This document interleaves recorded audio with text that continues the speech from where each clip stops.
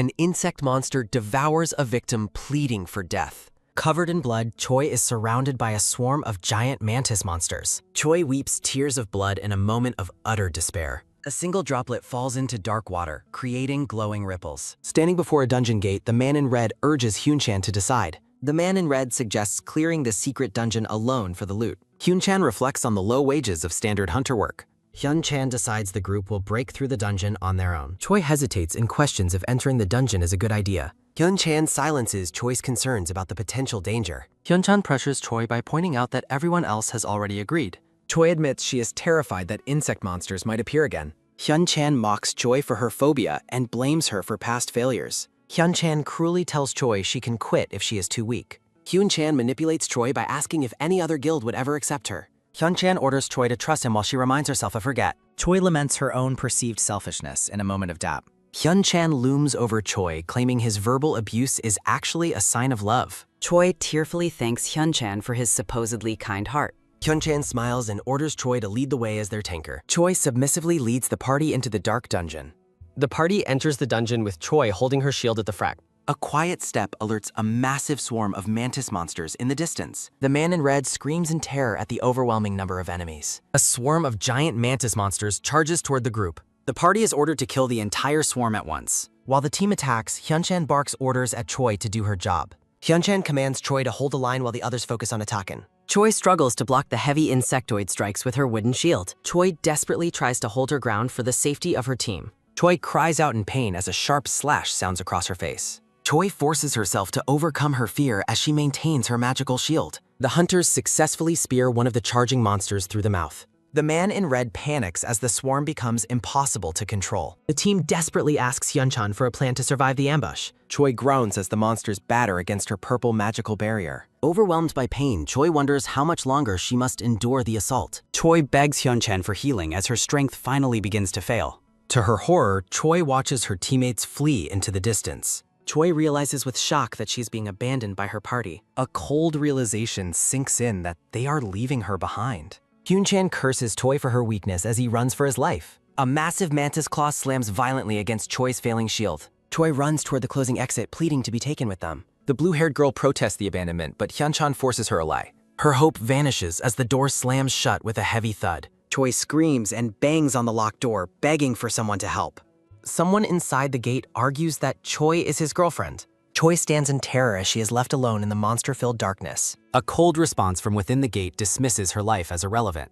Screech! The black-haired woman screams as giant mantis monsters corner her against the massive dungeon gate. Desperate to stay focused, Choi tells herself that this is not the time to give in to despair. She pauses in the sun-drenched forest, her heavy sword strapped to her back as she looks into the trees. As she sprints through the woods, Choi resolves to survive so her teammates can eventually return for her. Tears well in her eyes as the crushing weight of her isolation and terror sinks in. She discovers the massive, glowing, skeletal remains of a beast woven into the roots of the forest. A colossal wooden hand rises from the earth, offering her a golden ring and causing her to question what it is. The wooden hand lowers the prize toward her as she reaches out in wonder toward the mysterious light. Holding the artifact, the black-haired woman questions if this simple band is truly a ring. Choi considers the possibility that this might be the legendary hidden item they were looking for. Ting! A blue system window suddenly materializes before her startled gaze as she stares in shock. The notification identifies the object as the Parasite's Ring, a legendary X-grade item found in the dungeon. Ting! Choi smiles as system windows explain the ring affects her life and grants her regeneration. A stark warning appears in a system window stating she cannot die until the hidden contents of the ring hatch. With a manic, desperate glint in her eyes, Choi asks if her suffering has finally reached its end. Looking back at the great skeleton, she asks the void how she is supposed to use the item. Screech! A sudden sound pierces the silence as monsters leap from the shadows to strike her down. Ah! Pinched by terror, she whimpers a plea for someone to save her from the encroaching claws. The swarm descends upon her, their jagged limbs pinning the bloodied woman to the forest floor. Blood drips from her face as she begs the monsters to stop their gruesome assault. A dull thud sounds as her bloodied hand falls limp against the grass after the attack. A faint green light begins to pulse from the ring on her finger as her life seemingly fades. The system repeats its grim decree that she is forbidden from death until the hatching process is complete. Boom! Her screams echo through the trees as the mantis monsters continue their feeding frenzy. Ah! Choi gasps for air, jolting upright as her horrific wounds begin to knit back together miraculously. Covered in blood, she stares at her healed palms and wonders how she is still alive. A sharp gasp escapes her as she notices the monsters have not yet left their prey. Trembling, Choi can only utter broken sounds of disbelief as she realizes the nightmare is starting again. Another agonizing scream erupts from her as a monster's blade slices through the air. Cough. She coughs up blood as a massive claw slams into her head, drawing fresh wounds. Groaning in agony, she endures the relentless battering of the insectoid swarm surrounding her. The blue screen flashes once more, reminding her that her immortality is a curse of the ring. Pinned and weeping, Choi pleads for help, stating she does not want to die. Kia! She screams in sheer agony as a monster begins to devour her leg alive. In her moments of intense pain, she cries out the name of the man she trusted. Her desperate voice rasps out a final plea to be saved from the monster-filled darkness. A monster looms over her with open jaws, ready to resume the horrific meal on her body. Choi gasps out a final refusal before a spray of blood covers the thing. Ting! Countless system windows flood her vision, all echoing the same inescapable law of her survival. As time blurs, the black-haired woman wonders how long she has been serving as the monster's food. She reflects on years or decades passing, wondering when she can finally die as green energy pulses. Her gaze falls upon her discarded sword, and she questions if it is truly her weapon. She remembers the weapon was a birthday gift from the man who led her into this hell. Rage replaces her sorrow as she realizes the bastard truly abandoned her to this fate. Choi recalls how she was pushed into this hell for the sake of a hidden item. With a sudden, violent motion, she lashes out at the monsters surrounding her. Surprised, she watches a notification announce her strength has increased after she defeated a monster. Crunch, she cleaves through another insect, her accuracy rising as she finally begins to fight back. Squelch! Driving her blade home, Choi's health stack climbs as she claims another monster's life.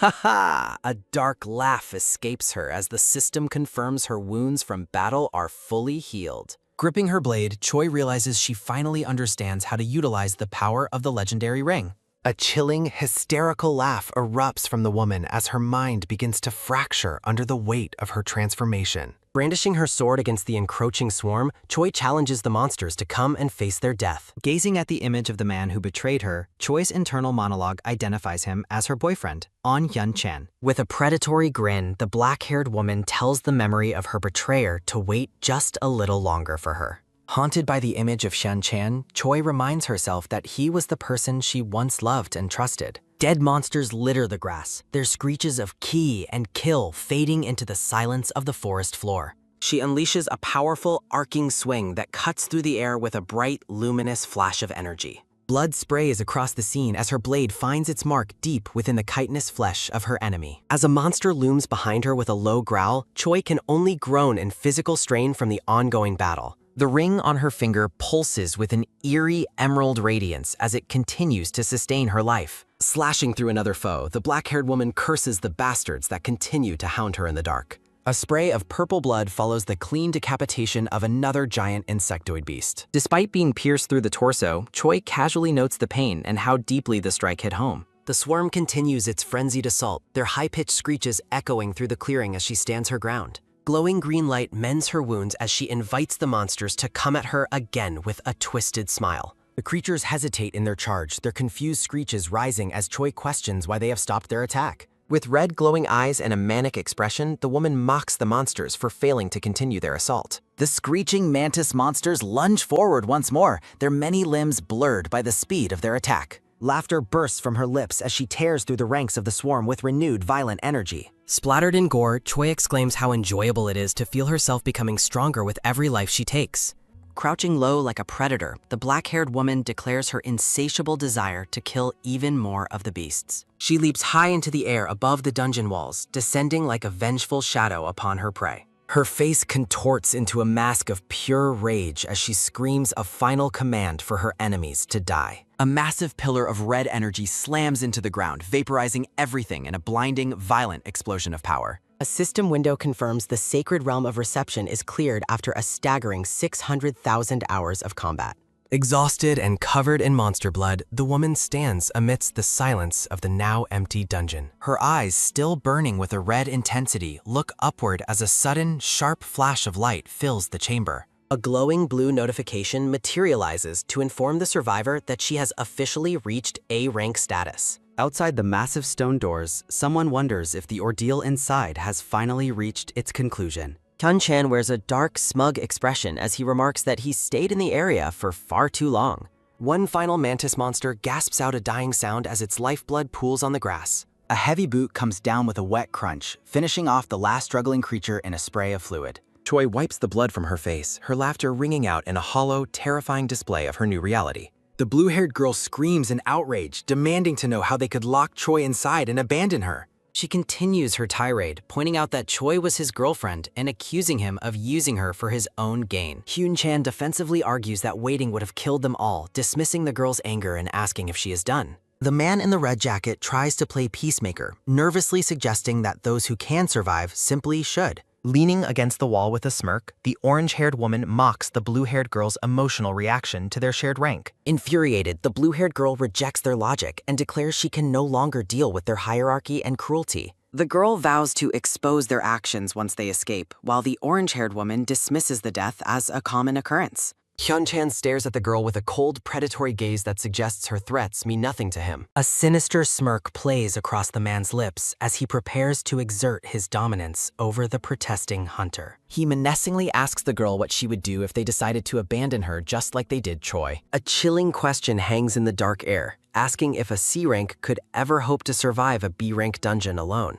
Terrified by the implied threat, the blue-haired girl stammers out the man's name as she begins to tremble. Hyun-chan grips her shoulder tightly, leaning in to ask her why she is suddenly so afraid of him. He forces a smile, telling her they should just get along so she doesn't end up sharing the same fate as Choi. Laughing, the man begins to explain his frank perspective on the girl they left behind in the dark. A massive, blinding explosion of blue light suddenly erupts behind the group as they discuss Choi's failure to keep up. A man and a girl stare ahead with wide eyes, paralyzed by a sudden, shocking sight. Covered in blood and tattered clothes, the survivor approaches the group and mocks their lack of change. A simple greeting echoes through the air, marking a reunion that should have been impossible. With a predatory smirk and eyes glowing red, Choi looks upon her former companions with cold amusement. Standing in the threshold of the dark doorway, the woman's presence prompts Hyun-chan to utter her name in disbelief. Looking visibly shaken, the brown-haired man tries to process her cryptic words and the impossibility of her return.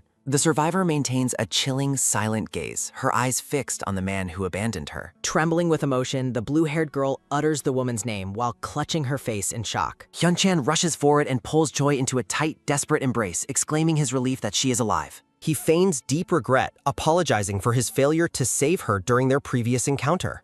Holding her close, the man attempts to justify his betrayal as unnecessary sacrifice for the sake of the others. Choi whispers her understanding, prompting a subtle, sinister smirk to cross Hyun-chan's face as he believes his deception worked. Grinning, he praises her for being kind-hearted and thanks her for accepting his shallow excuses. A close-up of the woman's face reveals a faint, knowing smile that contrasts sharply with her unnerving red eyes. The atmosphere shifts as Hyun-chan suddenly feels a wave of unease wash over him while standing beside her. His eyes wander over her figure, noting that her clothes are shredded and soaked in blood. He grows suspicious, questioning how her clothes can be so damaged while her skin remains completely unmarked by wounds. Beads of sweat roll down his face as he concludes that something is fundamentally wrong with the woman's return. A sudden, firm grip on her shoulders startles the group, signaling the intervention of another hunter. The man in the red jacket joins them, expressing loud, boisterous joy at seeing her back from the dead. Flashing a toothy grin, he suggests they reunite the team to conquer the dungeon boss once more. Choi laughs along with the group, playfully asking if they have been waiting for her to reappear. Hyun-chan watches her closely, wondering if he is overreacting to the strange feeling she gives off. The hunter in red cheers and pumps his fist, claiming his conscience was heavy after they left her behind.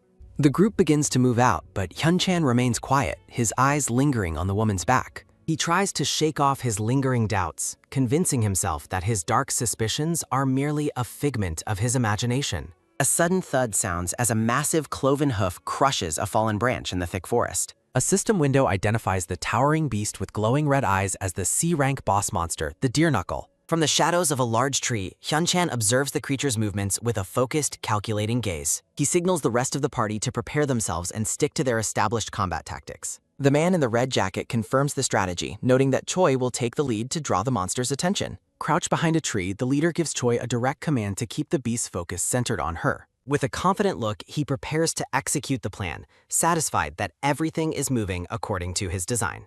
Choi lunges into action with her shield held high, charging toward the center of a swirling green energy field. The other hunters cry out in confusion as they watch her deviate from the expected battle formation.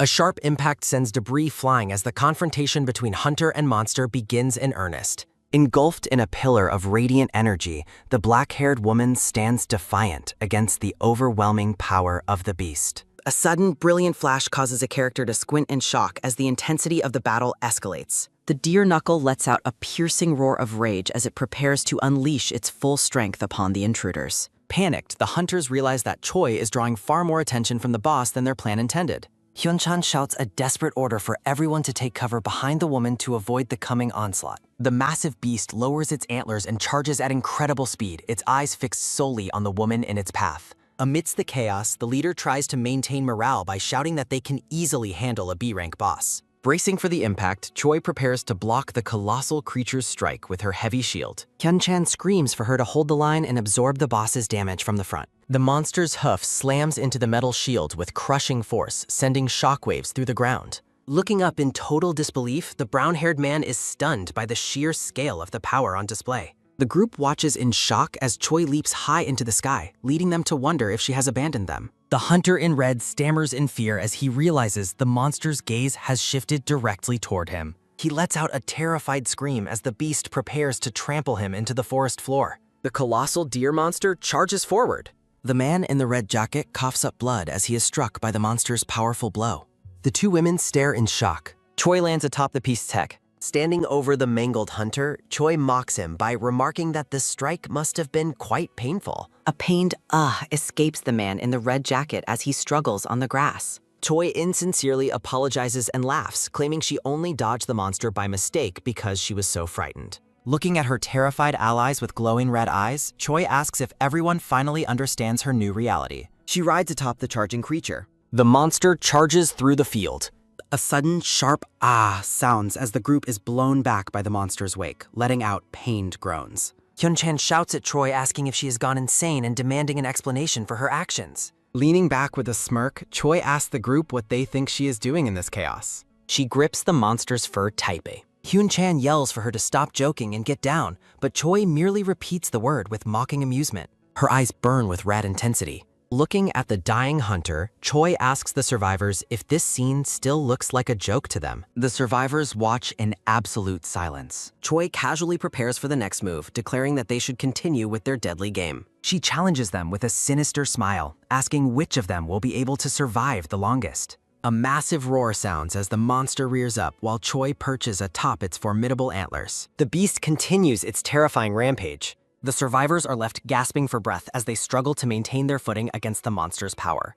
Looking visibly shaken, the orange-haired woman asks the group what their next move should be to survive. Hyunchan orders the orange-haired woman to tank the boss while he provides healing and support from the rear. The orange-haired woman protests in fear, arguing that she has never attempted to tank a boss monster before. Hyunchan screams that they are all going to die if she doesn't do her part and tank the hits. He asserts his authority as the leader, telling them to listen if they want to live, while she curses his decision. Clenching his teeth, Hyunchan promises to provide support as long as she manages to tank the incoming damage. He tries to bolster their courage by shouting that they can still find a way to escape this dungeon. Choi gazes down and asks if they are done talking, announcing her intention to start her assault once again. Hyunchan lets out a frustrated ch as the group prepares their weapons for a final stand. Hyunchan is baffled, questioning how it is possible for a C-rank hunter to handle such a powerful boss. Debris flies as the monster attacks. Hyunchan lets out a desperate command for the orange-haired woman to block the monster's incoming strike. A terrified escapes her lips as she braces for the impact of the creature's crushing weight. She blocks the monster's powerful strike.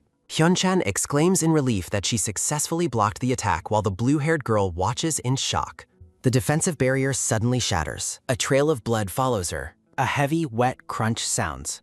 The orange-haired woman lies gasping in a pool of blood while her horrified companions watch her life slip away. Hyunchan is frozen in disbelief. As the monster sniffs the ground, Hyunchan wonders why Choi is so strong and what has happened to her. A system window reveals the deer knuckle has reached A rank with incredibly high strength, health, and agility stats. Hyunchan is struck by the impossibility of her return, wondering how she could have leaped from C rank to A rank. He notices a buff for divine protection on her status screen and wonders who granted her such power. Hyunchan questions if the parasite's ring is a hidden item that is providing her with these overwhelming buffs. Choi contemplates her next move. Driven to the brink, Hyun-chan decides they must kill Choi immediately and worry about the consequences later. Hyun-chan screams as he is thrown. Choi sits atop the massive deer monster and mockingly asks Hyun-chan if the situation is still manageable for him as he gasps for air on the ground. Struggling to catch his breath, the brown-haired man utters the woman's name while looking up at her from the dirt. Looking back with glowing red eyes, Choi simply asks what he wants from her now. The leader concludes that her newfound power must come from an A-rank item she found within the dungeon,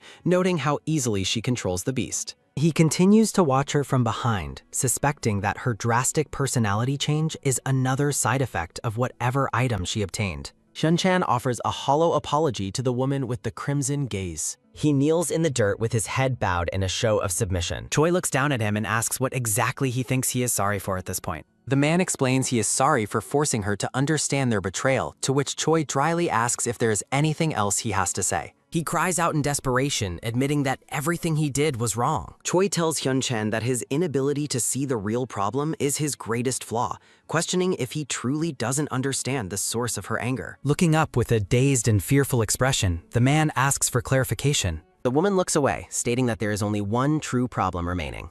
Seeing a potential opening, the leader begs her to tell him what it is so he can find a way to make it work. Her eyes shift to a sinister purple glow as she bluntly tells him that his very existence is the only problem left. Flashing a dark, toothy grin, Choi calls him a bastard as the man's face pales in sudden realization of his fate. A confused sound escapes the man's lips as he remains frozen on his knees. A sharp sound echoes as a massive spray of blood splatters across the clearing. With a loud ha-ha sounding, Choi laughs hysterically as the massive deer monster's hoof crushes Hyun-chan into a bloody pulp on the forest floor. A close-up reveals the chilling intensity of Choi's glowing red eye. Walking toward the blue-haired girl, Choi notes with surprise that she is still standing there watching. Nara trembles violently, letting out a panicked ah sounding as she stares at her teammate's killer. Choi asks if she should spare the girl's life, prompting Nara to frantically beg for mercy. A memory surfaces of Nara screaming at the others that Choi hadn't escaped yet, while Hyun-chan selfishly demanded she let go of the door. Choi's face remains calm and knowing as she considers the girl. The woman tells Nara to listen to her very carefully from now on, and the terrified girl immediately agrees to follow any instruction. Leaning in close, Choi explains she is only sparing her because she was the only one who tried to help her, and tells her not to lose her humanity in the future. The blue-haired girl confirms her understanding as the beast's leg looms over them. As they walk away together, Choi mentions there is one more thing the girl needs to remember. Tightening her grip on a dagger, Choi warns Nara that she will die if she speaks a single word out of turn once they leave the dungeon. She delivers a final, powerful strike to the beast. A sudden, high-pitched kyak sounds as the massive creature is sliced apart, showering the area in blood. Holding her weapon high, the woman with red eyes asks Nara if the warning is perfectly understood. Nara desperately repeats her agreement while looking at her companion in terror. A scenic view of the cliffs follows as Choi remarks that the two of them are finally in the same boat. As they head toward the exit, Choi warns that any betrayal will lead to death before remembering she still needs to harvest the monster's magic stones. Standing before the gory remains of the boss, Nara confirms her compliance once more. An intense burst of energy signals a portal opening in a construction zone as workers watch. Choi and Nara emerge from the light, with Choi's clothes completely tattered and soaked in blood. A member of the dungeon management team approaches, asking about the whereabouts of the rest of the party. Choi flatly announces that everyone else is gone. Nara steps in to spin a lie, explaining that the boss monster's rank suddenly spiked and that the others sacrificed themselves to protect them. A soft sniff sounds as Choi begins a calculated performance of grief while hiding her face. Nara points to the crying woman, telling the workers that she is overwhelmed with sorrow right now. The blue-haired girl explains they are struggling with the loss and offers to leave the magic stone so they can exit the area first. A guild worker expresses shock that 2 C-rank hunters survived while 3 B ranks perished in a C-rank dungeon. Choi continues to rub her eyes while Nara stands protectively beside her. The Hanshin Guildmaster, On Baekdok, makes his presence known and demands a complete, detailed account of everything that transpired. Choi's red eye narrows as she prepares to deliver her deception to the guild leader. The Guildmaster bellows in rage, questioning what the deer cuckle's rank increase has to do with anything. He continues his tirade, screaming that their role is to support the dealers, and demanding to know if they can't even perform that simple task correctly. A loud yawn sounds as Choi openly expresses her boredom with the guild leader's anger. Nara watches in terror, wondering how Choi can be so calm after killing everyone, and worrying that they will both go to jail if the truth comes out. The man in the suit clutches his head in despair, wondering how he will explain his nephew's death to his father while noting the company's poor financial state. The woman remains silent, her glowing red eyes fixed on the man. A startled "what?" escapes the man as Choi asks why he has money for luxury goods if the guild is struggling. She notes the high price of his designer suit and his expensive car worth tens of thousands. Choi points out the hypocrisy of paying them minimum wage to risk their lives while he spends lavishly as the guildmaster. A pained sounds as the guild workers watch the tense confrontation unfold. Looking into his eyes, the man asks Hyun Choi why she is suddenly acting this way. He recalls how she used to hide behind Hyun-chan, trembling like a criminal and unable to speak. The leader demands they take responsibility for the incident and orders them not to expect any rest. Nara protests that his orders are unfair as the guildmaster tells them to find another dungeon to enter by tomorrow. He yells at her to shut up, telling her to be grateful for his leniency when people have died and the guild is short on hunters. Stomping away, the man wonders how he will ever replace a hunter of Hyun-chan's caliber. Lighting a cigarette, the man curses Choi and wishes she had died instead of his nephew. He considers how they will have to manage with her despite her being only a C rank. A sudden realization seems to strike him as he continues to walk. A sharp sound echoes as Choi delivers a crushing kick to the guildmaster's groin, forcing a strangled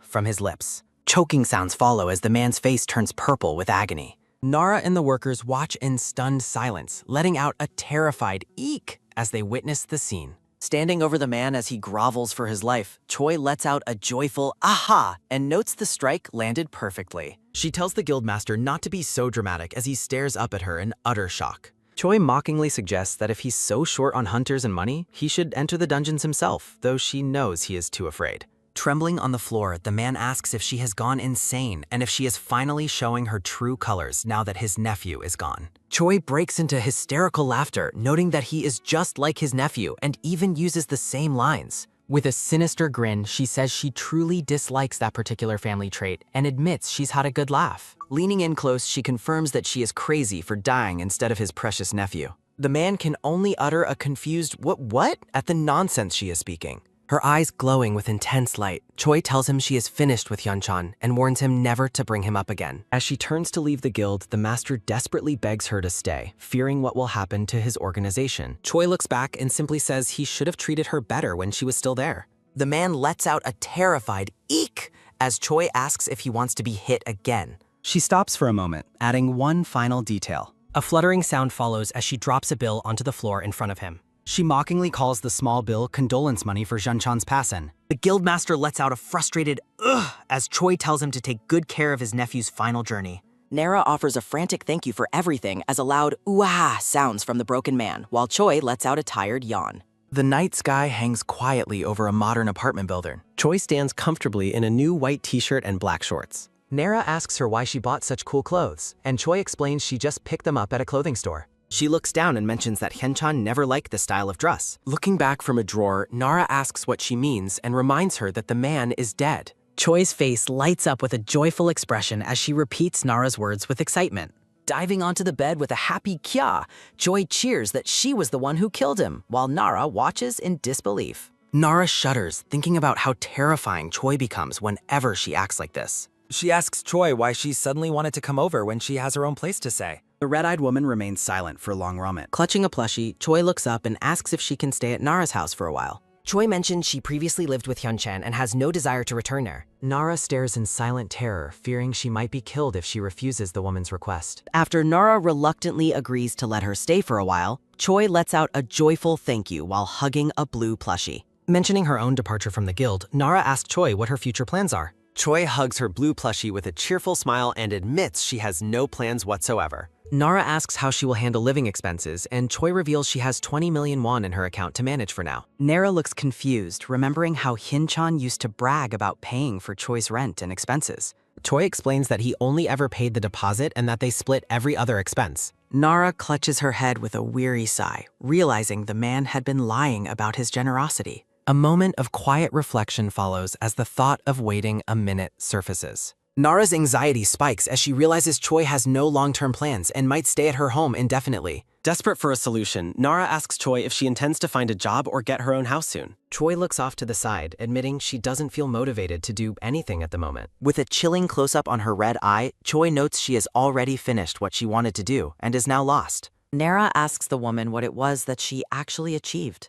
The core goal is revealed to have been finding and killing everyone in her path. Choi breaks into bright laughter, mocking the idea and saying she should have known better. Nara closes her eyes in relief, thanking her companion for sparing her life during the slaughter. Choi hugs her plushie and giggles, finding Nara's fearful reaction to be incredibly funny. The woman with long black hair remains silent as the scene lingers on her face. Choi suddenly asks if Nara is hungry, and the blue-haired girl confirms that she is. Nara notes they haven't eaten all day and suggests ordering something like chicken or porkocks. Choi recalls how Hyun-chan never allowed her to eat late at night, claiming it would make her fat. Nara's eyes widen in absolute shock at the revelation of such controlling behavior. Engulfed in a metaphorical flame of fury, Nara screams that the dead man was a crazy bastard who deserved his fate. Choi asks Nara why she has suddenly become so angry on her behalf. Nara stands up and defends her outrage, asking how she could possibly stay calm after hearing that. Choi smiles warmly at her plushie, moved by the fact that someone is finally getting angry for her sake.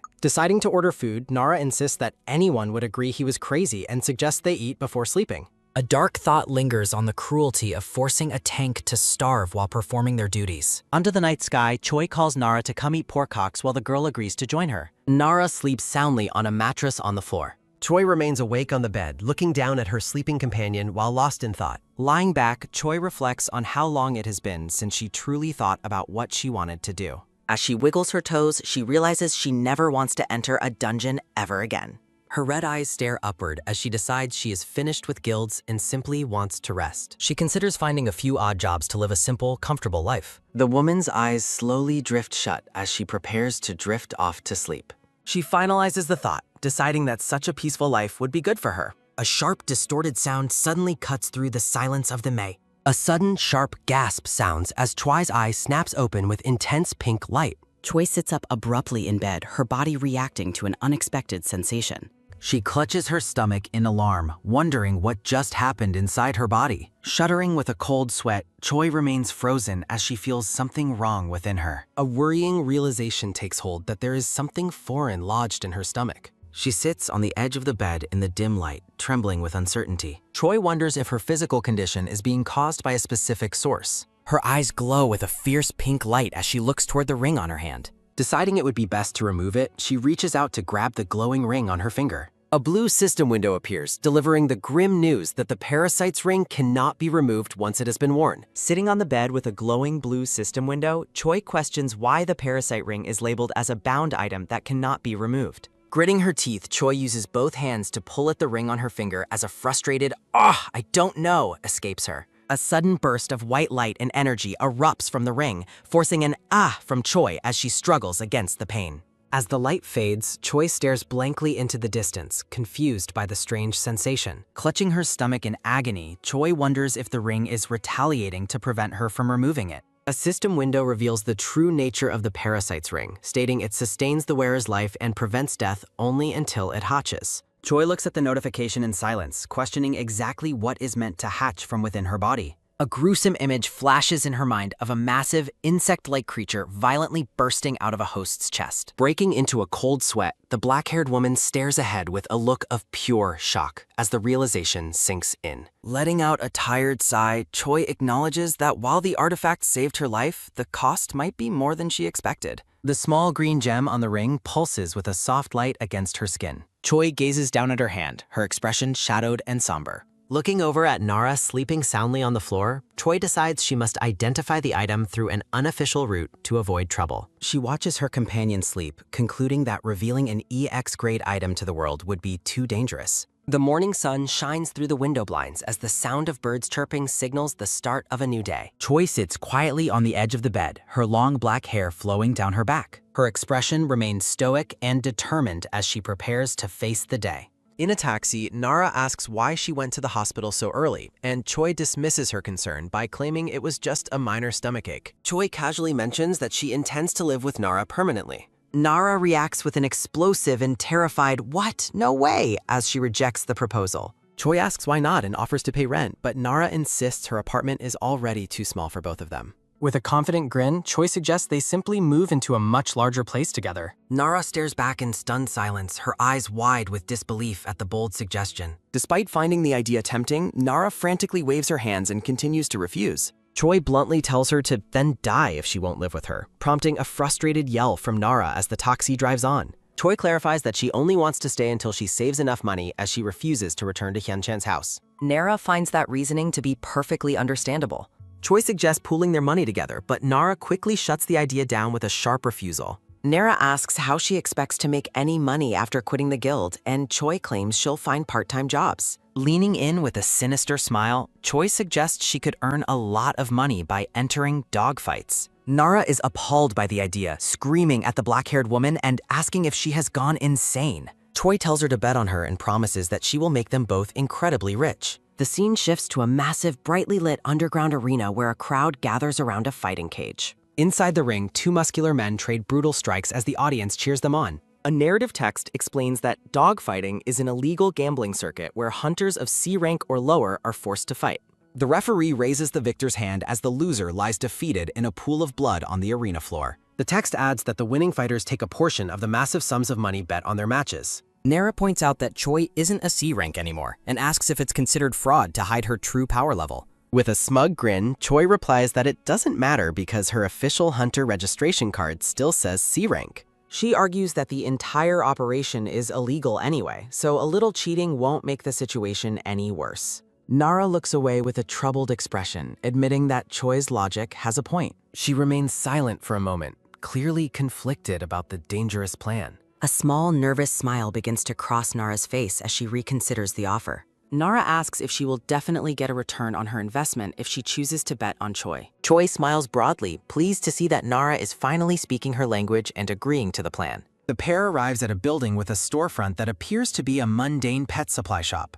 Nara is surprised to learn that Choi has a younger sibling who told her about the location of the arena. Choi heads toward the entrance while Nara nervously follows, questioning if they are truly at the right place. A clear bell sound rings out as Choi steps inside the building. An elderly woman knitting in the corner looks up and addresses Choi as sister. Choi approaches the counter and explains she's searching for something while Nara waits nervously behind her. The elderly shopkeeper continues her knitting as she inquires about the specific item Choi is looking for. A sharp "ah" sounds as the woman looks up from her work to see Choi holding out a card. A close-up reveals a hunter registration card for Hyun Choi, identifying her as a C-rank physical tanker. Returning to her knitting, the shopkeeper dismisses her and suggests she simply join a guild like other hunters her age. Choi clarifies that she has no interest in joining a group, having just quit her previous guild the day before. The elderly woman argues that as a C-rank, finding a new position should be effortless compared to lower-ranked hunters. Choi remains firm, stating she is finished with that life and is currently taking a well-deserved break. Letting out a dismissive tisk, the shopkeeper asks what there could possibly be to feel sick of. She continues her lecture, claiming that Choi is merely complaining despite being blessed with power while Nara stays silent in the back. The shopkeeper pauses, peering intently over the rims of her glasses as a thoughtful,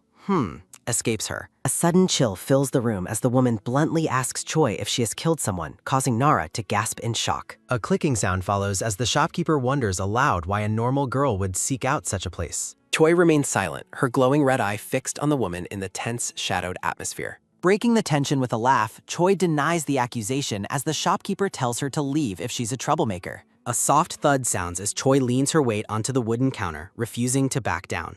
With a dangerous glint in her eyes, Choi asks what it will take for the woman to grant her entry. The elderly woman stares back, analyzing the fierce determination written across the black-haired girl's face. A playful shush is signaled as the shopkeeper smirks and places a finger to her lips, acknowledging Choi's resolve. Shifting back to a casual tone, Choi asks if she can use her card to pay for the transaction. The shopkeeper grumbles about the surcharge for card payments and tells her to bring cash for future visits. A mechanical whirring sounds as the woman swipes the card through the payment terminal to finalize the fee. Once the payment is cleared, the shopkeeper instructs the two girls to head straight down the hallway. Choi and Nara move past the counter as the elderly woman points toward the hidden path in the back of the shop. A rhythmic clicking sounds as Choi pushes aside a curtain of red beads to enter the restricted area. Nara complains about the steep entrance fee, while Choi remains focused on the potential for massive earnings. A roar of excitement erupts as they enter a massive underground arena filled with a cheering crowd surrounding a fighting cage. Inside the ring, two fighters prepare to clash while Choi realizes that betting here is strictly a cash-only business. Turning around, Choi is surprised to find that Nara has disappeared from her side in the crowded stands. Her attention is drawn toward a specific direction as she spots a familiar figure in the distance. Choi is stunned to see Nara at a betting window, looking remarkably determined while holding a thick stack of cash. Nara returns to her seat as Choi questions where she managed to get so much money and why she's acting so brave now. Choi's expression darkens as a spark of irritation flares while she glares at her companion. Nara reels back in alarm, frantically asking what she did wrong to deserve such a terrifying look. Choi notes that Nara stayed silent while she struggled with the high introduction fee, making her look foolish at the shop. Nara defends her actions, pointing out that Choi has her own deposit money while she has to worry about living expenses. The pair descends into a heated argument about rent, bank loans, and having nowhere else to live. The bickering is interrupted as a calm voice asks if this is their first time attending the arena matches. Choi lets out a surprised "huh?" as she turns to see who is addressing them. A tall, handsome man with vibrant red hair stands before them, casting a long shadow over their seats. The red-haired stranger smiles politely and asks if he may join them by sitting in the empty seat. Choi grants him permission, her gaze lingering on the newcomer's confident and friendly demeanor. Sitting down, the man strikes up a conversation by asking which of the fighters they are planning to bet on. The current match features two muscular brawlers, identified by the crowd as Desert and Ocean. Choi reveals she isn't here to bet but to fight, then turns the question back on the man to see his choice. The red-haired man notes that the smartest move is to put money on the person who is undeniably the strongest. He leans in with a knowing smile and asks if he should perhaps bet on someone like her. A sharp "what" sounds in Choi's mind as she wonders if he recognized her rank or if he's simply free of common prejudices. A glowing blue status window appears before Choi, but every single stat for the red-haired man is obscured by question marks. Choi reels back in absolute shock as she realizes her examine skill has completely failed to reveal his true power level. Choi realizes her rank has reached A and concludes the stranger must be her equal or superior since she can't see his stats. She gazes at the red-haired man, wondering why a high-ranking hunter would visit such a lowly underground arena. The man leans closer and notes the arena's rank limit is C, then asks why someone like her is participating. He observes that everyone must have their hunter certificates checked before being allowed to enter. Focusing on Choi, he asks if she's using an illegal registration, prompting her to look back with a cold stare. Choi tells him to mind his own business and focus on the match instead of prying into her rank. Nara jumps in defensively, yelling that they have their official certificates and don't appreciate his questioning. The red-haired man lets out a dismissive puff of air, his smirk growing as he listens to Nara's shouting. Nara continues her tirade, telling him to be a polite drunk and stop picking fights with innocent people. When Choi asks who she's talking about, Nara points right at the man, claiming his nose is red from drinking. From Nara's distorted perspective, the handsome stranger appears as a balding, middle-aged man with flushed cheeks. Choi is confused, arguing he clearly looks their age, but Nara insists he's a balding, middle-aged man. Choi notes that his hair is quite full, which causes the stranger to burst into a fit of loud laughter.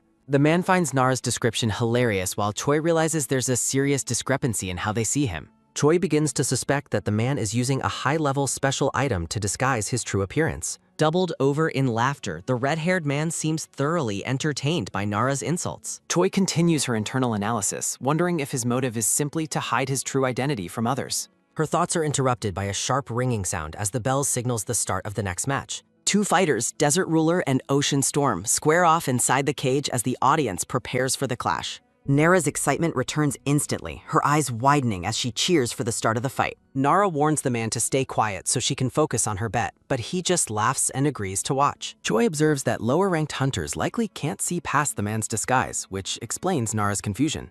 The arena display shows the combatants, Park Duk-soo at E rank and Shin Bae-yeon at D rank. Nara asks for a prediction, and Choi notes that a higher rank usually guarantees a win in a fair fight. Confident in her choice, Nara cheers because she put her money on the D rank fighter. The E rank fighter suddenly gains the upper hand, prompting the man to mockingly ask if Nara wants to change her bet. Blood splatters as the E rank fighter pushes forward with unexpected and brutal intensity. The D rank fighter is slammed to the ground, leaving Nara panicked and screaming for him to get back up. A barrage of strikes falls upon the fallen fighter as the E-rank combatant maintains a dominant and ruthless position. Choi finds the savage nature of the bout amusing, noting that it has truly turned into a literal dogfight. The E-rank fighter bites down on his opponent's shoulder, causing the D-rank man to scream out in agony. The stranger notes the fighter has sharpened teeth and predicts his victory, much to Nara's frustration. He mocks Nara's denial of the brutal reality unfolding in the ring as her chosen fighter continues to struggle. Choi notes the E-ranker is fighting incredibly dirty as he continues to maul his opponent on the ground.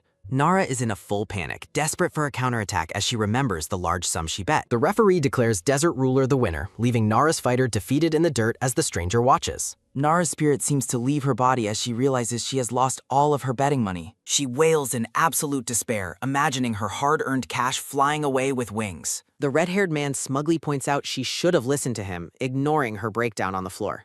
Choi laughs heartily at the spectacle, finding the chaos of the illegal match to be genuinely funny. Enraged by the laughter, Nara grabs Choi by the collar and yells about her lost money. Nara demands a solution while Choi's expression darkens significantly as she feels the hands on her shirt. A menacing aura surrounds Choi as her eyes glow with a dangerous red intensity. Nara is struck by a sudden realization of danger, her eyes wide with shock as she freezes in place. Quickly releasing her grip, Nara frantically apologizes and asks when Choi plans to enter the ring to win her money back. Choi turns her back on the arena and coldly announces that she has changed her mind about fighting. As Nara begs her to reconsider, Choi thinks Nara should be grateful she didn't retaliate for being touched. Choi reflects on the stranger's disguise again, noting that such a powerful item is likely illegal. She concludes that anyone using such an item to hide their identity must have a very specific reason. Her thoughts linger on the mysterious man, suspecting he is either a criminal or someone even more dangerous.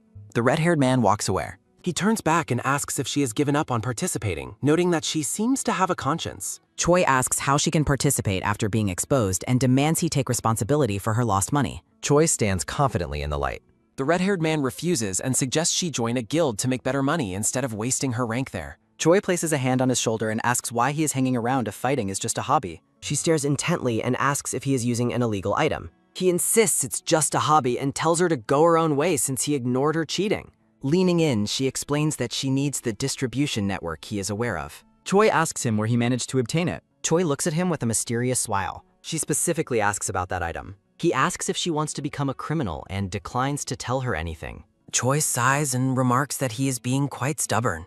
A sudden, deafening boom echoes through the arena as they both turn in shock. An announcement blares that an illegal gambling raid is underway as the crowd panics. Agents rush into the area, shouting orders to catch everyone involved. The red-haired man worries that getting caught would be troublesome and suggests they leave immediately. Choi grabs his wrist and asks where she is supposed to go. He asks what she is doing as she tells him he has to choose right now. She gives him the option to take that. A predatory smile crosses Choi's face. She threatens that otherwise they will get caught together like this. She maintains a firm grip on his arm. She repeats her demand to be taken to his contact. A sharp grip sounds as she tightens her hold on his wrist. The man yells at her to let go while she laughs and vows never to release him even if she dies. An officer spots them and orders their arrest while Choi jokingly asks the police to take the guy away. A quiet building stands isolated in the woods at sunset. A massive, fiery boom rips through the building, shattering the walls. The pair leaps away as the entire structure is engulfed in flames. They sprint through the forest together to evade their pursuers. Choi asks if destroying buildings is allowed while he tells her to just hurry and follow him. He asks what her plans are and if she is truly trying to become a criminal. Choi clarifies she wants an appraisal and might buy something useful if it's available. She asks if he is A rank or S rank, but he tells her to examine him if she's curious, though she still sees nothing. He mockingly suggests she should just raise her rank if she is upset about it. Choi complains that he makes such difficult things sound incredibly easy. She stops to catch her breath against a tree with a tired sigh. Choi catches up and notes his incredible speed, concluding he is definitely not A rank. She looks at his back and wonders if he could actually be an S-rank hunter. He announces they have arrived as Choi asks how much further they have to go. Choi lets out a confused huh as she looks around the area. They stand before a solid, vine-covered rock wall in the middle of the forest. The man's hand reaches out to search the surface of the stone for a hidden mechanism. He warns her not to use his name once they enter, while Choi asks if he is famous since she doesn't know him. He identifies himself as Kim Dong-ju and suggests they speak casually since they are likely the same age. Choi agrees to the suggestion with a confident smile. As a bright light reveals a hidden path, Choi reveals her age is 26. Choi notes they are the same age and says it's nice to meet him as they step inside. A bustling market stretches through the vast, illuminated underground cave. Choi looks at a merchant stall and asks who is responsible for digging out the caves. Kim Dong-ju explains that hunters did the work, much to the black-haired woman's surprise. The red-haired man notes that hunters with criminal records often end up working in places like this. As they walk, Choi asks how he knows so much and concludes he must have been a criminal. Choi asks what he does now, guessing that someone of his caliber must be running a guild. Kim Dong-ju says he is merely affiliated with a guild, prompting Choi to ask which one. With a smug smile, the red-haired man tells her that his guilt is a secret. An elderly appraiser examines Choi's hand and finds it strange that she can't see the item properly. The older woman points to a ring on Choi's finger and asks where she obtained it. Choi explains she found the bound item in a dungeon and it refuses to come off her finger. The appraiser insists it should be removable, but Choi came to her because nothing has worked. Choi looks over at Kim Dong-ju and asks for help while he admits he's never seen such an item. A tense silence falls as Choi stares blankly at the appraiser. A sharp close-up focuses on Choi's intense red eyes. The appraiser asks for permission to try removing the ring, and Choi agrees. The older woman's hands grip the ring tightly to pull it from the finger. A sudden, violent burst of energy erupts from the ring as Choi winces in pain. Stunned by the feedback, the appraiser shouts a pained ouch as she recoils. Choi notes the sudden pain she felt, while the woman identifies it as an incredibly strange item. Realizing she can't appraise it normally, the woman asks Choi for the name of the item. Choi looks away with a troubled expression. The black-haired woman reveals the name is simply unknown and says she shouldn't talk about it carelessly. Closing her eyes, the appraiser apologizes and admits she won't be able to help Choi. Choi looks down in silence, feeling the weight of the failed appraisal. Choi stands up to leave the table, bidding the older woman farewell. A system window details the shadow earring, which makes a wearer's stats invisible to those less than 2 ranks higher. Choi is surprised to learn the item can hide her stats. She holds the thin gold earring up to her face to inspect it closely. A confident smile forms as she realizes even an S rank won't be able to see her true rank. At a jewelry display, Choi holds the earring and asks for the price. The appraiser quotes 300 and questions why a low-rank hunter would even need such an item. Appearing as an excited chibi, Choi asks if she is allowed to pay with a card. Chibi Kim Dong-ju lets out a weary sigh and offers to pay for the earring himself. Choi happily touches her ear where the new jewelry is now placed. She turns to Kim Dong-ju and asks if her rank is now invisible to him. He confirms he can't see it, noting that as an A rank, her status is now hidden from anyone up to S rank. He clarifies it won't work against S ranks, though he claims she will likely never meet them. A knowing smirk crosses Kim Dong-ju's face as he suggests that such an encounter could still happen. He leans in close and asks what kind of item she is using to hide her rank. Choi rushes toward another stall with excitement while Kim Dong-ju watches in disbelief. The red-haired man clicks his tongue in annoyance at her sudden departure. Choi crouches down and worries about rumors spreading if she seeks out another appraiser. She clutches her hand, feeling desperate for a different solution to the bound ring. A sudden, shocking realization flashes in Choi's wide eye. A bold exclamation signals that she has finally found the answer. A massive, ancient stone gate stands tall, identified as a hidden dungeon. Choi determines that returning to that specific hidden dungeon is her only way to find a solution. Text reveals that only 11 hidden dungeons have appeared across the entire world. A global map shows the dungeon locations, focusing on the one discovered in Korea as hunters approach its gate. Only 2 of the locations are duplicates. Choi realizes that even after being cleared, hidden dungeons eventually reset in a new location. She resolves to explore every available dungeon to return the bound ring to its origin. Choi considers joining a guild again to gain dungeon access, though she clearly dreads the idea. Kim Dong-ju watches her with a sharp and calculating gaze. Kim Dong-ju haggles aggressively with the appraiser, who angrily calls him a swindler for underpaying. Reaching for his wallet, he insults the woman's skills and suggests it is time for her to retire. The appraiser wonders how she could have missed a new dungeon while Kim Dong-ju finds his cash. A tense silence follows as the red-haired man considers her words. He pays the full 300 while the woman connects his recent raid to the unknown item. Kim Dong-ju bids the old woman a mocking farewell as he prepares to leave. The appraiser screams in indignation at his parting insult. Kim Dong-ju startles Choi by correctly identifying her by her full name. He reveals that he has a personal hobby of collecting rare items. Choi asks if he wants a ring, reminding him that the item cannot be removed. He suddenly grabs her hand and cryptically claims there is always a way. With a predatory grin, he suggests that he could just take her finger along with the ring. Choi looks at him with visible disgust, remarking on his twisted sense of humor. Kim Dong-ju finds it highly suspicious that an unknown item exists without any new dungeons appearing. He bluntly asks if she has managed to find a hidden dungeon. A menacing aura fills the space as he looms over the shocked black-haired woman. Choi feels cornered and curses her luck as she realizes his true intentions. The true reason he brought her to this isolated market finally becomes clear. Choi mocks his sick hobby, realizing she was lured here to be interrogated about the dungeon. Kim Dong-ju maintains a terrifyingly intense gaze as he pressures her for answers. She glares back with defiance despite the sweat of anxiety on her face. His overwhelming presence forces her into a defensive crouch as the atmosphere grows heavy. His eyes glow with a frightening power as he stares down at her. He is stunned to sense a massive amount of hidden magical power radiating from her. Choi clenches her fist, preparing to release her pent-up energy. A traumatic memory of being swarmed by giant insects in a dark cave flashes through her mind. She determines that her current situation is nothing compared to the despair of that day. The horror of her past experience fuels a sudden surge of desperate resolve. Choi lets out a raw, soul-shaking scream as her power begins to overflow. Kim Dong-ju is caught completely off guard as a violent energy begins to erupt. A massive, deafening shout echoes as a shockwave of blue energy levels everything in the room. Covering his ears in pain, Kim Dong-ju yells at her, asking if she has lost her mind. He is incredulous that she would use a combat skill in the middle of a city market. He notes that normally, weaker hunters instinctively submit to those of a higher rank.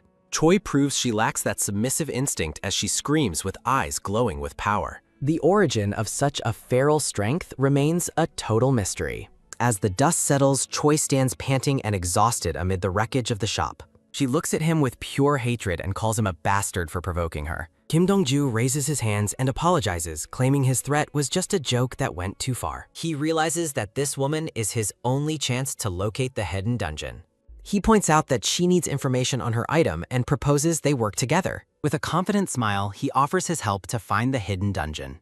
A muffled voice from under the covers weakly refuses to eat anything. A person with short blue hair lies face down on a bed, surrounded by an aura of deep depression. Choi enters the room with a bag of pork-hocks, trying to cheer them up with their favorite food. Choi holds a grocery bag and offers to eat the pork-hocks alone since her friend refuses to get out of bed.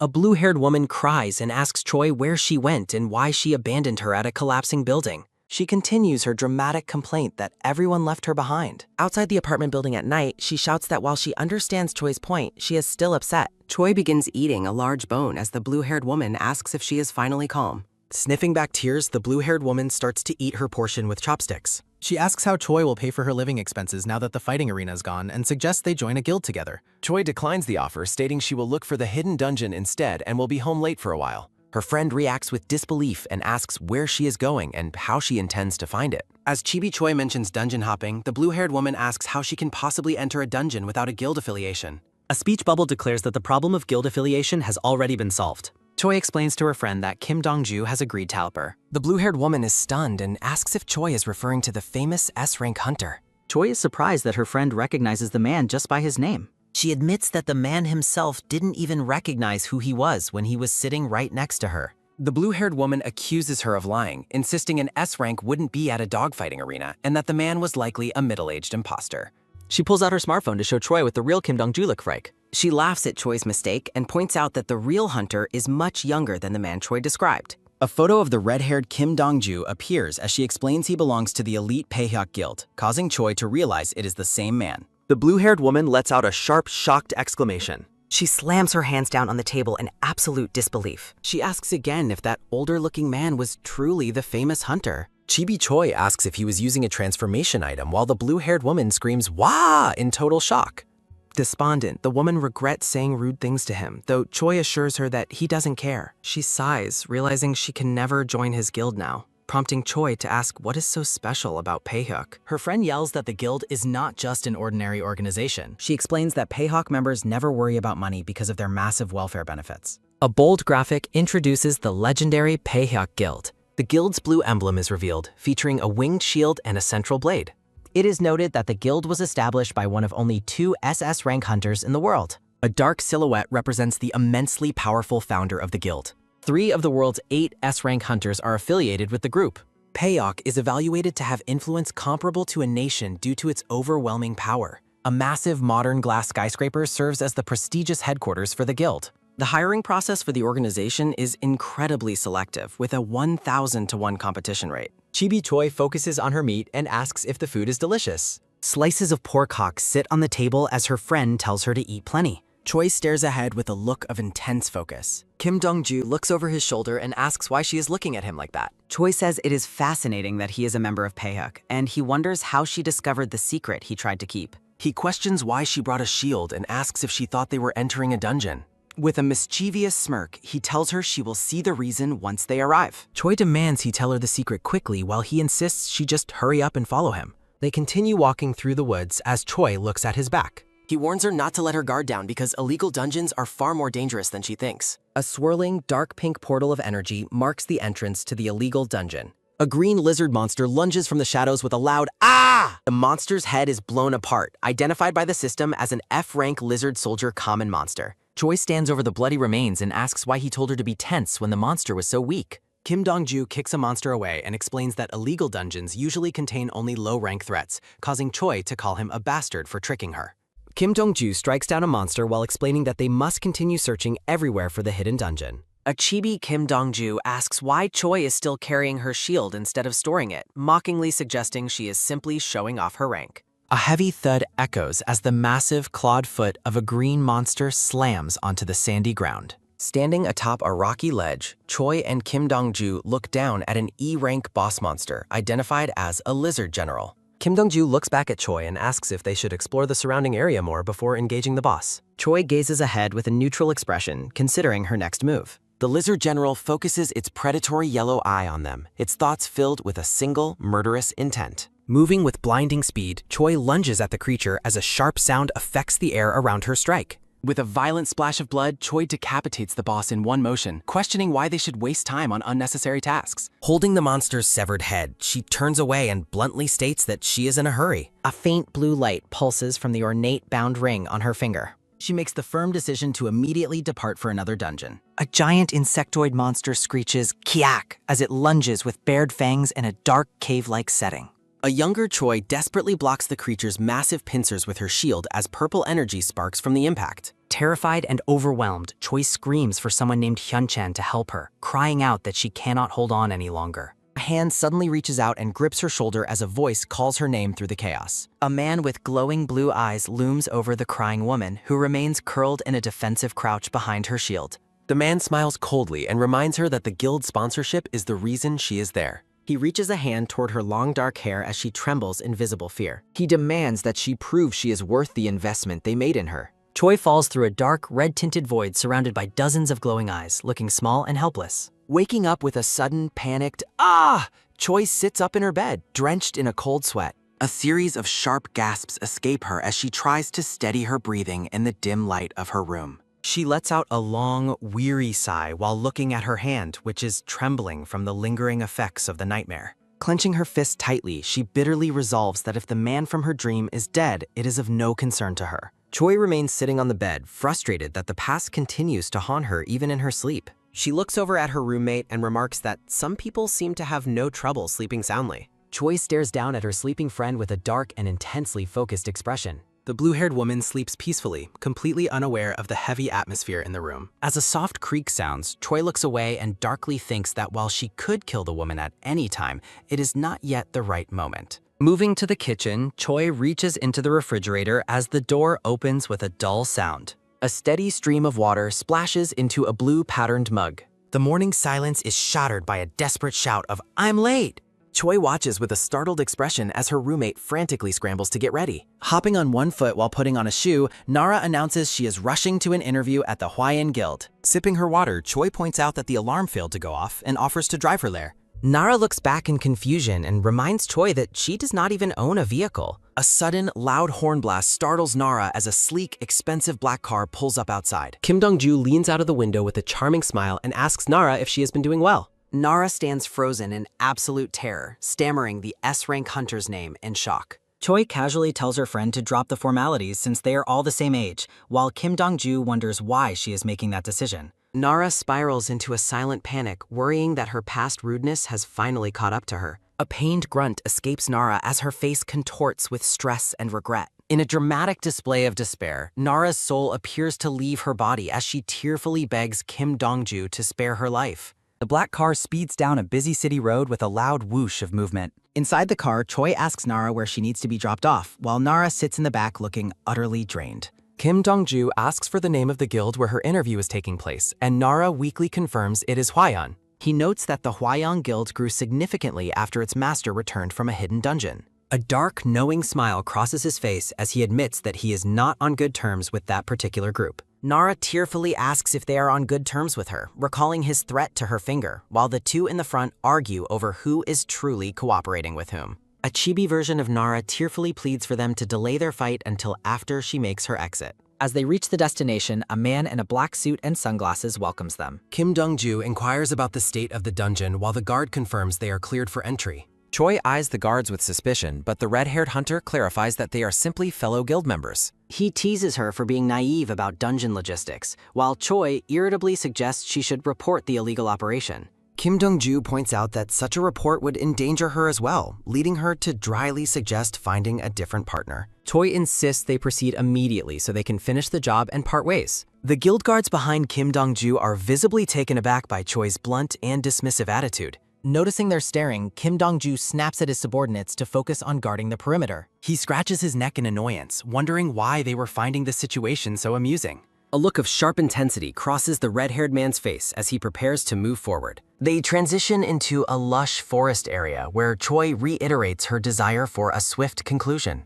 A sudden, sharp pulse of blue light emanates from the ring on Choi's hand.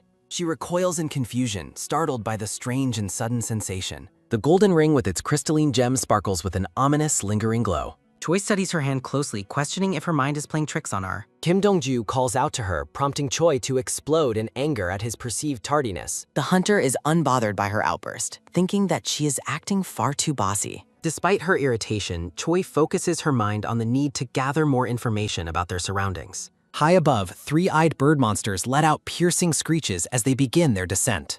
A massive taloned foot crashes down toward the dark-haired woman. A blinding flash of light erupts as the monsters are met with a powerful counterattack. The avian creatures are blown apart by a sequence of rapid, energetic strikes. Moving with lethal precision, Choi delivers a high kick that shatters a monster mid-air. Kim Dong-ju watches the slaughter, noting that Choi seems unusually aggressive and on edge.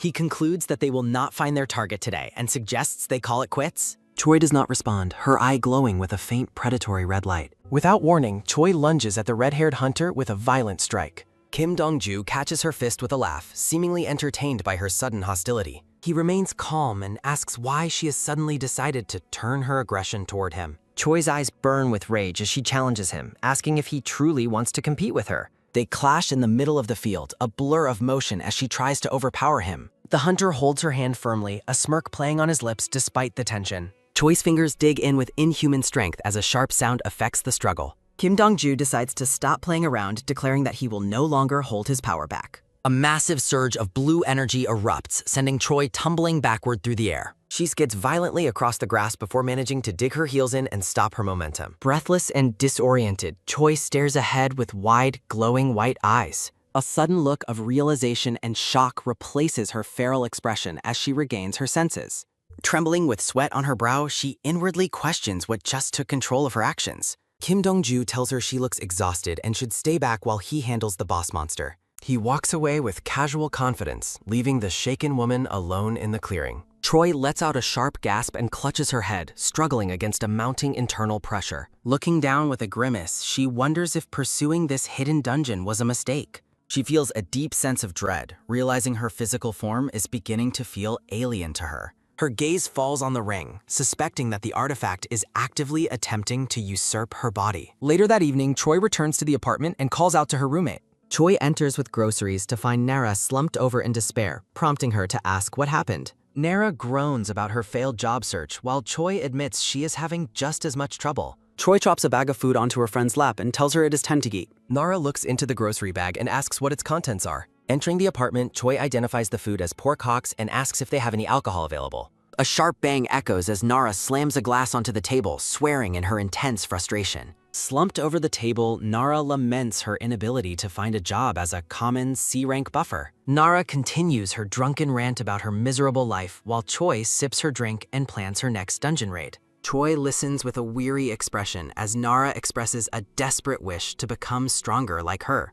In a fit of agitation, the chibi-styled Nara complains that gaining stats through hunting is impossible for a non-attacker. Nara shouts about the perceived unfairness of her situation. The blue-haired woman falls into a sullen, tearful silence. Nara looks up and asks if Choi's sudden power is due to an item from the hidden dungeon. Envious of her friend's fortune, Nara asks if she can join Choi in searching for hidden dungeons. Choi's eyes glow with a predatory red light as she darkly wonders why Nara is so dissatisfied. Nara looks down in despair, lamenting that she is not as lucky as her friend. A grim memory shows a younger Choi being swarmed by massive predatory insect monsters. Trapped and covered in blood, the younger Choi weeps as a giant creature prepares to devour her. An internal thought declares that her strength was forged purely for the sake of survival. An angry message demands to know how Nara can speak so carelessly about things she does not understand. Choi's gaze turns murderous as she considers if she should kill the woman right then. Unaware of the danger, Nara laughs off her complaints and notes they have run out of alcohol. Choi asks Nara if she truly believes luck was involved, causing the blue-haired woman to stammer in confusion. With a chilling smile, Choi asks Nara if she has lost her sense of guilt after spouting such nonsense. Nara's expression turns to pure dread as she realizes she has deeply offended her friend. Joy's red eye narrows as she demands a better explanation for Nara's careless words. Nara tearfully begs for forgiveness, claiming her drunken state made her act irrationally. A wave of regret washes over Nara as she recalls that Choi barely survived her ordeal. A gruesome image of a severed limb lying in a pool of blood underscores the trauma Choi endured. Nara's eyes widen in horror as she repeats her desperate apology. Shaking with fear, Nara pleads for her friend to pretend she never heard the offensive remarks. Choi remains silent while Nara continues to admit her wrongdoings with a trembling, fearful voice. Softening her gaze, Choi lets out a weary sigh and acknowledges that Nara's curiosity is only natural. Choi tells Nara to finish her meal and warns her to never mention the topic again. An uncomfortable silence fills the room as a soft clinking sounds from the two women eating. Choi studies the liquid in her glass with a cold and calculating expression. Choi suddenly calls out her roommate's name, startling the blue-haired woman. Choi admits that while she nearly died in the dungeon, she was able to obtain her ring. Nara asks if the ring's power was the reason Choi was able to survive. Choi's red eye glints as she clarifies the ring did not possess any such convenient ability. A system message confirms there is only one way to increase one's stats. Choi reveals she achieved her current level of power through an incredible number of repetitions. Nara stares back with a look of stunned disbelief. The blue-haired woman scratches her head, still struggling to process the strange explanation. Nara points out the impossibility of a tanker killing so many monsters alone in such a short time. Nara's blue eyes focus intently as she brings up a specific inconsistency in the story. Nara notes that Choi emerged from the dungeon almost immediately after the entrance had closed. Choi remains silent as Nara looks toward her with an intensely questioning gaze. Nara asks for a detailed explanation of what exactly happened to Choi inside that dungeon. The blue-haired woman's face is pale with a mounting sense of dread. Choi looks at her roommate and bluntly states that she died many times. A horrifying montage shows Choi being torn apart and decapitated thousands of times, only to repeatedly return to life. Nara's eyes are wide with shock as she repeats the claim that Choi kept dying. Choi explains that her strength was earned through constant death and killing. A vision depicts younger Choi being devoured by mantis monsters. She laments the incomprehensible pain she was forced to endure. Choi notes that time remained frozen for her roommate. The black-haired woman smirks while explaining her transformation. Nara stares back with a look of stunned disbelief. The blue-haired woman insists that such events are impossible. Choi reveals she gained power by slaughtering her predators. Nara is left speechless by the terrifying explanation. Nara asks about finding hidden dungeons together in the future. The blue-haired woman admits she cannot understand the situation. Choi tells her to simply accept the story as fact. Nara shouts in shock while leaning across the table. Tears well up in Nara's eyes as she processes everything. Choi studies her roommate with a cold, unreadable gaze. A small, mocking pft escapes the dark-haired woman. Choi bursts into loud, wild laughter at Nara's reaction. She winks, claiming she spared Nara only on a whim. Nara falls into a heavy, troubled silence at the table. The blue-haired woman's face is etched with genuine distress. Choi remains quiet, her expression turning sharp and distant. Above the house, Choi mocks Nara for her tearful state. Kim Dong-ju asks if she has ever received an apology. A massive monster charges as Choi asks for clarification. The red-haired hunter suggests apologies from family or friends. He comments on the peculiar nature of her life. Choi admits she expected to spend her life apologizing. A flashback shows Choi being abandoned as the door is sealed. In the past, Nara offers her a tearful, desperate apology. A narrative thought reflects on receiving a completely unexpected apology. Choi notes the apology came from the wrong person. For the first time, she felt truly seen by another. A rare and gentle smile touches Choi's gaze. Kim Dong-ju watches her with a calm, observant gaze. A monster carcass lies nearby as the two walk. A quick bite sounds as Kim enters the psalm. He wonders if Nara can be used to control Choi. The red-haired hunter recoils in sudden, visible alarm. He wonders why a muscular gorilla is in his apartment. Kim dreads his sister discovering his illegal activities. The blonde woman scolds him for playing around. He lazily claims he was only searching for items. The blonde sister remains deeply suspicious and watchful. A thought bubble asks if he was hunting tuntins. The muscular blonde woman glares at him with intensity. Kim Dong-ju continues to deny any wrongdoing while resting. A sudden thwack sounds as she punches him into the sofa. Kim Dong-ju shouts in anger, denying that he swore. A sudden swish sounds as she delivers a powerful kick. The blonde woman charges again with a mocking grin. Kim Dong-ju's blonde sister continues her assault, accusing him of being absent while the guildmaster knocked her and threatening to leave him half dead. A sudden thack sounds as Kim Dong-ju catches her hands, desperately insisting he was not simply playing around. The blonde woman stares at him in stunned silence. With a mischievous glint in his eye, the red-haired hunter inwardly apologizes to Choi, deciding to use her name as an excuse. His sister's eye widens in total shock as she processes the claim that he is dating someone. A sharp quack sounds as the muscular woman grabs him by the collar, shouting in disbelief that a man like him could actually meet a woman. Kim Dong-ju shouts back in indignation, asking if that is any way to speak to her own brother. Relaxing her grip with a soft tack, the blonde woman apologizes for her reaction, admitting the idea is novel before asking where they met. Adjusting his clothes with an annoyed expression, he explains he ran into her during a viewing the other day. A vision of the black-haired woman appears as he admits he saw her by chance and decided she was exactly his type. Resting his chin on his hand, he continues the fabrication, claiming they have been meeting regularly since their initial chat. The scene shifts to the living room as the skeptical sister asks for confirmation that this woman is actually real. Looking him dead in the eye, the blonde woman asks if this mysterious person is dangerous. Kim Dong-ju casually explains that she recently left her job and is simply taking some time to rest. Leaning back on the sofa, he suggests she might as well meet him during her downtime, describing their relationship as a bit of flirting. He inwardly sighs, repeating his apology to Choi while justifying his lie as a means of survival. His sister's voice booms as she asks if he truly has time to waste on flirting right now. She leans in aggressively, demanding to know when he plans to get back to work. Frustrated by the constant nagging, Kim Dong-ju shouts that he will get to work soon. Scratching her head, the blonde woman warns him to be careful because the guildmaster is keeping a close watch on him. The red-haired hunter falls into thought, wondering if he should try to lay low for a while. He laments that there is only one reason his sister is being so persistent, letting out a weary sigh. Both siblings slump on the sofa in chibi form, realizing their problem stems from a lack of dungeon party members. A memory shows a dungeon raid where a group leader shouts for everyone to hold their positions until his signal. The chaotic scene shows the party members panicking as the two siblings ignore the plan and charge ahead. Slaying monsters with a wild grin, Kim Dong-ju declares that he will be the one to win their competition today. A sudden ooh-ah sounds as the blonde sister unleashes a wave of blood magic, laughing that it will not be that easy for him. A heavy kwang and pong echo as the siblings compete, while the narrator notes they never followed the leader's instructions. A soft okay sounds as bizarre, multi-eyed spike monsters fall through the air toward the group. A quick ting and pack sound as the siblings mock the danger, laughing that the deadly spikes are nothing more than toothpicks. A chorus of kaya and sounds as the other party members are left injured and weeping in the wake of the siblings' recklessness. Standing amidst the ruins, the two realize their behavior caused so many problems that other guild members now refuse to work with them. Looking sullen, the blonde woman notes they are trying to find someone who actually matches their style during the next recruitment. Kim Dong-ju questions the need for such effort, suggesting they could simply lure in any unsuspecting person. They both sit in silence, acknowledging the truth of the situation. The red-haired man lets out a tired poof. A devious smile touches the blonde woman's face as she suggests recruiting his new flirting partner instead. Stunned by the suggestion, Kim Dong-ju can only stare back in confusion.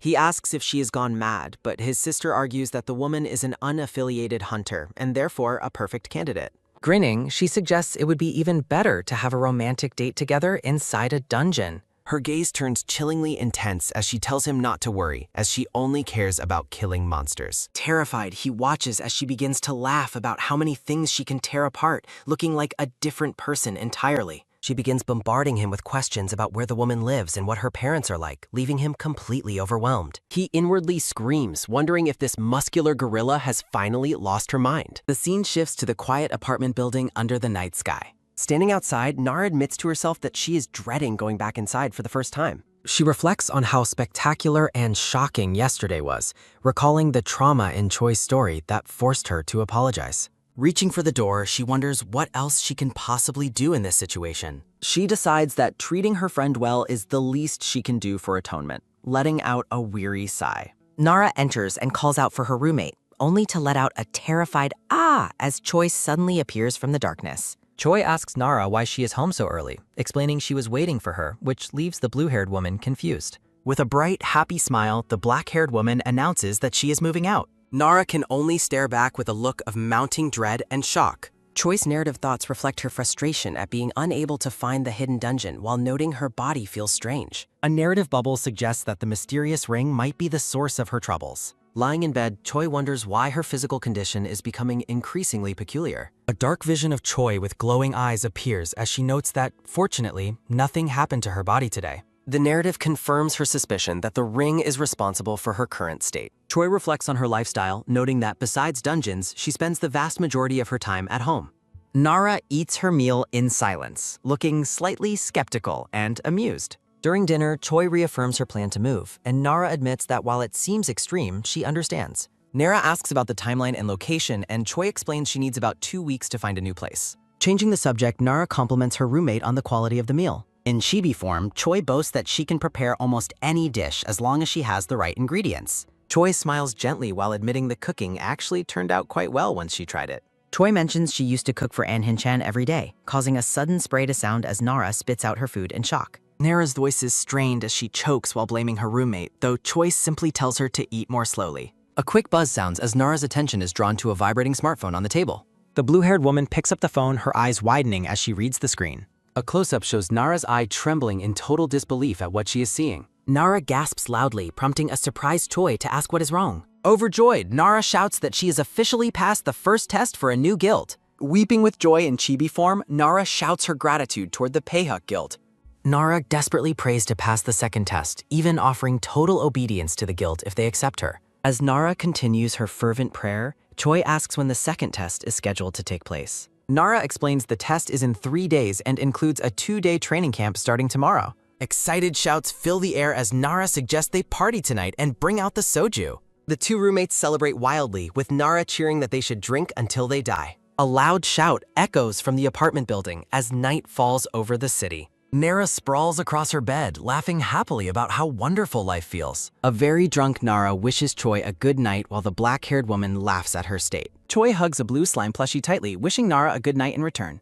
Nara lies awake in the dark room, her expression turning somber and thoughtful. Nara calls out her roommate's name, and Choi offers a quiet response from her bed. The blue-haired woman asks if Choi truly believes she is capable of doing well in the upcoming test. Choi teases her for asking a question she already knows the answer to, though Nara defensively denies it. Nara grumbles in irritation while Choi dismisses the tension with a weary comment. Choi tells Nara to simply be herself, which leaves the blue-haired woman looking confused. Choi encourages her by mentioning her previous success and the fact that she already passed the first round. Nara offers a small, blushing smile and a quiet word of thanks. Choi continues to tease Nara about her obvious insecurities before they both settle in for the night. A sudden buzz sounds as a notification lights up a smartphone on the bed.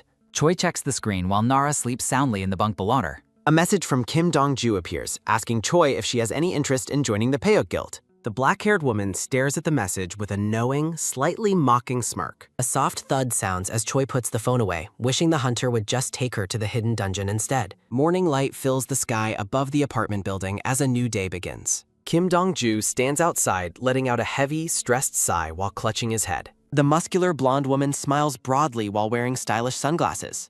Choi looks on with a sharp, alert expression as she realizes who has arrived. Kim Yun-han introduces herself as Kim Dong-ju's sister and mentions having heard quite a lot about Choi. Choi wonders why Kim Dong-ju has been talking about her and why his sister is seeking her out. Looking perplexed, Choi simply responds with a confused inquiry. A quick shh sounds as Kim Dong-ju signals for silence with a nervous expression on his face. Removing her sunglasses, Kim Yun-han clarifies she does not have a sister complex and just wanted an in-person meeting. She remarks that it is a first for her to see someone turn down a scout from the Peihuk Guild. With a confident smirk, the blonde woman explains she has returned to extend a formal offer once more. Kim Yun-han extends her hand and asks Choi if she would like to join their guild. The blonde sister continues her appeal, hoping Choi will reconsider the offer. She emphasizes that it is a difficult offer for any hunter to refuse, promising benefits that ordinary hunters cannot imagine. A narration bubble notes that being scouted as an unknown hunter is nearly a miracle in their world. She points out that the offer is especially rare for someone ranked as a C-rank hunter.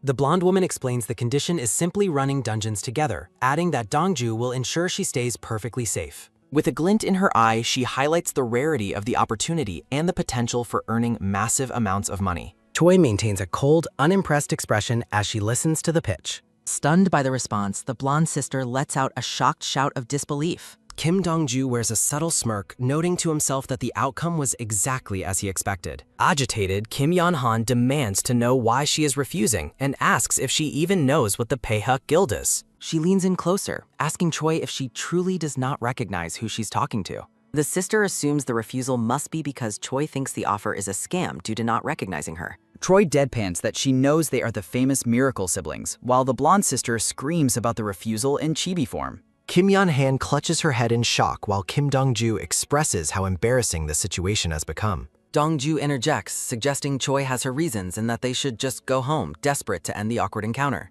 Terrified of being caught in his lie about dating Choi, Kim Dong-ju urges his sister to get a grip while Choi watches them in silence. A title card identifies the famous duo as the miracle siblings, Kim Yeon-han and Kim Dong-ju. A flashback shows the two posing for the media, surrounded by flashing cameras and blinding lights. A narrative note mentions that Nara had previously told her about the media's nickname for the pair. Choi's internal thought remains focused on the core mystery of why they came looking for her specifically. Surrounded by question marks, Choi's deadpan expression reflects her mounting confusion. A heavy thud sounds as Kim Yeon-han falls to her knees in despair, lamenting that they have nowhere else to find party members. Choi asks why there are no other hunters in their guild, causing Kim Dong-ju to stammer in response. Dragging his sister away, Kim Dong-ju insists it is nothing and that they just have high standards for matching styles. Losing her patience, Kim Yeon-han shouts that if Choi will not join them in dungeons, she should stop meeting Dong-ju. Shocked by her outbursts, the chibi red-haired man asks his sister if she has finally lost her mind. Choi looks down at her shoes as she considers the bizarre situation. A quick step sounds as Choi moves forward, while Kim Dong-ju warns her that she does not need to listen to the gorilla. With a polite smile, Choi apologizes and tells the hunter that she simply does not like him. Choi bursts into laughter, joined by the blonde sister who finds the direct observation amusing, while Dong-ju fumes in the background. A sudden, sharp crack sounds as a dark rift begins to tear through the air. A quick zzz sounds as Choi's eye begins to glow with an intense supernatural energy. Sensing a shift in the atmosphere, Choi wonders about the strange feeling while the siblings continue to argue behind her. Kim Dong-ju looks back with a confused expression, sensing her sudden change in mood. The black-haired woman stares intensely at the space behind the siblings. A close-up reveals Choi's eye vibrating with a powerful and ominous light. A loud quang sounds as a massive explosion of purple energy erupts, and Choi shouts for them to look behind them. A sharp crackle sounds as Choi desperately yells that they need to evacuate the area immediately. The purple rift shatters the sky, sending bolts of lightning-like energy cascading downward. As they sprint away, Kim Dong-ju asks how she knew about the danger, but Choi tells the kid to just keep running. The apartment building is dwarfed by the massive, pulsing energy of the dungeon gate opening right above it. A deafening boom sounds as the area is consumed by a blinding flash of violet light. A sharp clatter sounds as a purple-tinted barrier shatters into 1,000 fragments. A massive, swirling vortex of violet energy erupts in the middle of the street, dwarfing the surrounding apartment buildings with its power. Running for safety, the black-haired woman remarks on the scale of the gate, while Kim Dong-ju notes how close they came to death. A close-up of the woman's purple iris shows her gaze sharpening as she notices something within the chaos.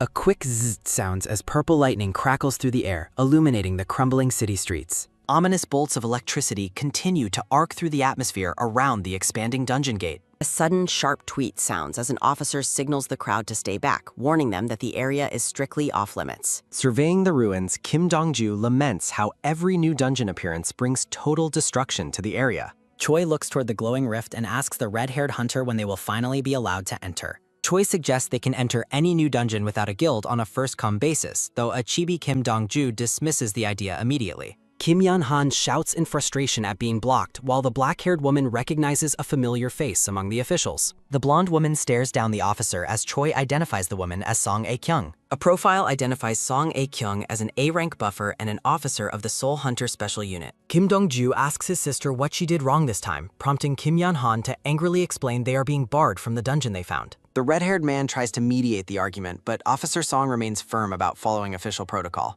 Terrified of a potential dungeon break, Kim Yeon-han demands to know how long they are expected to wait for the red tape to clear. The officer calmly assures her that no disaster will happen and reminds the blonde hunter that she still needs to form a proper party. Kim Yeon-han shouts that her guild members will arrive soon, but Officer Song remains unimpressed and reiterates the need for procedure. Panting and apologizing for her tardiness, the Paeuk Guild's A-rank healer, Nam Yeon-soo, arrives on the scene with her staff. Looking perplexed, Kim Yeon-han asks why the healer is alone and wonders about the location of their tanker. Nam Yeon-soo explains that the tankers refuse to come because they trust the two S ranks to handle it alone, sending Kim Yeon-han into a fit of rage. The blonde woman desperately asks Choi if she will join them since no other tanker wants the job, but she suddenly realizes the woman is gone. Realizing the black-haired woman has vanished, the siblings shout in alarm while a fading silhouette marks where she stood. The group looks up at the massive portal in the sky, a growing sense of dread taking hold as they realize she might have gone in. A bold narration bubble expresses the collective shock at the possibility of her entering the dungeon alone. The city buildings are silhouetted against the blinding violet light of the pulsing gateway in the sky. Stunned, the hunters confirm that Choi has actually entered the B-rank dungeon without any support. Kim Dong-ju stares in disbelief, thinking to himself that the black-haired woman is even more insane than his sister. Nam Yeon-soo asks if such a move is allowed, and Dong-ju confirms it is not, and that their guildmaster will be furious. Enraged by Choi's boldness, Kim Yeon-han shouts that she should have just ignored the rules and charged in as well. A weary Kim Dong-ju tells his sister to calm down because Choi is just a weirdo, but Yeon-han screams that she wants to be weird too. A quick patter sounds as the blonde woman tries to sprint toward the gate, only for her brother to grab her arm in desperation. Desperate to be held back, Kim Yeon-han shouts for everyone to grab her as Kim Dong-ju struggles to restrain her. The blonde hunter fumes and threatens her brother as he continues to hold her back from the dangerous gateway. Kim Dong-ju clenches his fist in frustration, taking back his earlier thoughts and deciding that everyone around him is completely crazy. Officer Song A-kyung calls out to the red-haired man to get his attention. The officer asks for confirmation that it was indeed Choi who entered, while Kim Dong-ju continues to hold his struggling sister on the ground. Song A-kyung looks down thoughtfully, seemingly processing the identity of the person who breached the dungeon. In chibi form, Kim Dong-ju asks why the officer is curious about Choi, but she simply dismisses the question. Dong-ju grows somber, worried that others are becoming interested in Choi while lamenting his own inability to enter and help her. A sudden, sharp tweet sounds as a chibi Song A-kyung blows her whistle at a confused Choi. A narrative warning states that Choi will be sent to prison as a rank falsifier, showing her posing for a mugshot in a striped uniform. Kim Dong-ju stares off into the distance, noting how incredibly troublesome the entire situation has become. An analyst steps out of a mobile unit and announces that the official results of the dungeon scan are finally ready. The man with glasses reveals that the current dungeon is officially classified as a B-rank threat. He continues his report, warning that the magical power levels are excessive and a dungeon break is imminent. Nam Yeon-soo reacts with shock in chibi form, realizing that the monster count inside the gate must be rising rapidly. As the analyst explains they are waiting for clearing permission, an angry Kim Yeon-han yells about the risk of repeating the tragedy from 8 years ago. Kim Dong-ju tries to speak to his sister, but his expression remains tense. Livid, the blonde woman tells her brother to shut up if he isn't planning on helping her bypass the authorities. Kim Dong-ju watches the situation with concern. Choi declares her intent to lead and leaps into the rift. Stepping onto the grass, she expresses her annoyance with the situation. Looking around the empty forest, she wonders why such a large dungeon appears to be vacant. Choi's purple eyes sharpens with focus. Spotting structures in the distance, she asks what kind of ruins are hidden here. Ancient stone pillars tower above her. Standing amidst the columns, she notes their age and finds it fascinating to see ruins in a dungeon. She ponders the disappearance of the creators since the monsters here never communicate. As feathers drift down, she wonders if her foreknowledge of the dungeon was caused by her ring. Turning with a smirk, she greets her long-awaited opponent. A winged eye monster appears above. Unimpressed, she insults the creature's appearance and asks if its many wings are heavy to carry. The monster's central eye begins glowing. A powerful energy beam fires downward. The creature looms over the ruins. A loud boom sounds as she leaps away from a blast that shatters the stone floor. A sharp crack sounds as she skillfully evades a barrage of light beams. Choi dives gracefully to the air. A heavy thud sounds as she lands a devastating kick on the winged beast. Floating effortlessly, she taunts the monster and asks if it has any other tricks. Choi shouts a final threat and lunges forward to kill the creature. The monster explodes into a spray. As the beast shrieks, she complains about the noise while plunging her hand into its head. Covering her ears, she asks how a creature without a mouth can produce such a loud sound. She celebrates the return of quiet once the monster finally stops its screaming. The defeated creature lets out one final gasp. Looking back at the twitching remains, she admits the beast was sturdier than expected.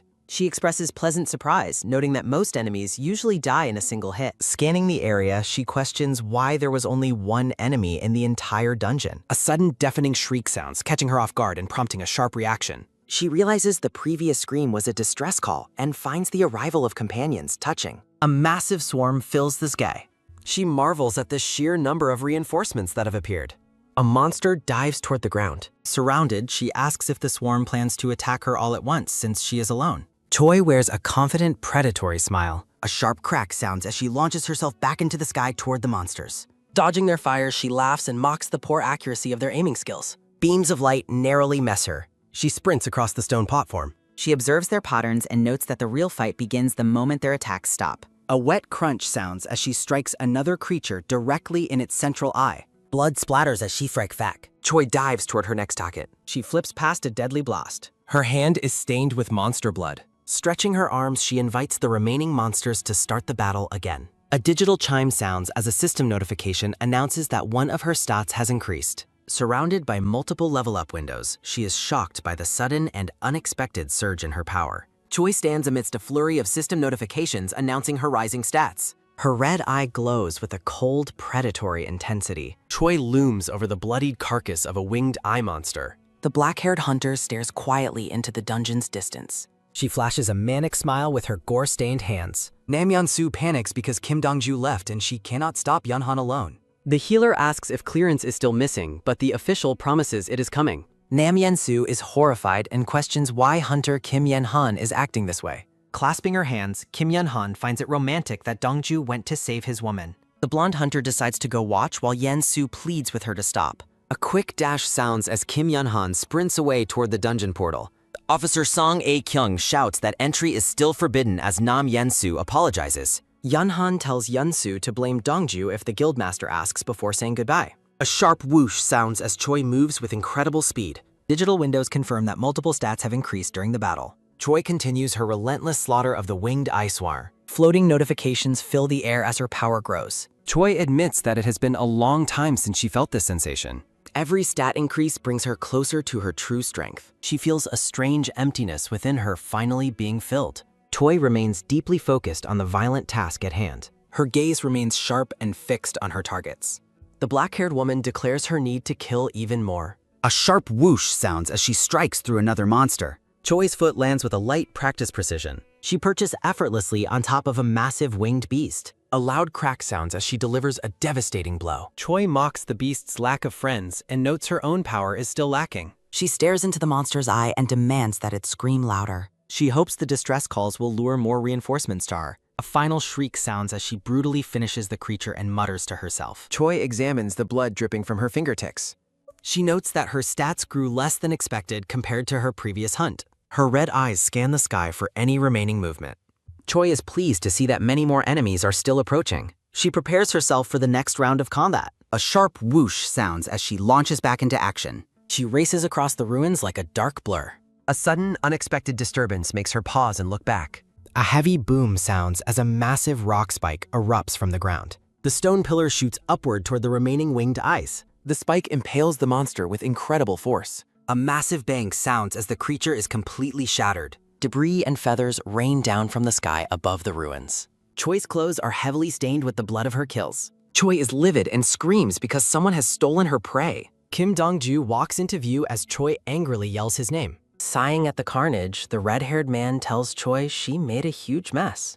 Choi asks why he interfered, but Dong-ju simply asks if she is talking back. Dong-ju warns that revealing she isn't a C rank leads to prison, and Choi snaps back. Chibi Kim Dong-ju demands to know why Choi is making such a scene in a B-rank dungeon, while she claims ignorance of its rank. Exhausted by the conversation, the red-haired man sighs and mutters that dealing with a child would be easier. In chibi form, Dong-ju instructs Choi to hide and let him claim he rescued her, but she asks for his reasoning. He explains that the persistent officer they encountered would make things incredibly troublesome if they were caught. A close-up shows their footwear as Choi wonders what her role should be in this plan. Dong-ju tells her to pose as a C rank for the 3 days it takes to clear the dungeon, much to her surprise. Dong-ju examines a bloodied wing as Choi insists she must leave soon to support Nara during her upcoming test. He dismisses her concerns and hands her a cleaning canister, sparking an angry outburst from the blood-stained woman. The red-haired man mentions that Officer Song A-kyung was asking about her, though Choi denies any wrongdoing.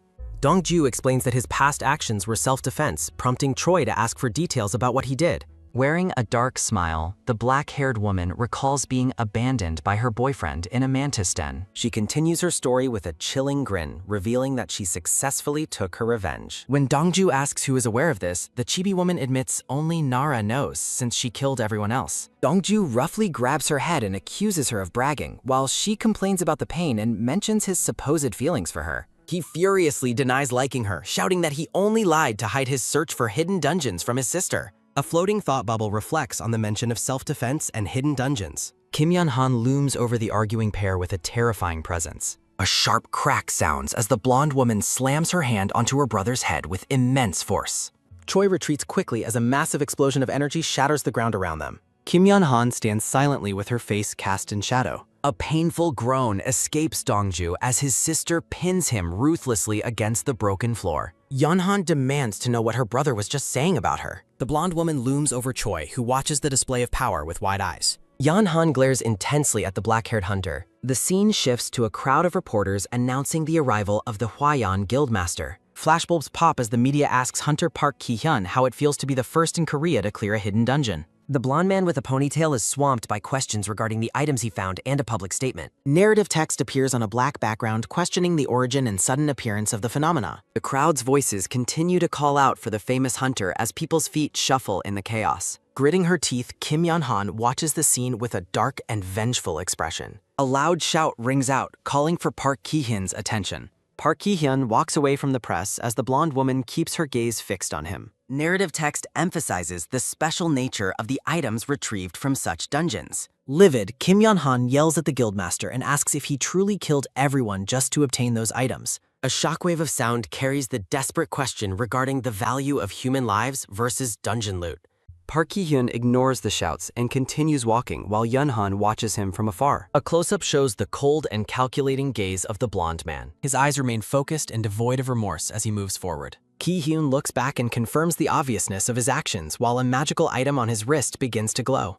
Kim Yeon-han charges at him with a powerful punch directed at his head. He coldly declares that she will share the fate of the others. A manic smile spreads across Ki-hyun's face as he insults his attacker. A fist closes in on the guildmaster's cheek as the confrontation escalates. A sharp whoosh sounds as high-speed movement blurs the scene. A blinding flash of light erupts between the two combatants. A massive boom sounds as an explosion of power tears through the environment. Panic erupts as people scream for everyone to run, terrified by the battle between S-rank hunters. A desperate warning bellows out, telling everyone they will die if they stay nearby. Yeon-han is left kneeling in a crater surrounded by smoke and debris after the clash. Ki-hyun stares down at his opponent with a cold, triumphant gaze as he prepares his next move. Tears well in Kim Yeon-han's eyes as she quietly asks why he chose this path. She notes that with his power, he could have easily saved everyone involved.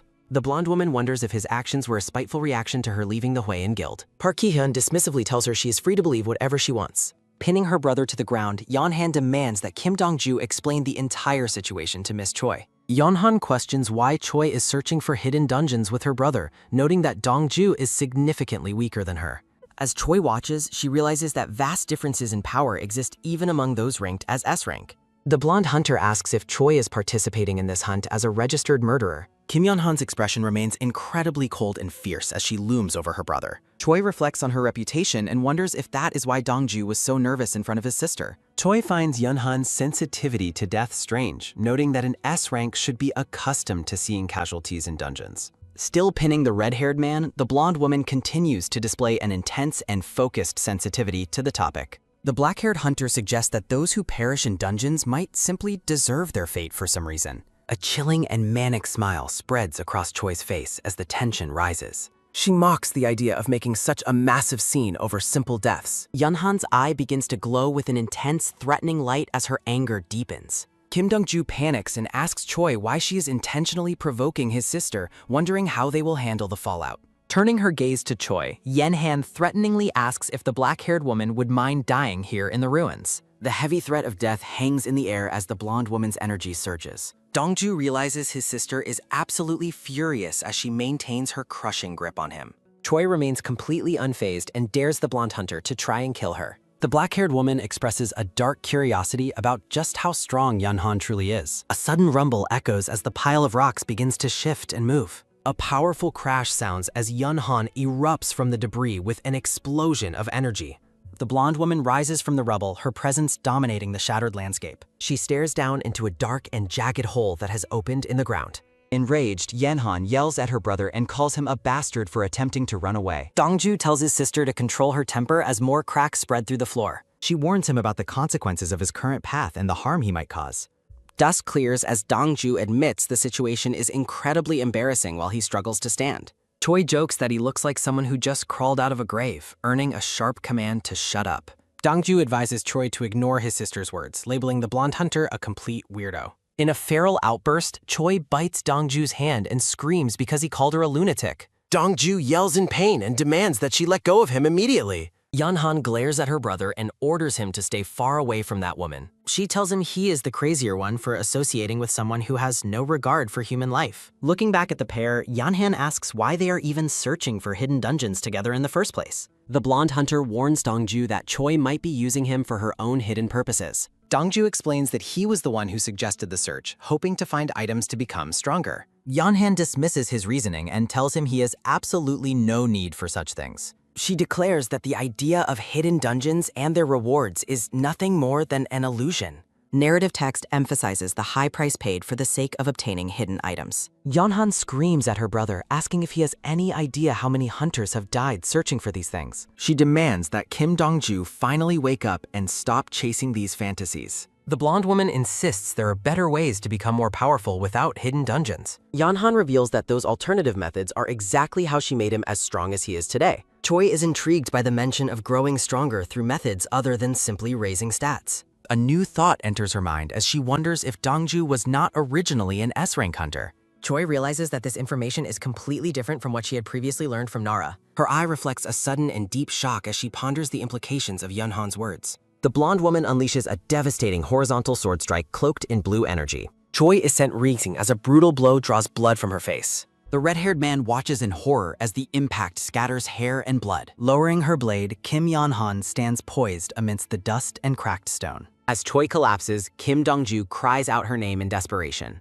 The blonde woman stares down with contempt, questioning why a mere C-rank would dare to challenge her. High above the city, a massive vortex of purple light crackles with lightning. Nara trembles with a forced smile while clutching her magical staff.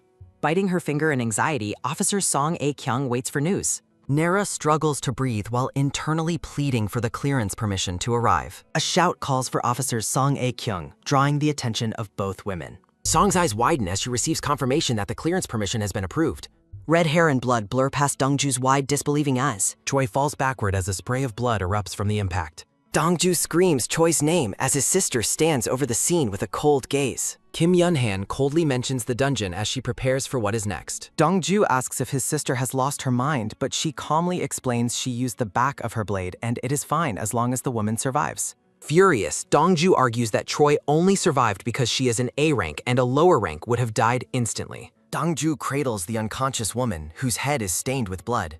Dongju worries about Choi's severe injuries and the need for immediate treatment, but Yunhan commands him to move so they can clear the dungeon. Conflict and sweat mar the red-haired man's intense expression. A cold thought suggests that anyone who dies from such a hit was destined to be eliminated. The blonde woman explains that Choi is seeking hidden dungeons for a reason. As Dongju reacts with shock, the unconscious black-haired woman remains pale and still. Dongju calls his sister's attitude harsh, but she insists she is merely stating facts as they stand over a field of slain monsters. Yunhan offers to provide exactly what her brother needs, asking if he understands. Dongju stares back with a hard, resolved gaze. Looking away, he quietly admits that he knows the truth. A narrative bubble asks if that realization is why she left the Hawaiian guild. Dark wings blot out the sun as monsters swarm a burning city during Korea's first dungeon break 12 years ago. The narration reveals that the disaster claimed roughly 10,000 lives. Two young children kneel at a funeral altar mourning the loss of their parents. With the loss of their family, the sister was forced to become the head of the house. A young black-haired boy tearfully asks his sister what they will do now. The young girl stares blankly ahead, her face etched with silent trauma. The narrative notes she was far too young to carry such a heavy burden of grief. A close-up reveals the haunted, hollow eyes of the young girl. Text explains how the world shifted toward the dominance of awakened ones from that point onward. Flashbulbs pop as reporters swarm teenage Yunhan, asking about her S-rank status and her family. A news broadcast announces the emergence of the nation's 4th S-rank and speculates on which guild she will join. The media wonders if Yunhan's younger brother will also achieve S-rank status when he awakens. Memories of their parents surface, happily dreaming of their children becoming miracle siblings. The text notes that the awakening eventually spread from the sister to the brother. During a soccer match, teammates shout at young Dongju for losing the goal. A loud boom sounds as Dongju kicks the ball with enough power to rip through the goal net. The soccer ball is found deeply embedded in a solid stone wall. Stunned, the young boy and his teammates stare at the impossible force of the kick. Memories shift to a tense conversation regarding the sister leaving her guild. The black-haired boy asks his sister why she quit Hwayan to join Paehyuk and if something happened. Yunhan dismisses the questions and tells him to eat the gift she brought, leaving him confused. The black-haired boy questions why he's being shown a glowing red magic stone. Kim Yunhan smiles and explains that eating the rare red magic stone will increase his stats, and she warns him not to tell anyone. Shocked, the young Kim Dongju asks if such a thing is real and if he can truly eat it, while his sister confirms she brought it specifically for him. The blonde woman promises to bring him as many as she can, but she pauses as she prepares to state a condition. She explains that they will not report his awakening to the authorities until he reaches S rank. Stunned by her words, the boy asks for clarification. The black-haired boy shouts and demands to know why she brought the stone if he has to keep hiding his powers. He expresses a desire for proper training and to be active, but his sister reveals that these are the conditions set by the Paehyuk Guild. Yunhan explains that the stones are only found in private dungeons managed by her guild, and that hiding his growth prevents others from knowing how he got strong so quickly. The blonde woman smiles and asks her brother if this situation isn't actually a good thing. Dongju rejects the offer and insists he can become a hunter and report his awakening immediately without relying on such items. The sister argues that he is currently too weak and would die quickly as a hunter, which is why she prevented him from reporting his status. Looking away, she states that hunters cannot afford to be weak or they risk losing everything they have. She reminds him that their parents died for that very reason. As they kneel at a funeral altar, the blonde girl tells her brother their parents died because they were weak. With a chilling and intense expression, she tells him he must become stronger than he is now if he wants to survive. A boy stands in white void. Dark hair falls over somber eyes. The air is pierced by a guttural scream of "Ooga" as blood sprays across the room. The boy collapses and gasps for air while a pool of blood forms under his face. A pale hand reaches down toward the crying, blood-stained face of the young boy. Yunhan kneels on the floor and gently cups her brother's face as he weeps over the pool of blood. The sister's cold gaze meets the tearful and bloody eyes of her brother. A blue holographic system window displays Kim Dongju's updated B-rank stats for strength, intelligence, vitality, and agility. A satisfied smile plays on her lips. She quietly remarks that the process is working and the results are good. Embracing her bloodied brother, the blonde woman tells him that all that remains is for him to continue growing stronger. A close-up of a traumatized eye. The young boy slowly closes his eye. A dark thought reflects that he will continue to be controlled by others if he cannot endure this trial. Back in the present, Yunhan expresses relief that he understands and commands him to leave the injured woman behind and move on. The red-haired man looks away silently. The blonde hunter suggests clearing out the lesser monsters before the boss, eager to fight to her heart's content after a long absence from dungeons. As she stretches, the adult Dongju asks his sister why she thinks he is searching for hidden dungeons. Yunhan questions if he was simply tempted by Choi's promise of becoming more powerful. Dongju asks why she is blocking his path to power and why she would go so far as to harm a stranger. The sister asks what kind of person would let her own brother walk into his certain death. The red-haired man realizes that his sister's words mean she still views him as fundamentally weak. Cradling the unconscious woman, Dongju declares that he is finished caring about his sister's opinion of him. A narrative bubble states that his sister will always see him as weak regardless of his actual strength. Yunhan stares with a hard expression. The man stares back with resolve. He thinks about the stakes of his choice, whether he lives or dies. A sword tip remains embedded in the cracked earth as a voice acknowledges the situation. A question hangs in the air, asking if he is truly going through with his plan. Gripping her weapon, Yunhan asks if he is really going to the hidden dungeon. Dongju confirms his decision and asks her to describe her experience in the dungeon when she returns. The blonde woman lunges forward with intense speed. The red-haired man remains perfectly still. Yunhan asks if he would mind dying by her hand right now since the final result of his path would be the same. A hand presses firmly against the cracked earth as the fallen woman defiantly questions who predicted her end. Jagged spires of stone suddenly erupt from the ground with a thunderous, earth-shaking rumble. Kim Yun-han swings her heavy blade to intercept the rising pillars of rock. The blonde hunter leaps over the obstacles, dismissively remarking on the futility of the barrier. With a fierce expression, she vows to smash through everything in her path. A powerful impact shatters the stone, sending debris flying in every direction. Dongju notes his sister's overwhelming brute strength, but the black-haired woman in his arms asks why he is trying so hard to endure. The red-haired man explains she needs urgent treatment from a healer, but Choi insists she is perfectly fine.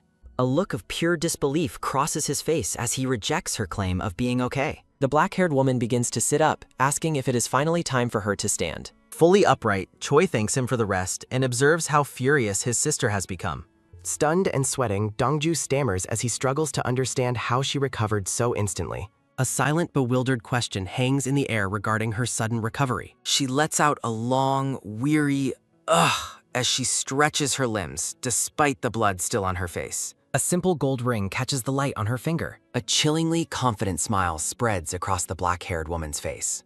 A bold declaration challenges her opponent to begin their battle once more. Her hand hangs poised as she considers her next move. Choi gleefully asks if they should restart the fight right now. Dongju calls her name in confusion as she turns her back to him. Panic sets in as the red-haired man nervously asks exactly how much of their conversation she heard. With a bright smile, Choi admits she heard every word of his emotional outburst regarding his sister. Memories of his resolve to stop caring about his sister's opinion resurface as he stands over the woman.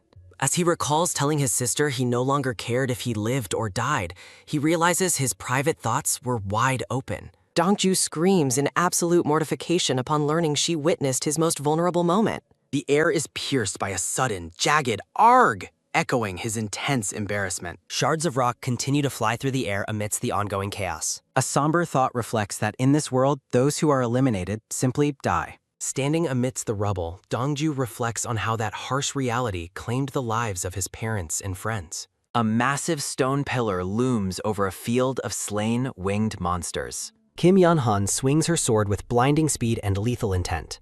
The two companions remain trapped in the center of a ring of sharp stone spires. A look of cold, hard resolve takes over the red-haired man's features. With glowing eyes and a savage grin, the blonde hunter prepares a devastating downward strike. A brilliant flash of white light tears through the battlefield. The sister suggests it is better for him to die by her hand than to continue his current path. A massive dark energy wave descends as she claims she will at least be able to recover his body.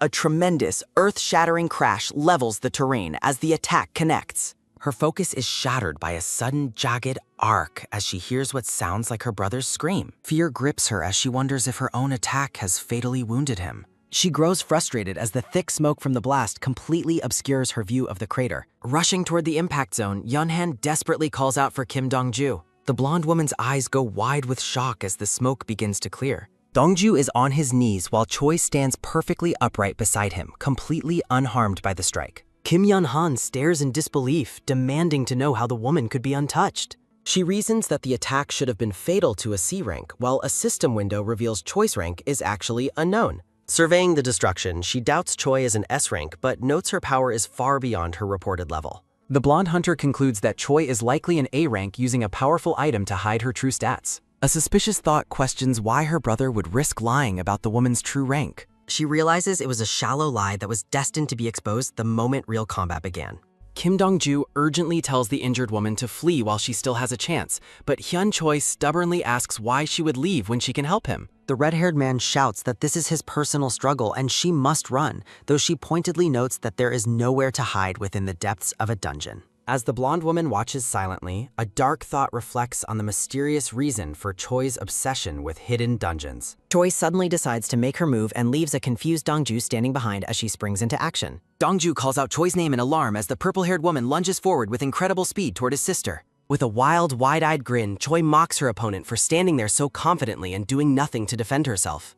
A powerful fist connects directly with Kim Yun-han's face, yet the blonde hunter barely flinches. Glowing with fuchsia energy and a manic expression, Choi continues her relentless and aggressive assault. Her focus narrows into a singular, intense point of lethal focus. Yun-han remains completely unfazed as the massive fist stops just inches from her face, her blonde hair barely swaying. The black-haired woman screams in a frenzy as she continues her desperate attempt to break through the blonde hunter's composure. A sudden, overwhelming burst of pressure sends Choi flying backward through the air as Dongju watches in horror. The red-haired man screams Choi's name as her body is slammed violently into the ground with a massive impact. Gasping for air, Choi struggles to her hands and knees in front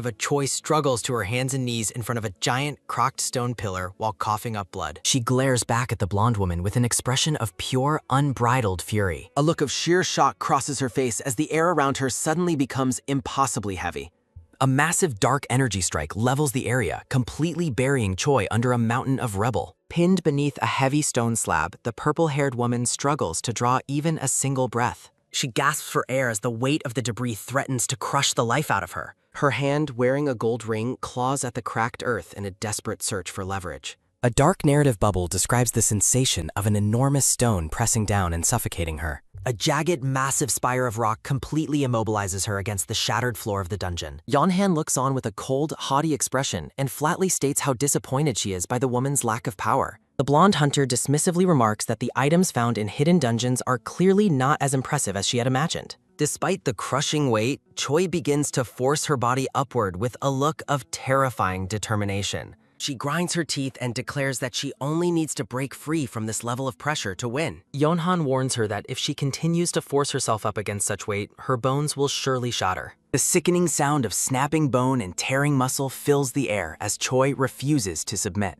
A sharp scream of pain rings out as Yeonhan coldly observes that it is already too late for the woman to save herself. Choi collapses back into the dirt, gasping for air as a swirling green healing aura begins to mend her broken frame. Surprised by the speed of the woman's regeneration, Yeonhan mockingly tells her to keep healing since it seems to be her only specialty. Dongju tries to rush toward Choi, but his sister commandingly tells him to stay where he is. The red-haired man shouts for her to stop and asks if she truly believes she can prevent him from leaving. From behind, Yeonhan threatens to crush the woman so completely that even her immediate regeneration will fail to save her. The blonde hunter offers to spare Choi's life only if her brother agrees to abandon his search for the hidden dungeon forever. Dongju looks at his sister with a stunned, pained expression and can only mutter a soft call for her attention. His sister touches her forehead in exasperation and reminds him that she is the reason he has grown as strong as he is. A somber thought reflects that without her interference and protection, he would have been dead long ago. Yeonhan looks down with a hard gaze, bluntly calling her brother weak and questioning if he truly thinks he can defeat her.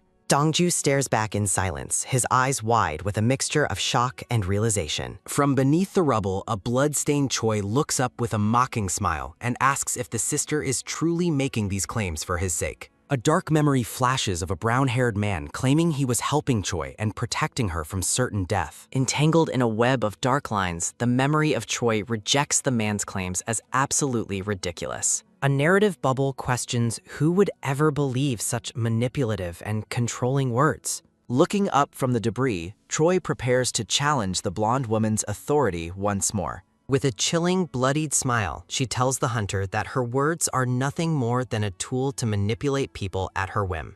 Choi encourages Kim Dongju to do exactly what he wants and acknowledges his desire to become stronger on his own terms. The red-haired man looks back at Choi with a startled and contemplative expression. With a glowing fuchsia eye and blood dripping from her face, Choi claims she is helping him because they are alike and tells him to follow her. A wide, bloodied grin spreads across her face as she promises to show him exactly how it's done. Looking at the sky, someone asks an officer where everyone went, noting they must find them quickly. The orange-haired woman notes how impressive Kim Dongju was earlier when he rushed to save his companion. She continues, observing that Dongju's popularity among women is likely to cause quite a stir. A look of sudden confusion crosses the orange-haired woman's face. Staring at the horizon, she asks if the sky was always this red, while her companion notes the sudden change. A sudden gasp escapes her as she considers the terrifying possibility of a dungeon break occurring. The purple-haired officer agrees it is likely, leaving the orange-haired woman in a state of shock. Shards of rock fly through the air as a powerful energy begins to manifest. Choi grits her teeth in a savage display of defiance amidst the swirling debris. Kim Dongju shouts for Hyun-choi to stop as the battlefield continues to tear apart around them. Kim Yeon-han watches calmly, thinking the woman should already be completely immobilized by her power. The blonde hunter's eyes widen in genuine shock as something unexpected begins to happen. A massive, blinding pillar of blue energy erupts with a sudden, thunderous shout, shaking the earth. Yeonhan winces at the piercing noise, questioning what could be making such a truly unpleasant sound. She reflects that the sound resembles a wild beast desperately clawing at its own throat in a frenzy. Dongju covers his ears in pain while Yanhan stares into the center of the growing blue vortex. Horrified, Dongju realizes that Choi has somehow become significantly stronger than when they first met. He notes with growing dread that her current level of power far exceeds what she possessed before the dungeon. A stunned thought questions if it is even possible for a person's stats to increase so rapidly. A massive, jagged red strike tears across the sky above the blonde hunter. Monsters gather instantly, making Yanhan realize that a single provocation has attracted an entire swarm. She admits Choi is a talent she would have preferred to recruit if not for her brother's involvement. The blonde woman's focus shifts as she notices the overwhelming number of monsters descending upon them. Swarms of winged, eyeball-like creatures fill the air around the ancient, crumbling ruins. Yanhan concludes that the woman is using the monsters as a distraction to escape her binding skill. Dismissing the monsters as mere weaklings, she wonders if she must hunt the boss herself to end this. Watching the energy blast, she notes Choi's desperation in trying to stop an S rank with such low-level creatures. A cold smile touches the hunter's lips as she decides she actually prefers the chaos of a hunt. The winged eyeballs let out a high-pitched screech as they prepare to dive toward their target. Yanhan's gaze narrows as she notices the creature's feathers glowing and asks if they are Choi's weapons. One of the multi-winged eyeball monsters hovers menacingly, its wings shimmering with a dangerous light. Streaks of white light rain down as the creatures begin their coordinated aerial assault. Multiple beams of energy pierce through the air, targeting the ground with lethal precision. Laughing with exhilaration, Yanhan declares that it has been a long time since she enjoyed such a fight. Brilliant blue beams continue to saturate the area as the intensity of the battle reaches its peak. The monsters are caught in the crossfire as the blonde hunter dodges with impossible speed. Yanhan pauses for a moment, her expression shifting to one of mild curiosity. Her movement is punctuated by a sudden, sharp tap sounding as her boot hits the stone floor. She looks up at the raining beams, wondering if the creatures have somehow lost sight of her.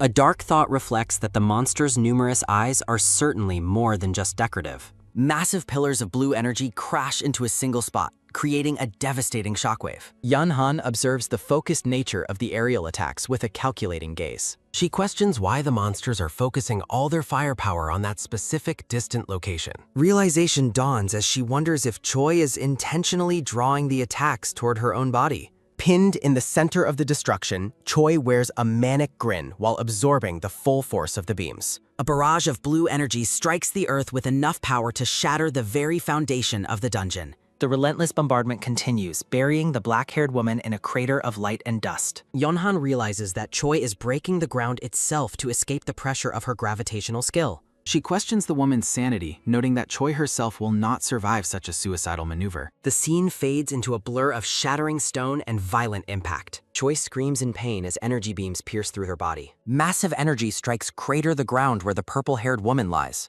Her bloodied hand twitches as she gasps for air beneath the bombardment. Yanhan questions how Choi can endure such agony despite her regeneration. A narrative bubble reflects on Choi's ability to make reckless decisions without hesitation. The hunter dismisses the monsters as low-ranked weaklings unable to break her skill. A look of genuine shock crosses Yanhan's face as the air shifts. Yanhan wonders if she is imagining the sudden surge in power. The purple-haired woman's fingers twitch as she prepares to force herself up. Yanhan observes from above, noting that Choi's efforts are still not enough. The hunter mockingly declares that Choi's power level is currently useless. Pushing against the rubble, Choi yells at the monsters to stop holding back. A multi-winged eye monster hovers over the crumbling ruins. A system notification confirms that a target for domination has been identified. Red energy streaks across the sky above the battlefield. A blue window confirms protection is applied to the dominated target. Yanhan watches as the floor continues to shatter under the pressure. Massive slabs of rock further bury the purple-haired woman under the floor. Choi's eye glows with a piercing red light from beneath the rubble. A devastating energy impact sends shockwaves through the ruined chamber. Yanhan stands amidst a chaotic storm of falling stone and monster attacks. The blonde hunter realizes the immense attack power is not her imagination. A system window identifies the monsters as A-rank one-eyed angel guardians. Yanhan stares in disbelief at the high rank of the creatures. A thought questions how the monster's rank could have suddenly increased. Choi emerges from a cloud of dust with a manic, bloodied expression. With a savage look, the purple-haired woman lunges toward her blonde opponent. Choi gets close and whispers that the hunter will die in pain. Yanhan realizes that Choi is the one who raised the monster's rank. A wide, blood-soaked grin spreads across the purple-haired woman's face. Choi admits her own uncertainty, but notes that one thing is certain. Choi declares with terrifying confidence that the hunter is going to die here. A rain of red energy beams descends from the sky with lethal intent. A focused strike of pure energy slams into the earth with a boom. Choi and Yunhan clash as the monsters saturate the area with beams. Kim Dong-ju watches the carnage in shock. The red-haired man questions the sanity of the unfolding battle. The multi-winged eye monster tracks its target through the smoke. Dong-ju realizes with growing dread that his sister is being pushed back. He is stunned that Choi is actually overpowering an S-rank hunter. A massive shockwave erupts as the two women collide in the ruins. Her face contorted in disbelief, Yunhan screams that this outcome is impossible. The hunter realizes Choi is using her own body as bait for the attacks. Choi slams into her opponent with enough force to shatter the ground. Taking a heavy blow, Yunhan coughs up blood and gasps in pain. The purple-haired woman relentlessly pursues the staggering hunter through the ruins. Choi lets out a savage cry as she closes in for the finish. A manic laugh rings out as Choi continues her brutal assault. Yunhan stares in pure rage and curses Choi for her suicidal tactics. A blood-stained fist clenches in victory. Bloodied and grinning, Choi lunges downward through the air. She gasps out a painful groan as blood sprays from her mouth. Choi falls toward her opponent in a violent spray of blood. Gritting her teeth, the blonde hunter declares that she has had enough. Yunhan looks up in sudden shock as the laughing Choi descends. The hunter reacts with alarm as a blue energy vortex erupts. One of the winged monsters lets out a piercing, high-pitched scream. Yunhan curses her own negligence, stunned that Choi can still use skills. The hunter struggles against an endless barrage of energy beams. She admits that while she usually enjoys killing, this is simply annoying. Choi pursues her target relentlessly through the chaotic debris. Yunhan is horrified to see that Choi's severe wounds have already regenerated. A manic, blood-soaked laugh echoes through the ruined dungeon. Panting heavily, Yunhan gasps at Choi's ability to strike from such a distance. The hunter glares with pure rage and calls Choi a coward. Approaching through the smoke, Choi casually asks if she is still alive. Yunhan calls her crazy and wonders what kind of freak she is. Blood stains the purple-haired woman's clothes as she stands tall. A narrative thought notes that Choi refuses to die despite numerous attacks. Choi stands amidst the ruins, her body glowing with a green aura. Yunhan mockingly asks when she plans to die, receiving a playful hum. Smiling broadly, Choi claims she has already died many times before. The hunter realizes she is dealing with true immortality. Choi notes that while rare, items granting immortality do exist. Yunhan argues that only a crazy person would throw their life away. Choi looks on with an indifferent expression and asks, "So what?" Yunhan notes Choi is too dangerous for her brother as her body fails. Choi scoffs that Yunhan has a brother complex that ruins Dongju's life. The hunter retorts that she only cares about keeping her brother safe. Yunhan realizes her arms won't lift and wonders about her next move. A brilliant, swirling golden energy sphere forms in the hunter's hand. Yunhan declares that none of it matters because Choi will die here. A massive explosion of golden light shatters the stone floor. The hunter sternly warns Kim Dong-ju to stay away from her. Choi notes that she doesn't intend to get the boy killed either. Powerful energy shockwaves tear through the foundations of the ruins. Dong-ju screams for his sister, fearing she cannot endure the power. Choi dismisses the hunter's threat as a bluff from a broken body. The multi-winged eye monsters hover menacingly in the background. Spreading her arms wide, Choi happily declares that she doesn't mind. The purple-haired woman's pink eyes glow with a terrifying intensity. She leans forward with a hungry, predatory look on her face. Her concentration is broken by a sudden, sharp tap sounding nearby. Choi's bloodied face twists into a wide, joyful grin. A thunderous blue-white shout erupts, sending Choi flying backward. The winged eyeball monsters are scattered by the sheer force of the blast. A massive, glowing crater forms where the blonde hunter stands. Yunhan unleashes a gravity hole meant to erase existence called 0 Point. She admits she had no choice but to use this against an immortal. Yunhan mockingly invites the crazy woman to come and face her end. The blonde hunter gasps as blood soaks through her claws. Her expression turns cold as she assesses her severe wounds. Letting out a weary sigh, she gathers golden energy in her hand. Yunhan raises her arm to manifest a brilliant sphere of power. She resolves to eliminate the monsters even at the cost of her life. A massive energy shockwave erupts, catching the monsters in its wake. The purple-haired woman reacts with alarm as the atmosphere shifts. Choi laughs manically, fascinated by the hunter's incredibly flashy skill. Powerful magical impacts scatter the winged eye monsters like debris. Yunhan stands at the epicenter of a devastating golden explosion. Choi taunts her opponent, warning that this power level is suicidal. A defiant smirk crosses the blonde woman's bloodied face. Jumping into the air, Choi eagerly accepts the final challenge. She gleefully compares the incoming destruction to an unwrapped gift. A joyful, manic laugh rings out as Choi descends through the light. Choi admits her heart is racing with intense battle excitement. Sweating and determined, Yunhan prepares her final lethal maneuver. She commands her enemies to vanish without leaving a trace. A frantic topping sound fills the dark monitoring room. Officer Song A-kyung stares at her computer screens in shock. She watches in horror as the mana readings spike uncontrollably. Her hand hits the desk with a sharp tap as she acts.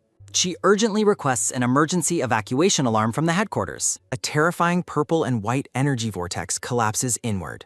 Kim Dong-ju watches the sky tear apart in pure terror. The ground beneath the red-haired man shatters from the pressure. He stares upward with a look of absolute disbelief and dread. Reality seems to crack as the magical explosion reaches its peak. Dong-ju stands frozen before the blinding, world-shaking magical fallout. The production team is credited for this intense chapter. A narrative thought reflects on the growing unease during the journey. A-kyung and her companion run through the mana-choked forest. The officer observes countless monsters flocking toward a single point. She notes that the monsters' ranks far exceed the dungeon's level. A-kyung realizes she cannot identify the rank of these creatures. She questions if the dungeon itself is suffering a malfunction. Her eyes widen in shock as she reaches the battlefield. From afar, a massive energy sphere marks the center of combat. A-kyung is horrified by the scale of the unfolding disaster. She is baffled that Choi is matching an S-rank hunter.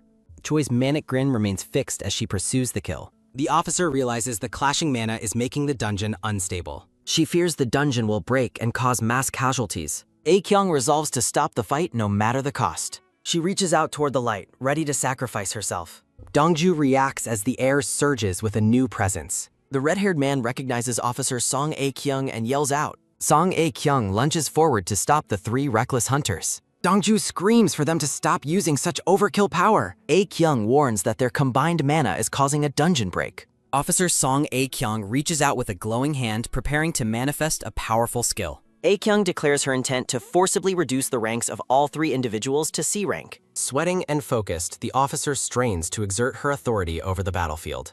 A heavy, crushing pressure slams into the red-haired man, causing him to grit his teeth in pain. Both the bloodied purple-haired woman and the blonde hunter are suddenly weighed down by an invisible force. Yanhan's wounds reopen violently, sending a fresh spray of blood into the air as her power fades. Letting out a pained, guttural kuch, the blonde woman coughs up blood as she is overwhelmed. The hunter is horrified, wondering why her body is suddenly failing her so completely. A glowing blue notification window appears before Yanhan, signaling a drastic change in her status. The system confirms a forced rank down from S to C, leaving the hunter in a state of pure shock.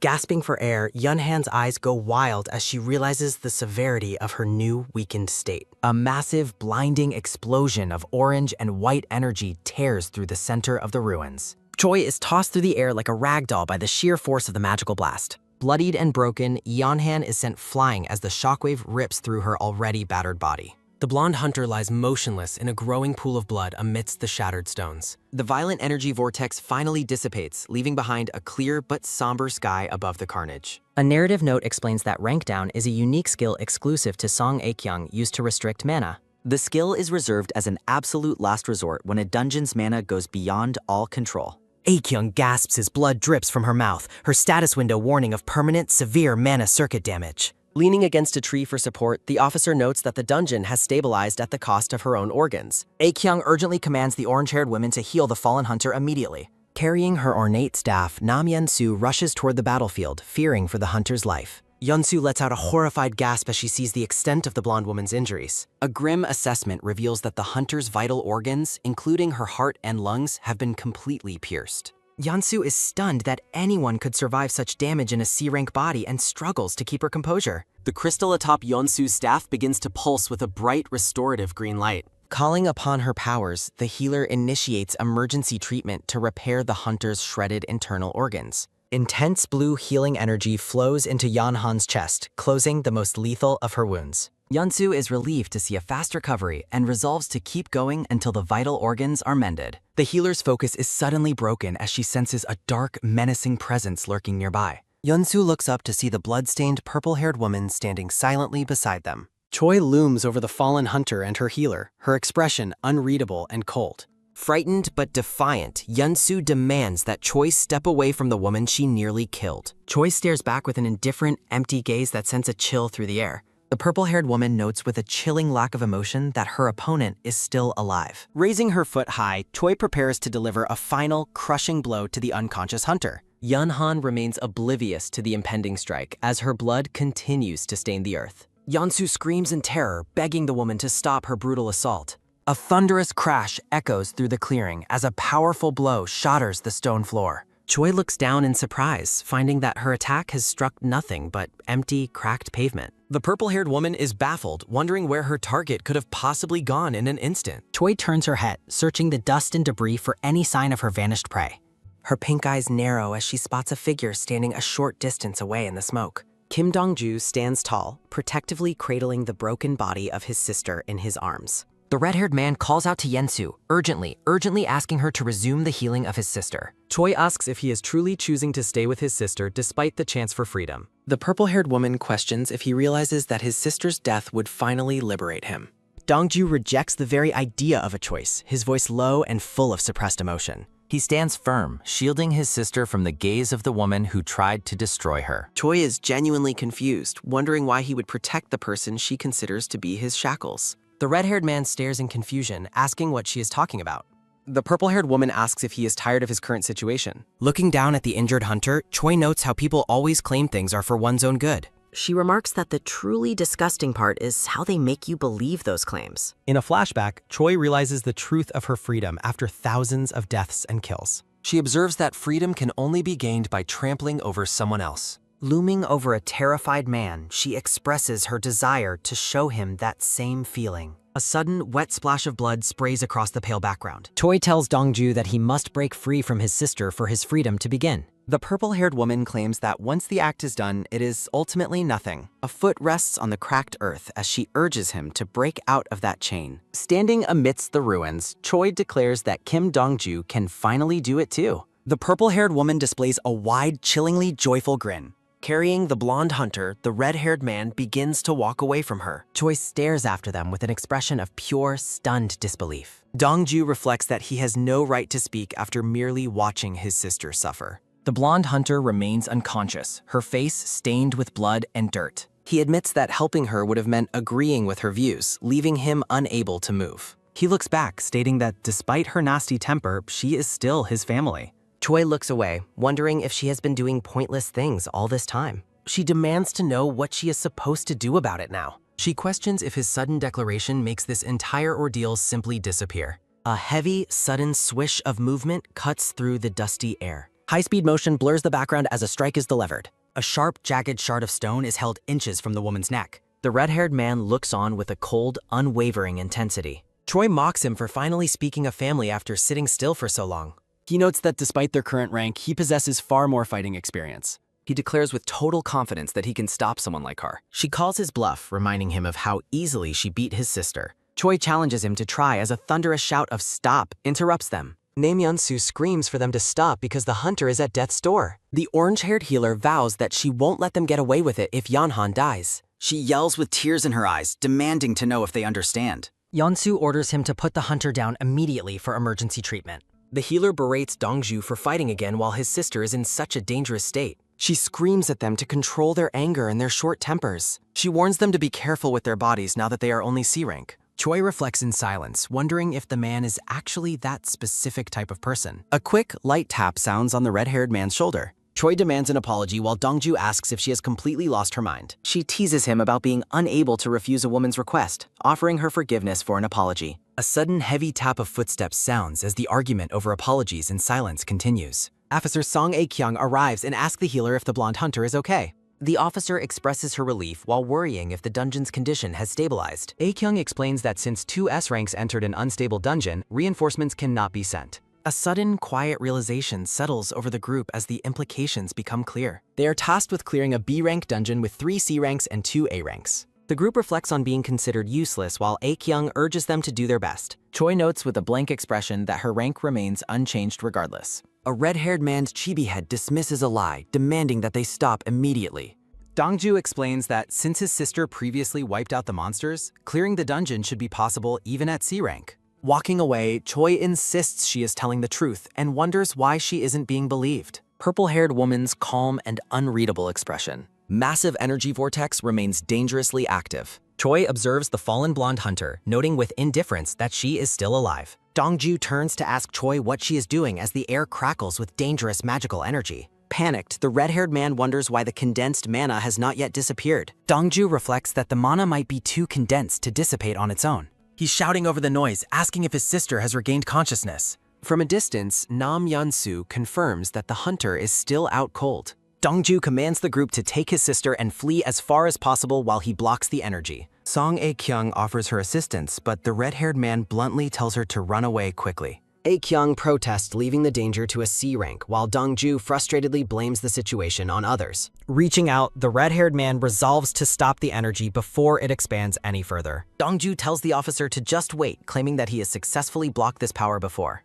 Magical light gathers around the red-haired man's feet as he prepares to activate a skill. Cracking and grinding sounds fill the air as a massive, sharp earth pillar erupts from the ground. A sudden, sharp sound punctuates the air as the officer looks up in shock at the scale of the magic. Colossal stone structure towers over ruins. Dongju explains that such a massive scale is necessary for him to barely block the incoming energy. The red-haired man calls out to Choi, catching her attention amid the chaos. Dongju warns Choi that her position is dangerous and tells her to move toward him quickly. Choi is amazed that a C rank could create such a structure and warns that he might die. Focus shifts to the red-haired man's foot as he begins to channel more power into the ground. A thunderous roar fills the air as Dongju commands a massive stone barrier to rise. A sharp swish of movement sounds as a foot lands firmly on the newly formed stone surface. Standing atop the massive structure, Dongju notes the thickness of the barrier and considers his next move. The red-haired man determines that he must stab the core of the mana right in the center. Massive spike aimed at the vortex.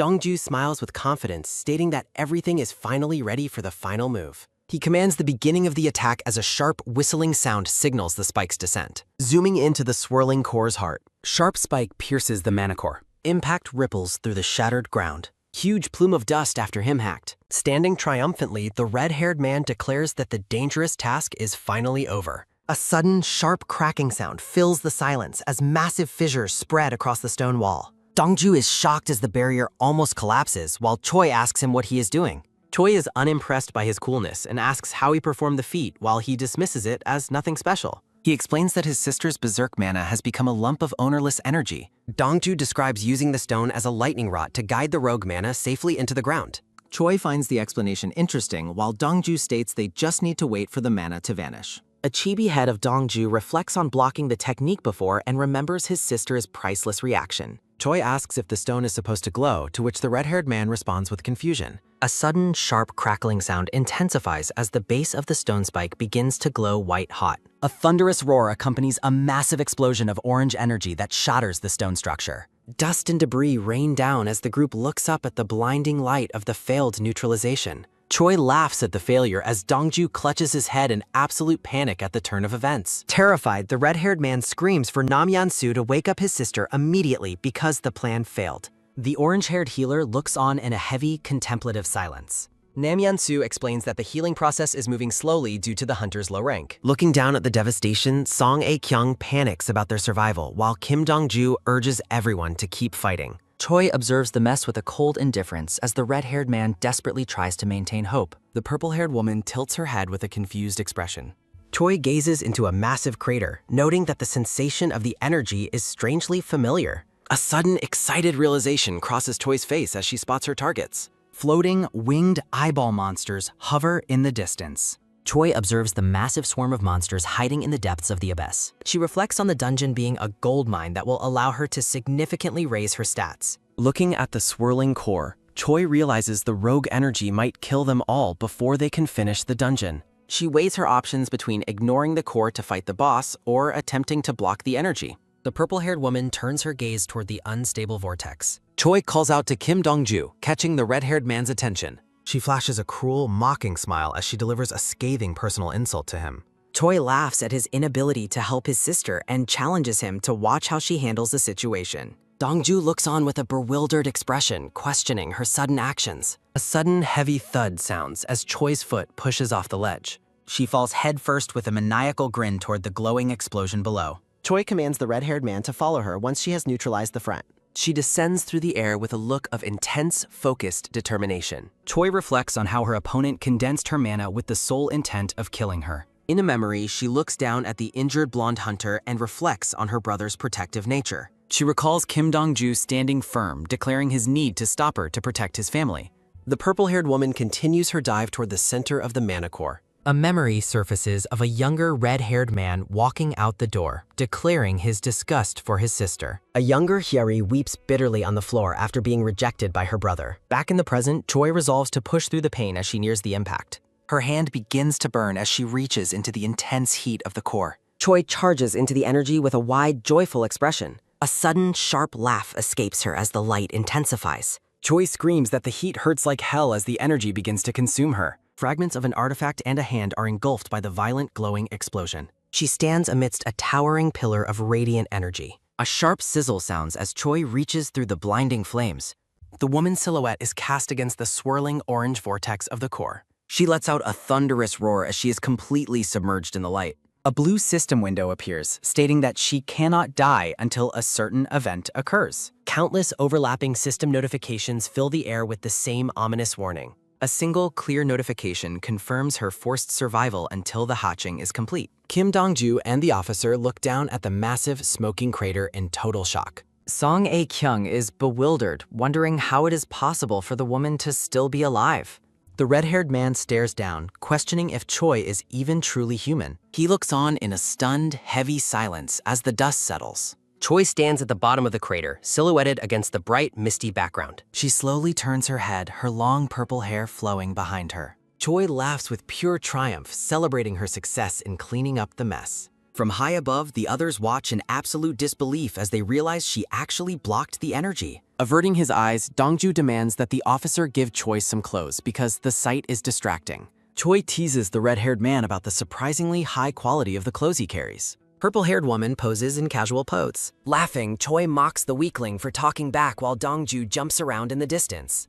Choi asks if they should go again as the confused officer wonders where she is heading. Heavy impacts crush the stone structures. A thunderous scream of "Kyak" echoes as Choi declares they must finish off the remaining enemies. Stunned, Dong-ju asks if this is what she meant by her previous statement. A massive explosion clears the path forward, surrounded by monsters in the dark. A sharp gasp escapes Dong-ju as the group stares into the shadows. Grotesque monster crouches on a rock. A low, menacing grrr rumbles from the monster's throat. Panicked, Dong-ju wonders why there are so many and questions what kind of dungeon they have entered. The party realizes they are completely surrounded. Terrified, the healer lets out a piercing kia as the monsters close in. She looks on in wide-eyed shock. Spotting Hunter Kim Yunhan, the healer frantically asks why she is using a monster's foot as a pillow. A frantic, I'm sorry, breaks from the healer as she regrets not taking better care of her. A sharp kyak sounds as a monster lunges toward the healer and Dong-ju. Dong-ju reaches out to use magic. He shields the others from the beast. Dong-ju asks why she is jumping in there, noting that Yunhan was already in that dangerous spot. Gritting his teeth, he calls them bastards as he prepares to strike back. A bright flash of energy slices to the air. Monsters are bisected by the attack. Sharp stone pillars impale the monsters. Massive earth spikes clear the area. Dong-ju explains that they will be wiped out if they fight everyone here, so they must kill the boss to escape quickly. The healer and officer eagerly agree. Stomping his foot, Dong-ju declares they should find the boss room first. Detection skill maps out the area. Glowing blue lines trace the cavern. Dong-ju focuses his senses, searching for his target. Magic reveals the monster's hiding places. He spots a critical detail ahead. His eyes narrow in intense concentration. A sudden realization strikes the hunter. He finds where the boss room is. Choi tells Kim Dong-ju to look for the boss later while she finishes the monsters, prompting him to ask if she came here to play. Dong-ju points out the temple where the boss mob resides, and Choi simply agrees. He instructs her to follow from behind and protect the others during the advance. He estimates the task will take 2 minutes and asks her to hold out until he can help, but she just hums in response. Choi clarifies the plan to defeat the boss first, and Dong-ju confirms it increases their chances of survival. Choi suddenly laughs and refuses to follow the plan, causing Dong-ju to shout her name in frustration. Enraged, Dong-ju calls her a crazy girl as she charges into the fray. A joyful ha-ha escapes Choi as she runs toward the enemies, mocking the idea of listening to him. She declares she cannot ignore the prey right in front of her. Choi leaps into the air, determined not to miss the opportunity. A monster screams that it won't let her pass. It demands that no one enters the boss room. Choi shreds through the monsters with ease. Hyun Choi resolves to stay until she kills every enemy, prompting Kim Dong-ju to dismiss her statement as absolute nonsense. Swarms of winged monsters shriek as they fill the cavern. Monsters are sliced apart by a sharp wave of blue energy. Choi strikes an enemy with a powerful light-infused kick. Numerous system notifications appear simultaneously, stating that her stats are increasing. The purple-haired woman crouches on the ground as the continuous surge of power vibrates around her. Gasping for breath, she notes that the monsters are rising endlessly. With a manic expression, Choi celebrates as her stats continue to rise. Her gaze sharpens as she focuses her attention on the battlefield. The woman stands before the crumbling stone entrance of a massive, dark temple. Choi decides not to enter the temple yet, explaining that she wants to get a bit stronger first. She speaks with a determined and cold intensity. A sudden impact strikes a winged monster, catching it off guard. A powerful beam of energy erupts from the ground, incinerating the surrounding beasts. Monsters howl in agony while the officer watches the destruction in total shock. Song A-kyung realizes the hunter is luring the monsters away and wonders how she plans to handle the situation alone. The officer lets out a confused cry as the battle intensifies. Choi moves with blinding speed, leaving a trail of white energy in her wake. Confused, the officer remembers lowering the woman to C rank and questions if her skill actually failed. Kim Dong-ju and the healer watch in awe, wondering if Hyun Choi was actually still A rank or if she is somehow even stronger than before. A monster lets out a thunderous shriek while the healer screams in terror. A jagged energy slash tears through the air. The healer weeps with gratitude toward Kim Dong-ju, while Choi looks on in anger, accusing him of stealing her prey again. Enraged, Choi demands that he stop killing her targets, but Dong-ju retorts by asking if they should just let themselves die instead. Dong-ju yells that she is really crazy and warns her that she will be in trouble once his rank returns to normal. Choi mockingly asks if he truly doesn't need her help anymore. Scolding her, the red-haired man insists that he doesn't need her help as more monsters close in. Panicked, Dong-ju realizes that the monsters are pushing in again. A sharp sound echoes as Dong-ju desperately calls for Hyun Choi to come and help him against the overwhelming numbers. Laughing, Choi teases him about his informal speech and refuses to help, forcing the man to beg for his life. Shouting at her, he demands she come and fight. Choi reacts with sudden wide-eyed surprise. A close-up reveals the hunter's intense, focused gaze. Kim Dong-ju continues to scream for help as he struggles against the horde. Her eye narrows as she makes a decision. Choi casually agrees to help, addressing him as Stren-chan. A monster lets out a gurgling shriek as Dong-ju braces for the next attack. A powerful blow connects with the beast's head. Dong-ju looks on in silence as a massive energy arc slices through the enemies. A wet, crunching sound echoes through the cavern. Grinning, Dong-ju thanks Choi for her loyalty. He suggests they form ranks to clear the area quickly, but notices Choi is busy mumbling to herself and asks if she is even listening. Looking away, Choi whispers that he is already dead and questions why she is still following his orders. She continues her internal struggle, wondering why she can't stop listening to him. A crimson light flickers in the woman's eyes. A single notification appears with the name An Hyun-chan. A boot crushes the bloodied remains of a monster. A purple-haired woman in a blue shirt stands guard with a large spiked shield. Dong-ju thanks the guard for the protection but becomes confused as the woman begins to fade away into blue light. Choi dashes away into the distance, ignoring Dong-ju's frustrated question about where she's going. Choi yells about how annoying the situation has become. A sharp kyak sounds as Choi curses at the monsters swarming her. The purple-haired woman charges forward angrily. Choi commands the beast to get out of her way. She lands a heavy, crushing blow. Blood sprays as Choi shreds mosses. A massive energy explosion clears enemies. A quick tap sounding follows her laving. Choi stands alone in the vast hall. Her cold gaze narrows in concentration. Turning around, Choi asks if someone called out to her. The fleshy mass remarks on how absurd the situation is. The boss stares with one giant eye. Magic identifies the B-rank boss monster. The monster lets out distorted, unintelligible cries. Confused, Choi asks what the creature walks. More incomprehensible symbols erupt from the beast. The massive creature looms over Choi. Choi picks her ear and complains that the monster is noisy enough to kill her. She demands it speak a language she can understand, noting its current speech is foreign to her. Choi whispers in realization and growing boredom. Leaping into the air, Choi declares the situation is frustrating. She strikes the monster's massive eye. A heavy impact ripples through flesh. Choi lands with a startled expression. A brown-haired man appears and notes it has been a long time. Smiling, the man claims he missed Choi. A red slash cuts through memory. The boss monster asks what she is talking about. Choi's hand drops to his side. Choi stands over the man's image, stating she didn't miss him and calling him a pathetic bastard. A blue system window causes Choi to gasp in surprise. Choi looks at the remains, wondering if it was the monster from earlier. She realizes the creature knew about Hyunchan because of its special ability. The monster confirms this is its specific skill. It explains that its power involves reading the memories of others. The boss continues, explaining it materializes trauma into reality to launch attacks. Choi realizes she even reacted to the fake Hyunchan's orders earlier. Observing the crowd of clones, Choi notes the boss put a lot of effort into making them for her. A sharp cracking sound echoes out. Choi laughs with pure manic triumph.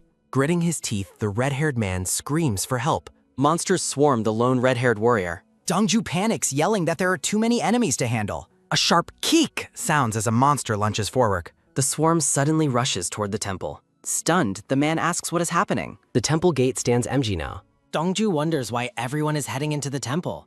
Rapid footsteps topping away signal Choi's movement. Choi slices through the fading illusions. Two identical men suggest it is not too late to stop. The purple-haired woman ruthlessly carves through the remaining clones. The brown-haired man stares in shock. He slowly lowers his head. She prepares for a final strike. Choi tells the illusions to leave, stating she has no affection for them. A system window confirms she has reached S rank, prompting her to express love for Hyunchan. A sinister smile plays on her lips. She lunges forward with incredible speed. Choi leaps high above the massive monster. Her glowing fist prepares for impact. A colossal explosion erupts from the blood. Thick smoke begins to clear slowly. As the beast falls, the system announces the dungeon is cleared. Choi stares ahead with a stunned expression. A massive dark silhouette looms behind her. The purple-haired woman looks up in disbelief. A distorted voice asks why she chose to betray them. Her foot makes a heavy landing sounding. Standing over the remains, she finds the entire situation annoying.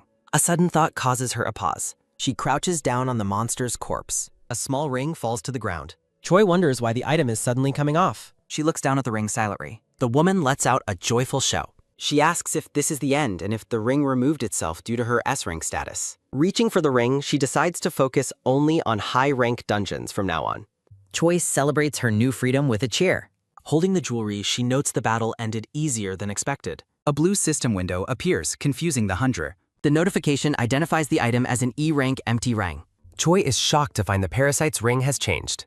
The system declares the first growth phase is now complete. She questions what this new message actually implies. Dark shapes swirl in a red mist. A terrifying crowned silhouette looms over the hunter. Choi admits she cannot understand what the entity is saying. The massive shadow reaches out for her. She demands to know what the creature wants. The blonde-haired woman stares ahead in shock. Kim Yun-han realizes that she is still alive. The officer and healer celebrate as Hunter Kim Yun-han regains consciousness. They worry because the wounded woman still cannot move. Yun-han asks about the status of Dongjir. The healer looks on with tearful eyes. Smiling, the blonde woman apologizes for showing such a pathetic side. Hugging her tightly, the healer begs her not to get hurt again. Watching the emotional scene, Dongju asks if the two women are dating. Recovering from her injuries, Kim Yun-han asks if Hyun Choi has been fighting the monsters alone since she lost consciousness. Feeling humiliated, the blonde woman laments being rescued by the very person she had previously doubted. She notes the anomalies in the current situation, questioning if any hunter has ever resisted the leech's peculiar abilities. Kim Dongju and the healer describe how Choi suddenly stormed off to face the boss alone, seemingly provoked by a sound only she heard. The blonde woman contemplates Choi's overwhelming power, finding her performance exceptional even for a hidden dungeon. Kim Yun-han decides they must follow Choi to the boss room despite Dongju's exhaustion. Yun-han insists on joining the fight, reasoning that Choi is virtually invincible, while Dongju desperately wants to leave. The red-haired man reacts with confusion when Yun-han mentions she has something personal to address with Choi. The blonde woman acknowledges that, regardless of the circumstances, Choi's actions ultimately serve to protect the entire group. Dongju reminds her of the near-fatal danger she faced because of Choi, but Yun-han dismisses the point as irrelevant. A moment of quiet introspection as she considers the implications of Choi's survival. Looking at her companion, she bluntly points out that his survival is proof enough of the outcome. Dongju teases her about her change in attitude after her brush with death, prompting a sharp threat from her. She offers to hear out any of his grievances once they have safely returned home from the dungeon. When Dongju suggests looking for more hidden dungeons, Yun-han immediately shuts down the idea. The officer comments on the healer's deep devotion to her brother as they follow the others. The group comes across the gruesome aftermath of Choi's rampage, noting she has slaughtered every creature in her path. Yunhan finds the carnage revolting and warns the others to stay alert since the dungeon clear notification hasn't surfaced. Noticing the unnatural silence, Kim Dong-ju pushes open the gate with a sudden, sharp creak sounding. The pair gasps in astonishment at the sight revealed behind the gate. They gaze into the massive hall, stunned to find that Choi has seemingly already cornered the giant boss monster. Seeing the wreckage, Dong-ju shouts out to Choi, questioning her current actions. Choi remains motionless, hunched over the center of the creature's enormous, unblinking eye. Frustrated by her silence, the red-haired man urges her to finish off the beast so they can finally escape. He falters as he realizes something is wrong, noticing strange symbols appearing in a thought bubble. The boss monster's giant eye stares back, emitting distorted and unintelligible magical speech. Choi continues to stare into the abyss, her own thoughts currently obscured by the monster's influence. Dongju watches with growing concern as Choi appears to be engaging in some form of silent communication with the enemy. He shouts her name again, desperate to snap her out of her apparent trance. Choi slowly turns her head, revealing a terrifying transformation, with eyes consumed by darkness and blood staining her lips. The red-haired man recoils in pure terror as he realizes the woman before him is no longer herself. Her expression is blank and void of humanity as more incomprehensible symbols erupt from her. Sensing the immediate danger, Kim Yunhan screams for Dongju to flee as she charges toward the possessed woman with a quick tap sounding. A sudden, blinding explosion of energy tosses the three hunters through the air like ragdolls. The blonde woman's desperate warning echoes once more as she tries to intervene in the unfolding disaster. Gravity seems to fail as the hunters are swept up in the aftermath of a massive power surge. A deafening blast rocks the chamber, blinding Kim Dong-ju as the dungeon's energy reaches a violent peak. Choi is sent hurtling across the room by a massive impact, leaving the healer and officers screaming in terror. Kim Yunhan collapses onto the stone floor with a heavy thud sounding as her companions rush to her side. Amidst the chaos, Yunhan curses her own vulnerability, furious at being overpowered by what she considers a weak force. Yunhan demands answers from Officer Song, who is equally baffled as to why her rank-lowering skill failed to affect Choi. The officer concludes that Choi must be fundamentally different from any human they have encountered, as it's the only logical explanation. Yunhan rejects the explanation, questioning if the officer's power was intentionally limited only to her and her brother. Song insists she targeted all three of them, but Yunhan points toward the unfolding horror as proof of her failure. As Yunhan continues her tirade, she notices the healer beginning to walk toward the center of the room in a daze. The blonde woman shouts out in alarm as the healer wanders off toward the remains of the boss monster. The brown-haired healer ignores the calls, her eyes fixed forward with an uncharacteristic intensity. The situation turns violent as Choi suddenly tackles Dongju to the floor, pinning him down with terrifying strength. Dongju screams in her face, desperately trying to get the possessed woman to focus as her eyes remain unnervingly rolled back. Despite his frantic pleas, Choi remains silent, her mouth dripping blood as the dark entity continues to control her. The purple-haired woman continues to loom over the red-haired man as she emits more incomprehensible magic symbols. Looking away, the red-haired man laments that she has completely lost her mind and refuses to listen to anything. He wonders if her current insanity stems from consuming the boss monster, questioning why she would do something so revolting while resolving to snap her out of the trance quickly.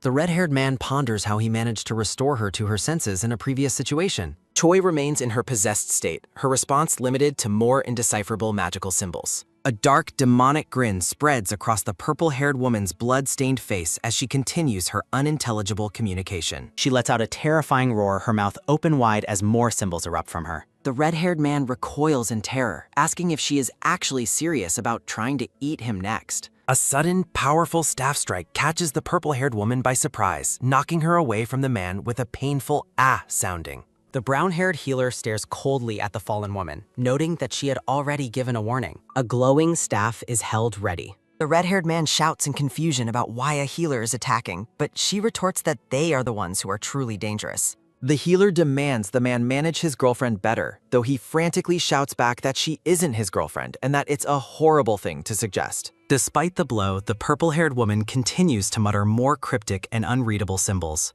The healer prepares another magical strike, her anger mounting as she prepares to deal with the threat once and for all. Debris flies as magic strikes down. Choi screams in agony as she coughs up a spray of dark blood while more symbols appear. The blonde woman intervenes, apologizing for the violence while questioning why anyone would try to harm a precious guild member and healer. The blonde woman asks if the healer is okay after such a dangerous move, and the healer admits her temper got the best of her. The officer asks the red-haired man if Choi is still alive, and he grimly predicts she will likely survive the damage. He decides to wait a moment longer, hoping the impact will force her to snap out of the trance before he has to take her out of the dungeon. The blonde woman demands they leave her behind because she is dangerous, but the red-haired man reminds her of the gratitude she expressed earlier. The red-haired man suddenly hears something, questioning if the others caught the sound as well. Turning back to the purple-haired woman, he demands that she snap out of her state immediately. He admits that while she might be slightly crazy, he truly believes she isn't a dangerous person at heart. The purple-haired woman's gaze begins softening. The red-haired man watches her closely, calling her name to see if she is back. Looking around in a daze, Choi asks what is going on. The purple-haired woman looks down at her state in shock, while the red-haired man warns her to stay still and fall back. Confusion crosses the purple-haired hunter's face. Choi is surprised that Yeonhan is alive and fully healed. Still wary, the blonde woman asks if she is truly back to herself now. The red-haired man asks Choi if she remembers anything that happened, but she is completely lost as to his meaning. She wonders why the whole group is present, recalling that she was alone just a moment ago. Choi notices a small ring on the floor, observing that it has somehow come off. A blue system window appears, announcing that the first growth phase has been completed. She stares ahead with wide eyes. A moment of silent, stunned introspection. A dark entity whispers from the red mist, commanding her to eat and claim power because she is still too weak. The entity continues its manipulation, insisting that she must become stronger. Choi stands alone in red mist. Dark shadows loom over the woman. Looking at the remains of the boss, Choi asks if she really consumed the creature. She looks down in disbelief, her expression pale as she asks what happened. Horrified, the purple-haired woman wonders what on earth has happened to her. The man watches her in silence. Choi falls back into the darkness. A blue-haired boy stands in silence. Looking around with curiosity, the boy questions what is happening. In a lush forest, the blue-haired boy pauses as the group walks away, thinking he heard a strange sound. The blue-haired boy stares back with an unreadable, detached expression. Nara is questioned by his pink-haired companion but dismisses his preoccupation as nothing. White sneakers step firmly across the forest path. Back at the dungeon, the red-haired man pleads for the unconscious woman to snap out of her state. Choi remains unresponsive, her face appearing peaceful despite the surrounding chaos. A blue system window confirms that the Fallen Heaven dungeon has been successfully cleared in record time. A massive, glowing portal erupts between city buildings as surrounding hunters celebrate their survival. Two hunters discuss the incredible feat, noting that the B-rank dungeon was conquered in a mere 7 hours. A woman in the foreground yells a sharp warning to prevent others from entering the unstable dungeon too early. A hunter argues that entering early is fine, but the worker insists on following official safety rules. An official calls out to the area, asking if everyone has made it back to the surface safely. Dongju emerges carrying Choi on his back, flanked by his guild members as he announces their safe return. The crowd erupts in cheers for their guild, accompanied by a frustrated and several loud claps sounding. Officer Song teases a flustered Yeonhan about her continued embarrassment despite their many successes. Yeonhan snaps at the red-haired man about his prior intentions while he promises to handle everything. A look of sudden realization and stress crosses Dongju's face as he processes the situation. The blonde woman continues her tirade about a leech and fears that Choi's true abilities are now public. Dongju instructs the group to act naturally and exit the area as quickly as possible. A worker greets Dongju with a series of quick steps sounding, expressing total shock over the dungeon's sudden rank fluctuations. When asked for details about the raid, the red-haired man hesitates and looks away nervously. Officer Song steps in to cover for them, stating Choi is unwell and requesting a private space for her. Dongju pulls the officer aside to ask about the report, fearing Choi will be targeted by other guilds. Song Ae-kyung urges them to leave immediately, accompanied by a steady thumping sounding as she promises to manage the situation. She explains that credit for the clear will go to Dongju and Yeonhan to give Choi time to recover. The purple-haired officer privately notes how much the woman has changed recently. She asks if they were originally acquainted, but Dongju clarifies that they were complete strangers. Officer Song asked him to watch over Choi closely and contact her if anything strange happens. Amidst the busy cleanup scene, Choi is visible sitting alone inside a large medical tent. The purple-haired woman sits in silence on a cot, her head bowed as she processes recent events. She holds up the small golden ring, examining the mysterious object she found in the dungeon. A heavy silence fills the tent as Choi stares ahead with an intense, focused gaze. Outside, a supervisor suggests deploying a mining team to extract valuable resources from the cleared dungeon. Dongju and an official discuss the logistics of tallying assets and sending out auction guides. The red-haired man turns and is surprised to see that Choi has finally awakened and left the cot. Choi asks what is happening, and the worker explains the plan to put the dungeon up for auction. Choi yells in outrage that she cleared the dungeon, only for Dongju to silence her with a sudden, sharp grab sounding. Dongju laughs nervously and asks the worker to contact them once the review is fully complete. The red-haired man drags a fuming Choi away, who eventually gives up a grudging agreement. Dongju shouts at her, questioning why she thinks she owns the dungeon after entering without any permission. Choi rants in incomprehensible symbols while Dongju explains the legal complexities and liability for potential damages. The purple-haired woman is confused when Dongju mentions the Hanshin Guild is joining the auction. Dongju explains his history with Hanshin, noting they lack the funds or reputation for this bid. The red-haired man asks Choi if she knows Officer Song A-kyung, but she denies meeting her. Choi is stunned to learn the officer knows her and even omitted her from the official report to protect her. Dongju notes that she narrowly avoided jail, but she jokingly claims she would just break out. He tells her to rest while he leaves to finish his previous tasks from the auction planning. Dongju walks away, leaving Choi alone in the tent once more. He thinks to himself that while she seems fine, she remains a dangerous and unpredictable wildcard. He ponders that leaving her behind wouldn't have mattered legally because the exit stayed open for a while. He concludes it's better for the Payhug Guild to monitor her directly for the time being. The red-haired man, Kim Dongju, turns around as someone calls out his name. A pair of white sneakers steps firmly across the floor. Sitting on a medical cot, the purple-haired woman, Hyun Choi, mentions that he must have witnessed her recent state. She recalls the horrified expressions of the blonde woman and the healer during the dungeon raid. Hyun Choi notes that others are now viewing her as nothing more than a monster. A glimpse of the blonde woman's blood-soaked shirt serves as a grim reminder of the violence. She reflects on how the essence of the creature has completely merged with her own body. Looking down, the purple-haired woman reveals that the power within her has reached EX rank. A close-up of her red eye highlights the internal struggle as the foreign entity takes hold of her. She admits to being terrified of disappearing entirely during the transformation. Dongju listens intently, his expression unreadable. A sudden thud sounding echoes as the red-haired man takes a seat across from the distraught woman. He addresses Hyun Choi directly. Looking her in the eyes, Dongju firmly vows that he will never let her disappear. Hyun Choi stares back in stunned silence. He bluntly asks if a physical blow would snap her back to normal, mentioning he's been looking for an excuse to strike her. Despite the threat, she smirks and calls him soft-hearted for his obvious concern.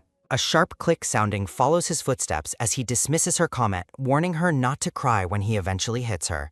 She retorts that he is a weakling acting tough and labels him as dead meat. The blonde woman and her companion arrive at the medical tent, loudly scolding Dongju for idling. Choi cryptically asks Dongju if he knows what is currently growing inside her stomach, much to the blonde woman's shock. Overwhelmed by the suggestion, the blonde woman demands an immediate explanation for the disturbing claim. Dongju lets out a series of snickers, sounding while predicting that any offspring of hers would be just as rotten as she is. A dark, enraged aura looms over the red-haired man as he realizes the blonde woman has arrived.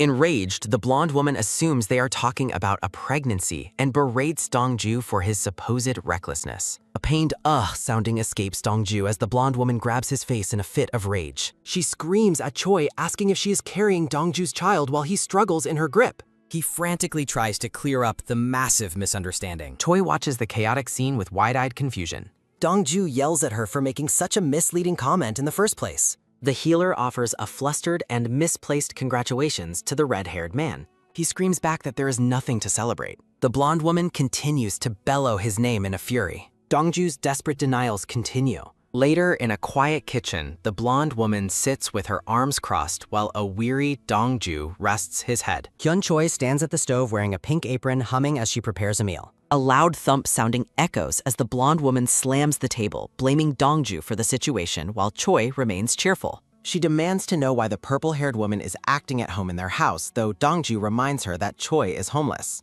A soft tap sounding accompanies the plate being set down as Choi invites the blonde woman to eat. Another boom sounding rings out as the blonde woman refuses the food and complains about Choi's proximity. While Dongju and Choi begin eating, the blonde woman rants about the danger of eating monster-prepared food and offers to cook herself. Dongju's eyes widen as he takes his first bite. He is visibly shaken by the unexpectedly delicious flavor of the meal. He questions if Choi actually cooked it, while the blonde woman eyes his reaction with suspicion. Choi beams with pride while the blonde woman remains deeply skeptical.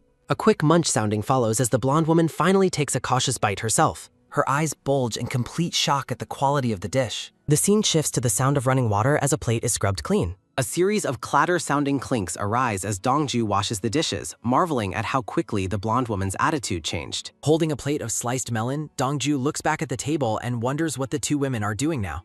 Kim Dong-ju stands holding a plate of fruit while the blonde woman and Hyun Choi remain on the couch, prompting him to ask about their strange behavior while Choi privately questions her own normalcy. The blonde woman pulls Choi into an embrace and asks for a private conversation about the dungeon, specifically questioning what exactly is growing inside her if it isn't Dongju's child.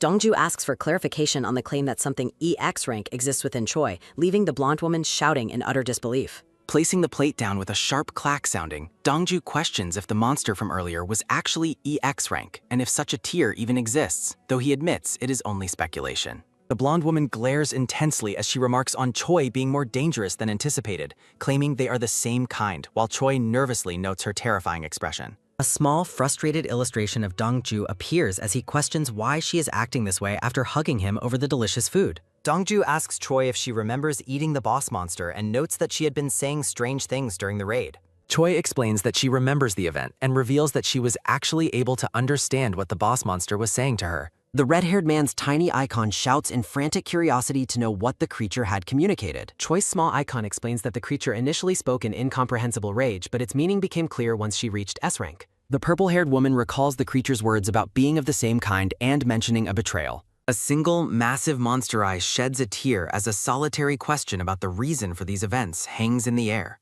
A distorted, unintelligible message flickers across the dark background. A flashback shows the perspective of someone approaching a massive, dark entity within the dungeon. Choi's glowing red eyes stare ahead in a moment of silent, intense realization during the dungeon encounter. Choi cheers with her arms raised, happily admitting that the monster's final words remained a total mystery to her. The trio sits in a stunned, open-mouthed silence as they process the confusing and contradictory information. The blonde woman warns that this revelation would cause a global uproar, while Dongju expresses shock at Choi's rapidly rising S-rank stats. Choi suggests returning to the dungeon to hear more, but Dongju immediately rejects the idea, explaining that the cleared dungeon will take 6 months to reset. The purple-haired woman wonders if she can communicate with other monsters and asks if there are any new or reset dungeons available for them to enter. Dongju sits cross-legged on the floor, looking weary and pensive as he listens to the discussion. A sudden whoosh sounding echoes as a sharp energy slash cuts through the air in a lush green environment. A D-rank guardian known as the Sacred Serpent appears, emitting a deafening ma sounding as it lunges with its winged body. The winged serpent monster continues its piercing ma sounding as it thrashes around the battlefield.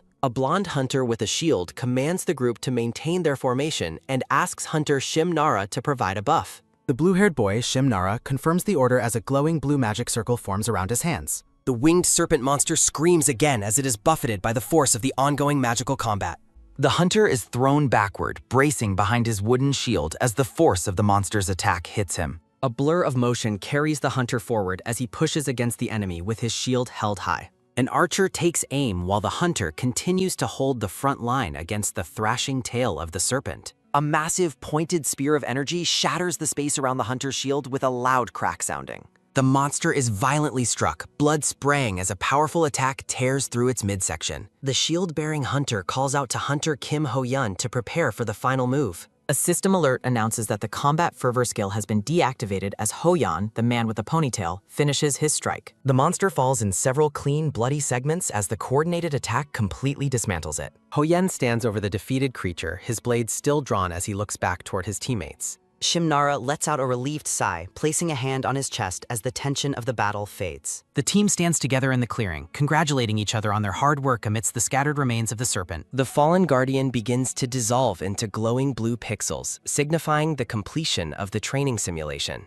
Ho-yeon notes that the training session is over, while the archer cheers at the prospect of finally getting some rest. Shim Nara remains behind with a troubled, silent expression as the others move on. The hunter, Gam Sang-woo, approaches the boy and asks why he looks so sad, wondering if it's due to the official test scheduled for tomorrow. The blue-haired boy admits his desire to join the Peihak Guild but expresses deep anxiety that this test might be his final opportunity. Nara quickly apologizes to Gam Sang-woo for being so pessimistic and bringing a negative mood before the important trial. Sang-woo places a reassuring hand on the boy's shoulder and tells him not to worry, promising that he will see good results. The boy stands alone and confused as Sang-woo walks away into the distance. Shim Nara lets out a surprised sound as he notices someone watching him from above. A close-up of the boy's wide blue eyes captures his shock as he stares toward a nearby window. High above in a large window, Hyun Choi waves her arms enthusiastically to get the boy's attention, causing him to shout in surprise. Joy beams with a massive, joyful grin as she watches the training session from her safe vantage point. The blue-haired boy, Nara, looks at Choi's new clothes and asks if she bought them, noticing how much she has changed.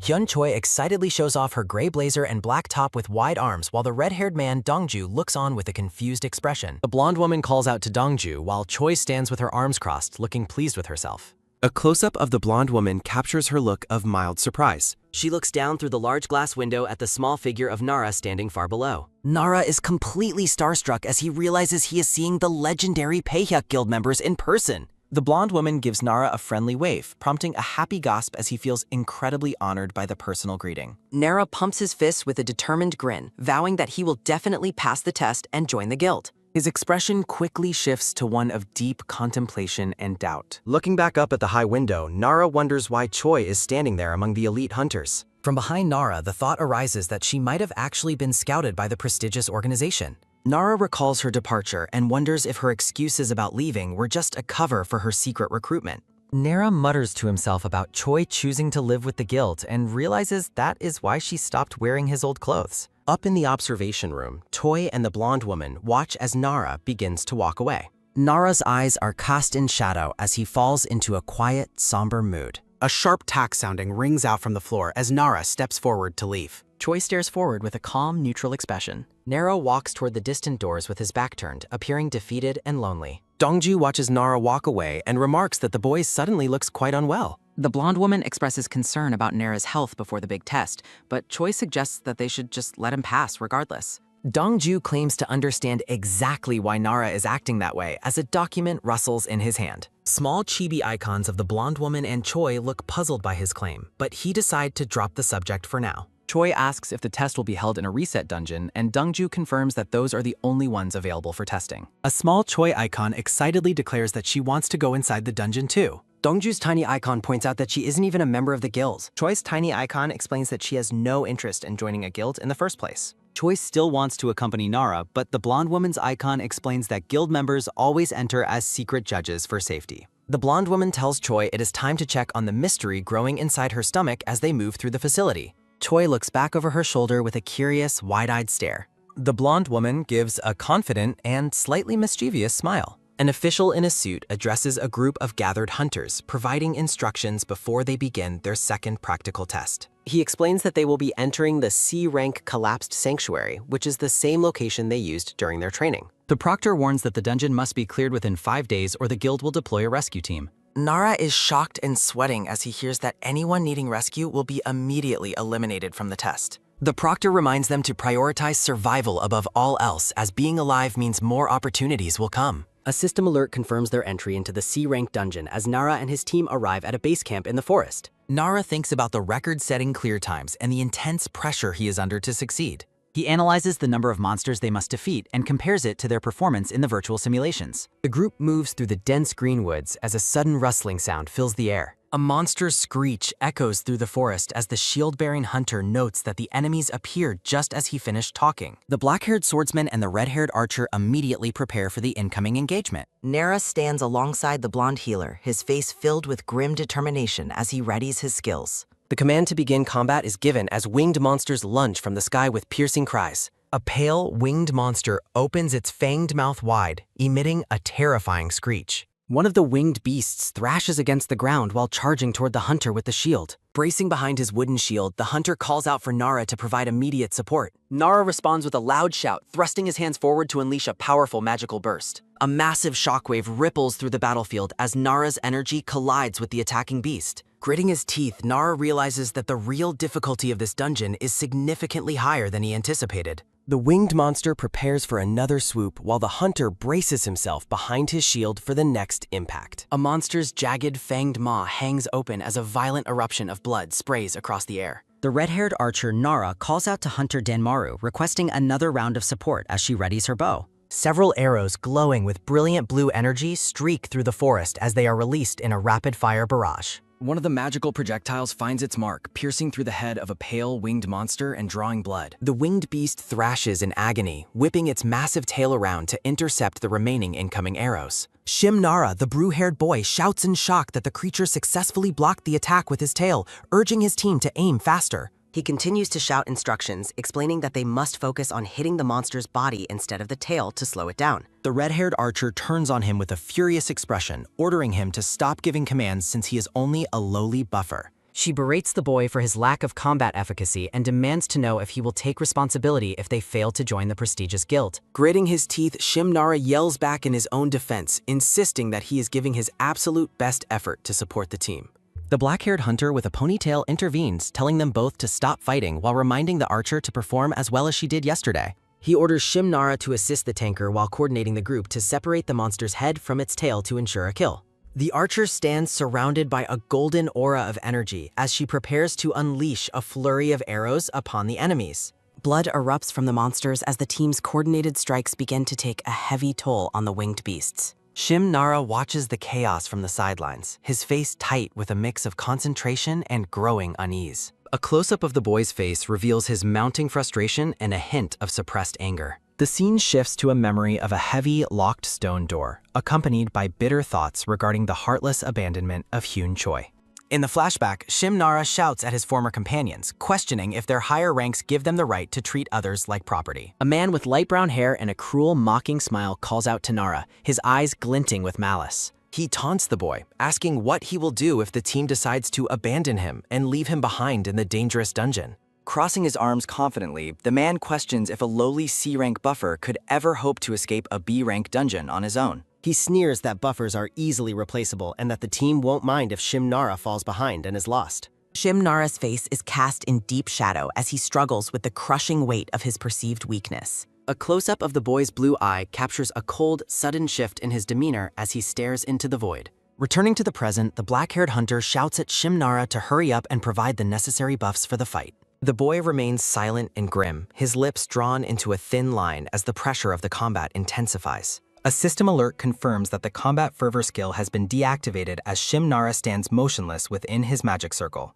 Without the magical support, the black-haired hunter is forced to lunge out of the way of a devastating tail sweep. Several of the pale, winged monsters shriek in unison as they swarm toward the unbuffed hunters in the clearing. Nara's eyes widen in terror as he realizes the dire situation the group has fallen into without his aid. A sharp whoosh sounding echoes through the forest as the monster's tail cuts through the air with lethal speed. The hunter with the ponytail manages to duck just in time, the massive tail passing inches above his head. He continues to scramble for safety as the monster looms over him, its shadow covering the battlefield. The beast prepares for a final strike against the vulnerable hunter while Shimnara watches with a frozen expression. A memory of Hyun Choi appears where she calmly explains that the only way to increase one's stats is through relentless killing. A massive spray of blood douses the landscape as she describes the necessity of doing it countless times to grow stronger. Shimnara stands before his glowing magic circle as blood splatters across the ground in the foreground. He laments the fact that he awakened as a buffer, feeling cursed by his supportive role. Looking down at his feet, he decides that he must simply live according to the rank he was originally assigned. The blonde tanker, Gam Sang-woo, shouts in desperation for the archer to assist them before they are overwhelmed. Shimnara looks up from his introspection, his face illuminated by the harsh light of the ongoing battle. His expression twists into one of pure panic as the shadow of a monster falls directly over him.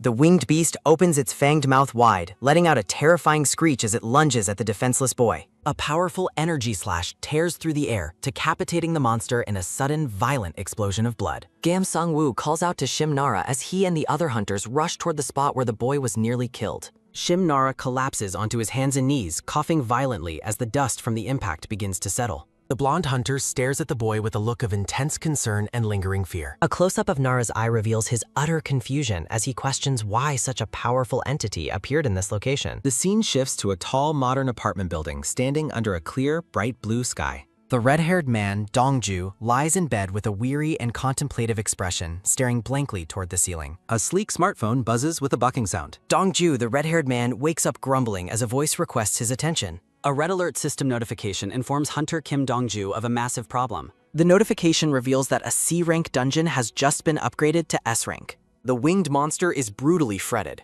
Bracing behind his shield, the blonde hunter Gam Sang-woo watches the slaughter. Gam Sang-woo reacts with pure terror at the monster's power. A wet, tearing sounding fills the air. A massive pale mantis monster looms over its kill with glowing eyes. The hunters stand frozen at the forest edge while Nara remains on the ground. Gam Sang-woo identifies the creature as an A-rank predatory pursuer from an S-rank dungeon.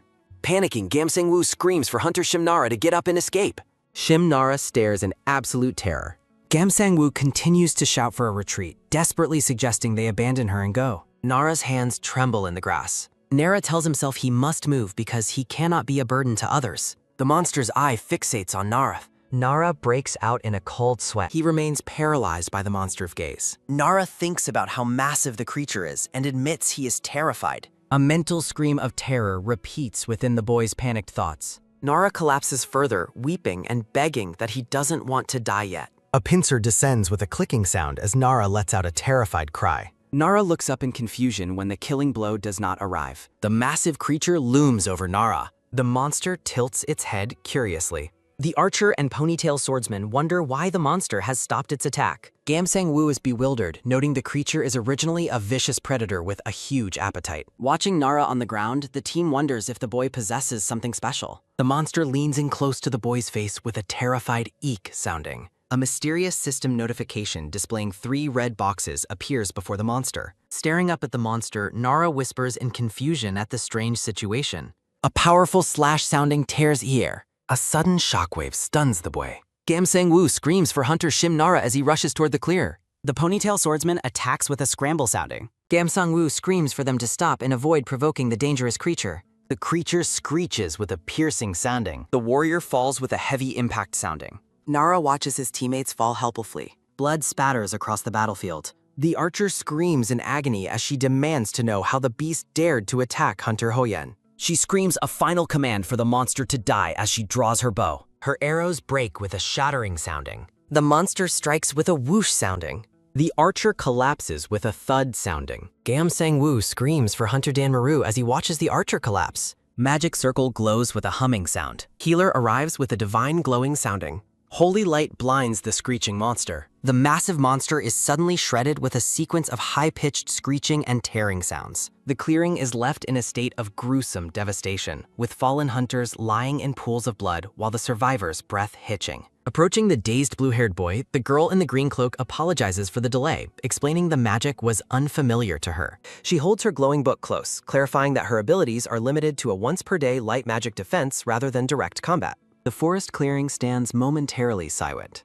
A golden light emanates from the healer's magical tome. Kneeling beside the injured red-haired archer, the healer asks if she is all right while Nara watches with a tense expression.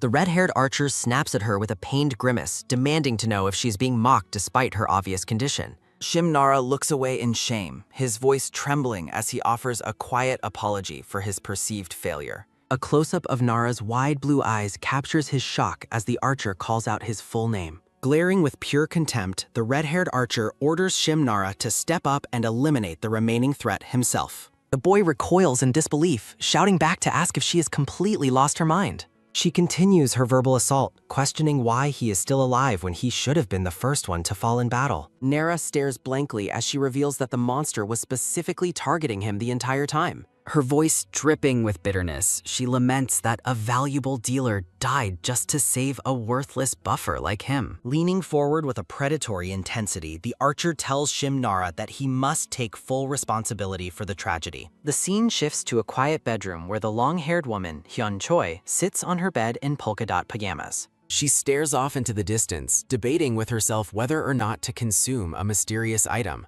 At the research center, a purple-haired scientist with heavy bags under his eyes reports that his exhaustive tests yielded no results. The exhausted scientist argues with the team, insisting that he has already performed multiple verification tests and feels like they are trying to kill him with work. Holding a small ring, he informs Hyun Choi that the item she brought is of the lowest grade and possesses no actual function.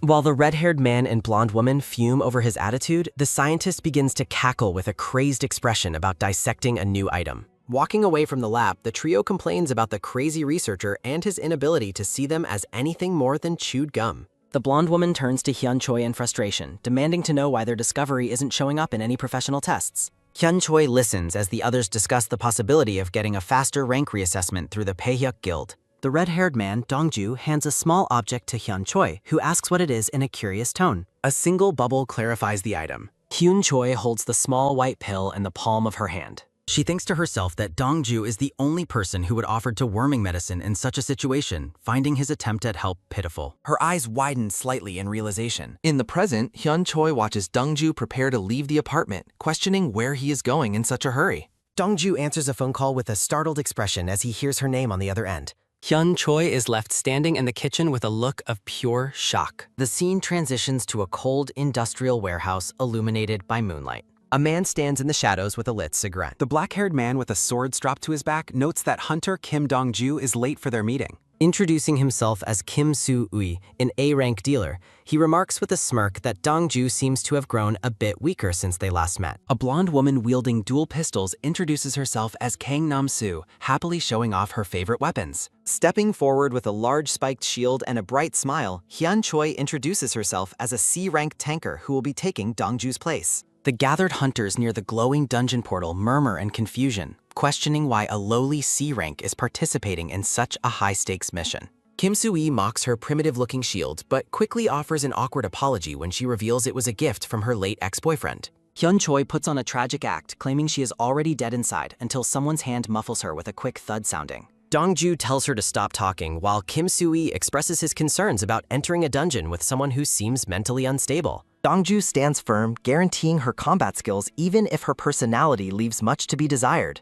Kang Nam-soo questions why they are bringing a C-rank outsider along when the team already consists of 2 S-ranks. Dongju casually reveals that both he and his sister are currently ranked as C ranks, leaving the gunner completely speechless. He explains that he won't be entering the dungeon himself and mentions that Hyun Choi is motivated by a desire to rescue a friend trapped inside. Rubbing his temples, Kim Soo-ui sighs at the underwhelming lineup for an S-rank dungeon and wonders if they will receive any more support. He notes that most high-ranking hunters are currently unavailable, though they have requested backup from other guilds. Dongju gives the final briefing, ordering the team to eliminate the boss first to secure an exit and prioritize the rescue mission above all else. The potential of the dungeon upgrading to an S rank is acknowledged as a worst-case scenario. Looking serious, Hunter Kim Dong-ju orders the abandonment of the rescue mission, assuming those inside are already dead amidst images of lurking monsters. The blonde gunner Kang Nam-soo and ponytail swordsman Kim Soo-ui walk away while acknowledging their new orders. When her name is called, the purple-haired Hyun Choi turns around with a questioning look. Grabbing her shoulders, Dongju desperately pleads with Hyun Choi to behave like a proper tanker and not do anything strange, to which she casually agrees. Dongju warns her not to eat weird things or lose her mind again, urgently asking if she took the medicine he provided. Dismissively waving her hands, Hyun Choi claims she already took the medicine. Her expression suddenly shifts to one of wide-eyed shock as a realization hits her. The 2 hunters stand in silence within the vast warehouse as the rest of the team prepares in the background. Staring with intense focus, Hyun Choi wonders why the others are present in this location. Hyun Choi questions the presence of an A-rank secret judge inside, and Dongju confirms the detail while asking why she is curious. Wearing a sinister and wide-eyed grin, Hyun Choi promises that she will be back. Left behind, the red-haired man reacts with absolute bewilderment at her sudden shift in attitude. Kim Soo-ui looks back in surprise and calls for the others to catch Hyun Choi as she sprints away from the group. Hyun Choi charges forward with her shield, her movement punctuated by a sequence of fast, repetitive thudding sounds. Kang Nam-soo lunges through the air in a desperate attempt to stop the runaway tanker. The 2 collide with a heavy impact sounding that sends a shockwave through the warehouse. Dust kicks up around their feet as the struggle between the 2 hunters intensifies. Kang Nam-soo yells at Hyun Choi, reminding her that group activities are the priority and mockingly calling her a C-rank tanker. The blonde gunner's face is suddenly overtaken by a look of sheer disbelief and panic. With a confused cry, Kang Nam-soo is thrown backward as Hyun Choi overpowers her with ease. Sprinting ahead with a joyful smile, Hyun Choi rejects the lecture on group work and wishes her teammate good luck. A powerful thud sounding echoes as the gunner hits the ground with a pained cry. Nursing her head, Kang Nam-soo questions if Hyun Choi is truly just a C-rank hunter given her incredible strength. Dongju awkwardly explains to the confused swordsman that Hyun Choi is actually an S-rank tanker despite her current official ranking. Growing impatient, Dongju shouts for the team to hurry into the dungeon while the pained gunner continues to complain on the floor. In the forest, the red-haired archer demands Nara take responsibility, but he snaps back for her to watch her words since her injury isn't to her head. Bracing behind his shield, Hunter Gam Sang-woo intervenes and tells the 2 teammates to stop fighting. Gam Sang-woo acknowledges the tragedy of Hunter Kim Ho-yen's death, but asks the archer if she plans on getting everyone else killed as well. The red-haired archer falls into a pained silence, unable to look her teammates in the eye. Gam Sang-woo tries to calm the group, noting that while an A-rank mob appeared unexpectedly, the situation is too dire for internal conflict. He tries to reassure them that a rescue team will arrive soon once the situation is detected from the outside. Shim Nara looks up at the blonde hunter, repeating the mention of a rescue team in a dazed tone. A vision of a man in a suit appears, warning that if the time limit is exceeded, the Paehyok Guild will deploy and eliminate everyone inside. Nara is gripped by a sudden terror, realizing that they cannot allow that outcome to happen. Fixating on the threat, Nara wonders if they could somehow eliminate the creature if it is truly the only one. Gam Sang-woo warns Nara that his thoughts are leading toward a meaningless death, but the boy remains hesitant. Narration clarifies that it is impossible for a group of C-rank hunters to defeat a predatory A-rank creature. A massive, pale mantis monster emerges from the shadows of a nearby cave opening. Gam Sang-woo reacts with shock as the beast suddenly appears before the group. He shouts an insult at the creature, wondering how it managed to track their location so quickly. The monster's sharp limb strikes Gam Sang-woo's shield with a bright and violent impact sounding. He groans in pain as he struggles to hold his ground against the monster's overwhelming physical power. Fragments of the shield fly into the air as the blonde hunter screams for the others to look out. The mantis monster prepares a follow-up attack, its massive limb swinging through the air. A sharp slash sounding tears the atmosphere as the killing blow descends toward the vulnerable hunters. Nara lets out a pained scream as the monster's blade slices deep into his chest, spraying blood across the clearing. The massive predatory pursuer looms over Nara, who is now helpless on the ground. Droplets of blood fall onto the grass as the monster prepares to finish its kill. Nara cries out in agony, begging the creature to let go as he struggles against the intense pain. A muffled cry of agony echoes through the oppressive darkness. A desperate voice questions why such misfortune continues to haunt them from within the void. With a sudden quick wish sounding, a clenched fist strikes out in a desperate bid for freedom. Nara's face contorts with rage as a heavy bam sounding signals his refusal to let go. The blonde-haired girl watches in horror, questioning if the purple-haired woman has completely lost her mind. Nara lashes out with a barrage of punches, screaming that his chance to join the Paehyok Guild has been ruined. Relentlessly striking the monster, Nara orders the creature to die for its crimes. A sickening crack sounding fills the air as Nara is tossed aside like a ragdoll while screaming in pain. The world fades into a dark blur as a pained cry rings out one last time. Droplets of tears fall as a gruesome crunch sounding is followed by another sharp snap. Limp and blood-soaked, the hunter's feet dangle helplessly above the blood-stained grass. Nara feels the crushing sensation of his body being torn apart, wondering if this is the moment of his death. A final, desperate plea for life emerges as the hunter refuses to succumb to his fate. A single, focused eye with a pink iris reveals a calm and calculating observer. Hyun Choi reflects on her own past traumas, recalling the sensation of her neck being severed. A grim vision shows the black-haired woman swarmed by monsters, revealing her past desire to simply end her suffering. Remembering Choi's words, Nara wonders how she could have possibly endured such overwhelming horror. The massive predatory insect opens its maw wide, preparing to consume the helpless Nara. A sudden, violent impact sounding occurs as a shield intercedes to block the monster's killing blow. Blood sprays across the clearing as the blonde man delivers a powerful counterattack against the beast. Nara hits the grass with a heavy thud sounding, groaning in pain disbelief. The blonde man offers a quick apology for his tardiness, leaving Nara completely stunned. The newcomer acknowledges that his interference violates regulations, but refuses to let such talent go to waste. Standing tall with his shield, he is identified as Gam Sang-woo, an A-rank tanker from the Paehyok Guild. The wounded mantis monster lets out a high-pitched scream of agony as blood flows from its head. Gam Sang-woo asks Nara what he is looking at, prompting the boy to point toward a new arrival. To their shock, the purple-haired Hyun Choi appears with a bright smile, announcing she has finally found her target. Nara identifies the mysterious woman as his friend,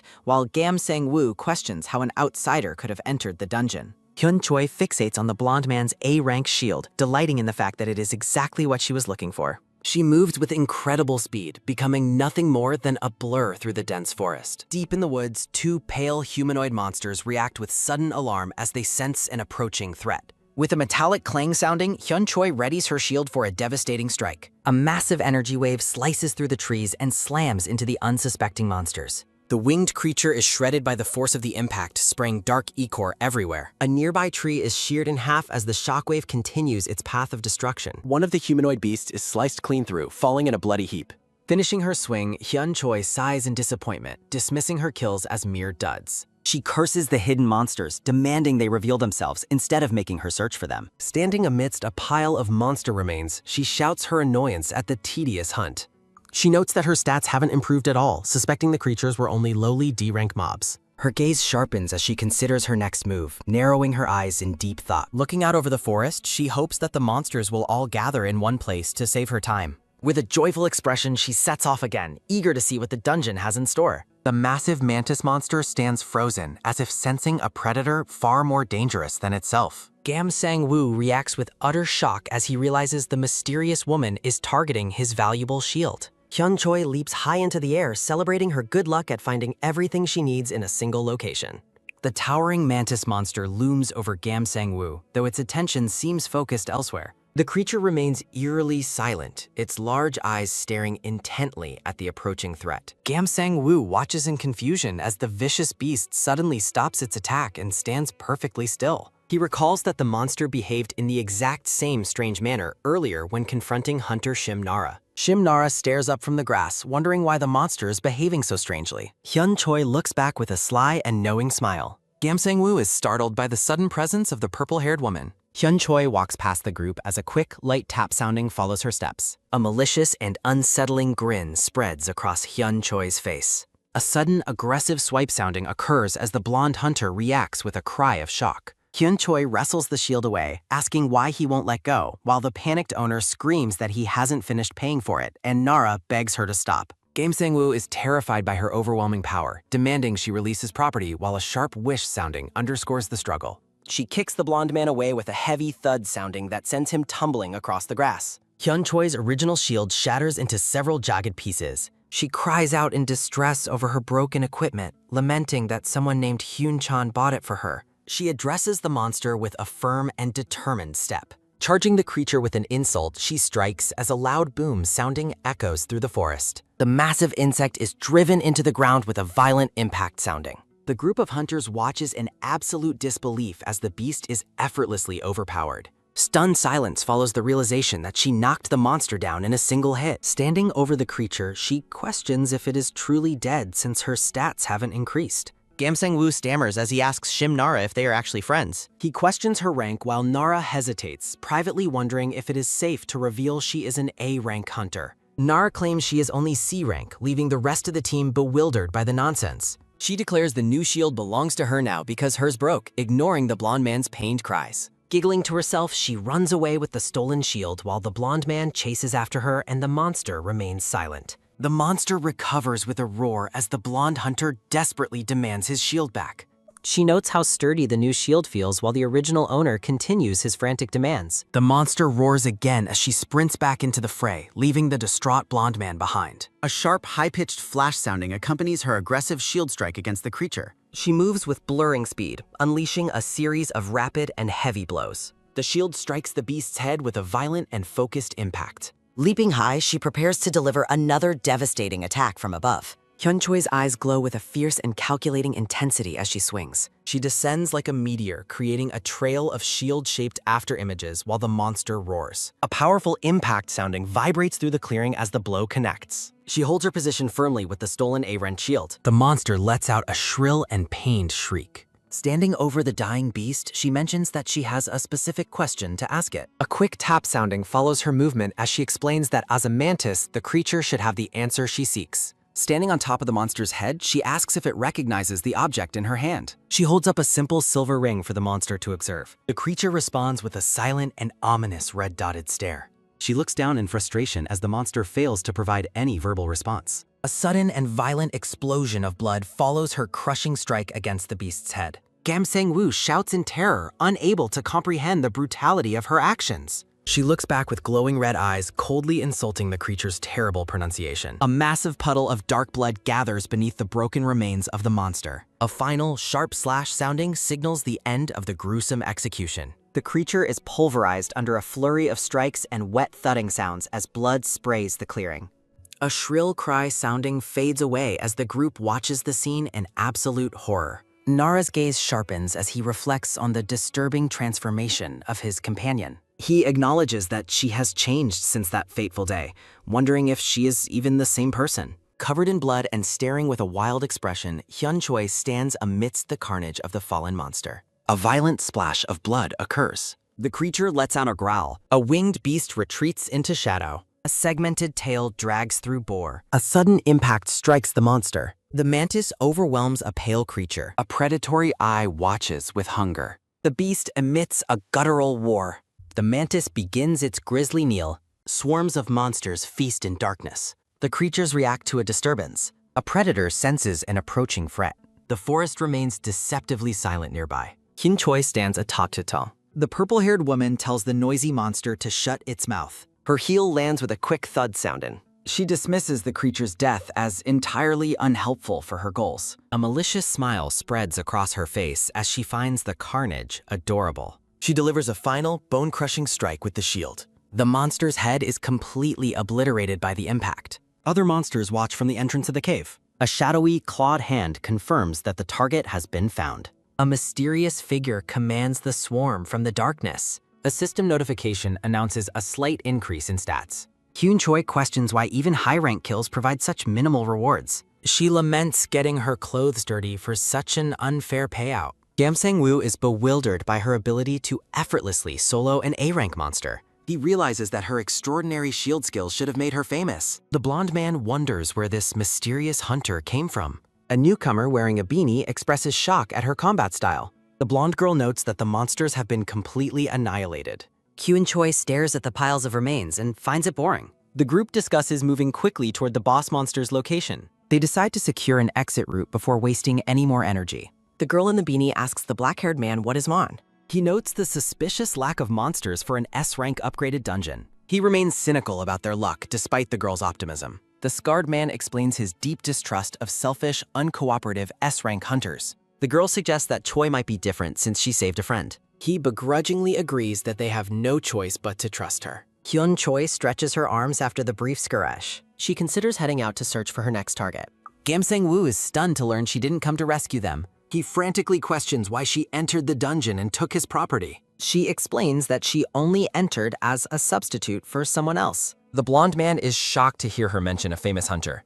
The realization of her connections leaves the tanker completely speechless. He dreads her presence while recalling the terrible teamwork of elite hunters. He desperately shouts for her not to leave them behind. He begs her to stay while she remains indifferent to their survival. Hyun Choi commands the blonde man to let go as he desperately clings to her leg, begging her to rescue them first. The purple-haired woman asks Hunter Gam Sang-woo what he is doing while he remains gripped to her leg in total shock. A scarred, black-haired man arrives with the rescue team as the small girl with him mocks the scene and Gam Sang-woo screams in terror. Hyun Choi asks if she is free to leave now that the rescue team has arrived, but Gam Sang-woo frantically asks where she is going. The scarred hunter addresses Hyun Choi, asking if she entered the dungeon specifically to rescue her friend. He suggests they should leave together while his gaze drifts toward the ornate shield she is holding. He realizes she only entered the dungeon to steal the new A-rank shield Gam Sang-woo had been bragging about recently. Hyun Choi laughs with pure joy while admiring her newly acquired treasure. A sudden snap sounding occurs as the scarred hunter breaks his cigarette in a fit of silent rage.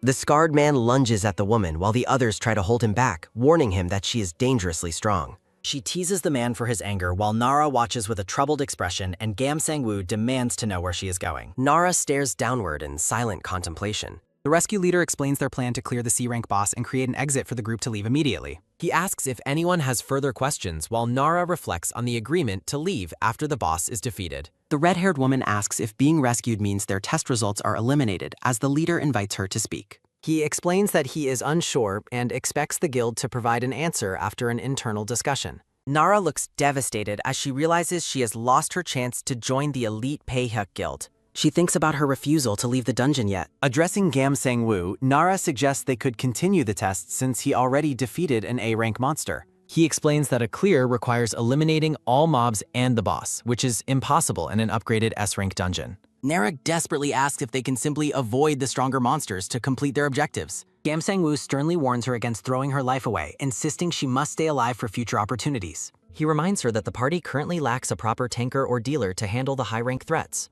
Nara's eyes fill with intense sorrow. She remains silent as Choi watches her. The purple-haired woman calls out her name. Choi suggests that leaving is the best option since there will be other chances in the future. Nara snaps at her, questioning how she can suggest leaving when she knows how many job interviews Nara has failed. She accuses Choi of only entering the dangerous dungeon for her own amusement rather than to help. Choi tells Nara not to take it so seriously, insisting her past failures were just a matter of bad timing. Nara screams that she doesn't have any other opportunities left. She yells that this was her final chance and demands to know why she is being told to quit. She continues her emotional outburst, questioning what Choi could possibly know about her struggle. Choi calmly notes that Nara is only getting excited because her injuries are making things difficult. She tells Nara that she should cherish her life because she only has one. Gam Sang-woo tries to mediate the argument, urging everyone to calm down and focus on finding an exit. Tears stream down Nara's face as she claims it is easy for a strong person like Choi to tell her to leave. She weeps while explaining that every opportunity is vital because she is weak. Gam Sang-woo watches her with a look of deep guilt, reflecting on how they abandoned her in the past. Nara laments ever going to the scene of that past incident, believing it ruined her life and led her to this point. Choi's face remains hidden in Chow. She softly speaks Nara's name again. Nara reacts with sudden, why add along? Gam Sang-woo smiles weakly while suggesting they can settle their differences once they are safely out of the dungeon. Hyun Choi suddenly lunges forward with a predatory intensity that freezes the group. She towers over the trembling girl with glowing red eyes. Choi states with chilling indifference that Nara would be better off just dying in this place. A formal message appears from a guild regarding a recruitment application. Nara holds her phone while looking at a standard rejection notice. The blue-haired girl stares blankly at her reflection. Nara watches the group through narrow, deep blue eyes. The hunters stand together in the brightly lit city streets after dark. Nara reacts with confusion as the light brown-haired woman notes her typical behavior. A harsh question arises concerning the girl's sudden dramatic performance. The blonde man confronts the purple-haired woman as she looks down in silence. He wonders why she endures mistreatment and advises her to find a better partner. Nara remains quiet, her face showing a mix of exhaustion and sorrow. Back in the woods, Nara gasps with a sudden, painful cough sounding as she is pinned down. She weakly utters Choi's name in a desperate attempt to reach her. Tears stream down Nara's face as she begs the woman to stop the attack. Hyun Choi looks down with a glowing red eye, demanding any last words before death. Choi pins Nara to the ground, her hand tightened like a vice around the girl's throat. Nara struggles against the chokehold with a wet cough sounding as she calls Choi's name. Her wide blue eyes reflect a raw and desperate desire to survive. Nara recalls a past moment of fear when she pleaded to be saved. She acknowledges that she previously clung to Choi out of a pure instinct to live. Held down against the earth, Nara admits that she now regrets surviving that day. Choi's gaze intensifies as her eye glows with a menacing red light. Choi strikes out as she claims that Nara knows the truth of the situation. The purple-haired woman stares down with a look of cold, predatory interest. Nara remains trapped under the woman's weight, her face contorted in pain. The pressure on Nara's throat makes it nearly impossible for her to breathe. A gloved hand draws a massive black handgun, aiming it toward the conflict. A sharp blade appears at Choi's neck as a voice commands her to calm down. The rescue team intervenes, stopping Choi from dealing a fatal blow to Nara. The scarred hunter declares he only cares about the mission and will ignore any violence outside. The blonde girl in the beanie laughs at his coldness while prioritizing their objectives. A sudden boom sounding echoes through the forest as a dark energy erupts in the distance. Nara lies bleeding in the grass while the team discusses creating an exit route. Choi stands silently, her back to the group as the tension hangs heavy. Nara stares into the distance with a hollow and broken expression. She calls out to Choi, who begins walking away from the rescue team. Choi tells the group to leave without her, indifferent to their survival. The girl in the beanie screams in shock at the hunter's refusal to cooperate. Choi delivers a final chilling warning to those who do not wish to die. The scarred leader tells Kang Nam-soo to stop worrying, expecting Choi to return later. He notices Nara's hesitation and asks why she still hasn't moved toward safety. Blood stains Nara's white shirt as she sits slumped and defeated on the ground. She finally surrenders to the situation, whispering her intent to leave. Choi commands everyone to arm themselves and finish the task quickly. Gam Sang-woo celebrates his reunion with the ornate shield, clutching it tightly. He vows to take better care of the precious item from now on. Choi suddenly snatches the shield back with a quick whisk sounding as he yells in protest. Choi reclaims her prize while the beanie girl notes she has taken it again. Choi walks away with the shield, leaving Nara unable to continue the fight. Nara looks back at Choi, admitting that her previous assessment was wrong. Choi calls Nara's name, leaving the girl visibly startled and confused. Choi turns her back, stating that her work in this place is finally done. She gives a final cold order for Nara never to appear before her again. Nara watches in silence as her companion disappears into the misty forest. Nara stares ahead with a look of defeated misery. Choi stands alone, clutching her stolen prize while looking away from the group. A warm, glowing light mends the bloody gash on Nara's leg. As she is treated, Nara silently wonders how a C-rank healer can possess such an incredible amount of power. The blonde healer in the green hood calls out to Nara, who responds with a tired acknowledgement. Looking toward the site of the conflict, the healer remarks that the fight between friends seemed excessively brutal. Nara looks down in shame, admitting her own pathetic behavior and apologizing for the awkward atmosphere she caused by refusing to leave. The healer explains that everyone feels the pressure of the elite guild, but notes there is something else about Nara's behavior she finds confusing. She bluntly asks Nara why she refuses to believe in her friend's words or trust in her own worth. The healer promises it will be okay, sharing that she and everyone else present have likely faced similar struggles. Nara's eyes widen as she processes the healer's unexpected kindness. The light brown-haired man asks if the treatment is done and suggests they rejoin the group, receiving a quick confirmation from the healer as a soft, rhythmic tap sounding occurs. He asks if the healing process was completed thoroughly. The healer offers a small, polite word of thanks. A voice notes they have reached the boss area and expects the remaining battle to end quickly. The red-haired warrior and black-haired hunter charge into battle with a quick whisk sounding. As a monster's horrific scream echoes, the girl in the beanie realizes they are facing two targets. She playfully wonders which one to take down first as her weapon readies with a metallic click sounding. A sudden gunshot sounding rings out as the monsters let out piercing cries of pain. The creature shrieks as it is torn apart by the relentless assault. Flesh and bone are shredded and a violent spray of blood. King Namsu asks if the other hunter is performing well while a monster is crushed with a heavy crack sounding. She mocks the beast's demand for praise as it croaks a final, raspy command to kill. She lands gracefully on the blood-soaked ground with a quick top sounding. The girl in the beanie perches atop the severed head of the fallen monster. The rescue leader asks Kim Soo-yi if he's finished his task before turning to label Kang Nam-soo a weakling, punctuated by a quick top sounding. Kang Nam-soo argues that the monsters cannot be kept as pets, a logic the leader finds oddly convincing as he faces a fresh wave of enemies. A sharp, wet slice sounding occurs as she agrees with his assessment. The leader effortlessly carves through the mob, suggesting they can both agree that neither of them is actually a weakling. Kang Nam-soo watches in awe as a fountain of blood erupts from the latest kill. The hunter's blade passes through flesh with a quick slice sounding. A monster howls in agony as it is fuck. Another creature is silenced as it is cleaved in two. Choi tears through the monsters with a blood-drenched shield, prompting the beanie girl to remark that she definitely doesn't fight like a typical tanker. A massive, wet splash sounding of gore fills the air. Choi moves through the carnage like a ghost of vengeance. Blood coats her face, masking her true expression. Choi glares with a single terrifying red eye.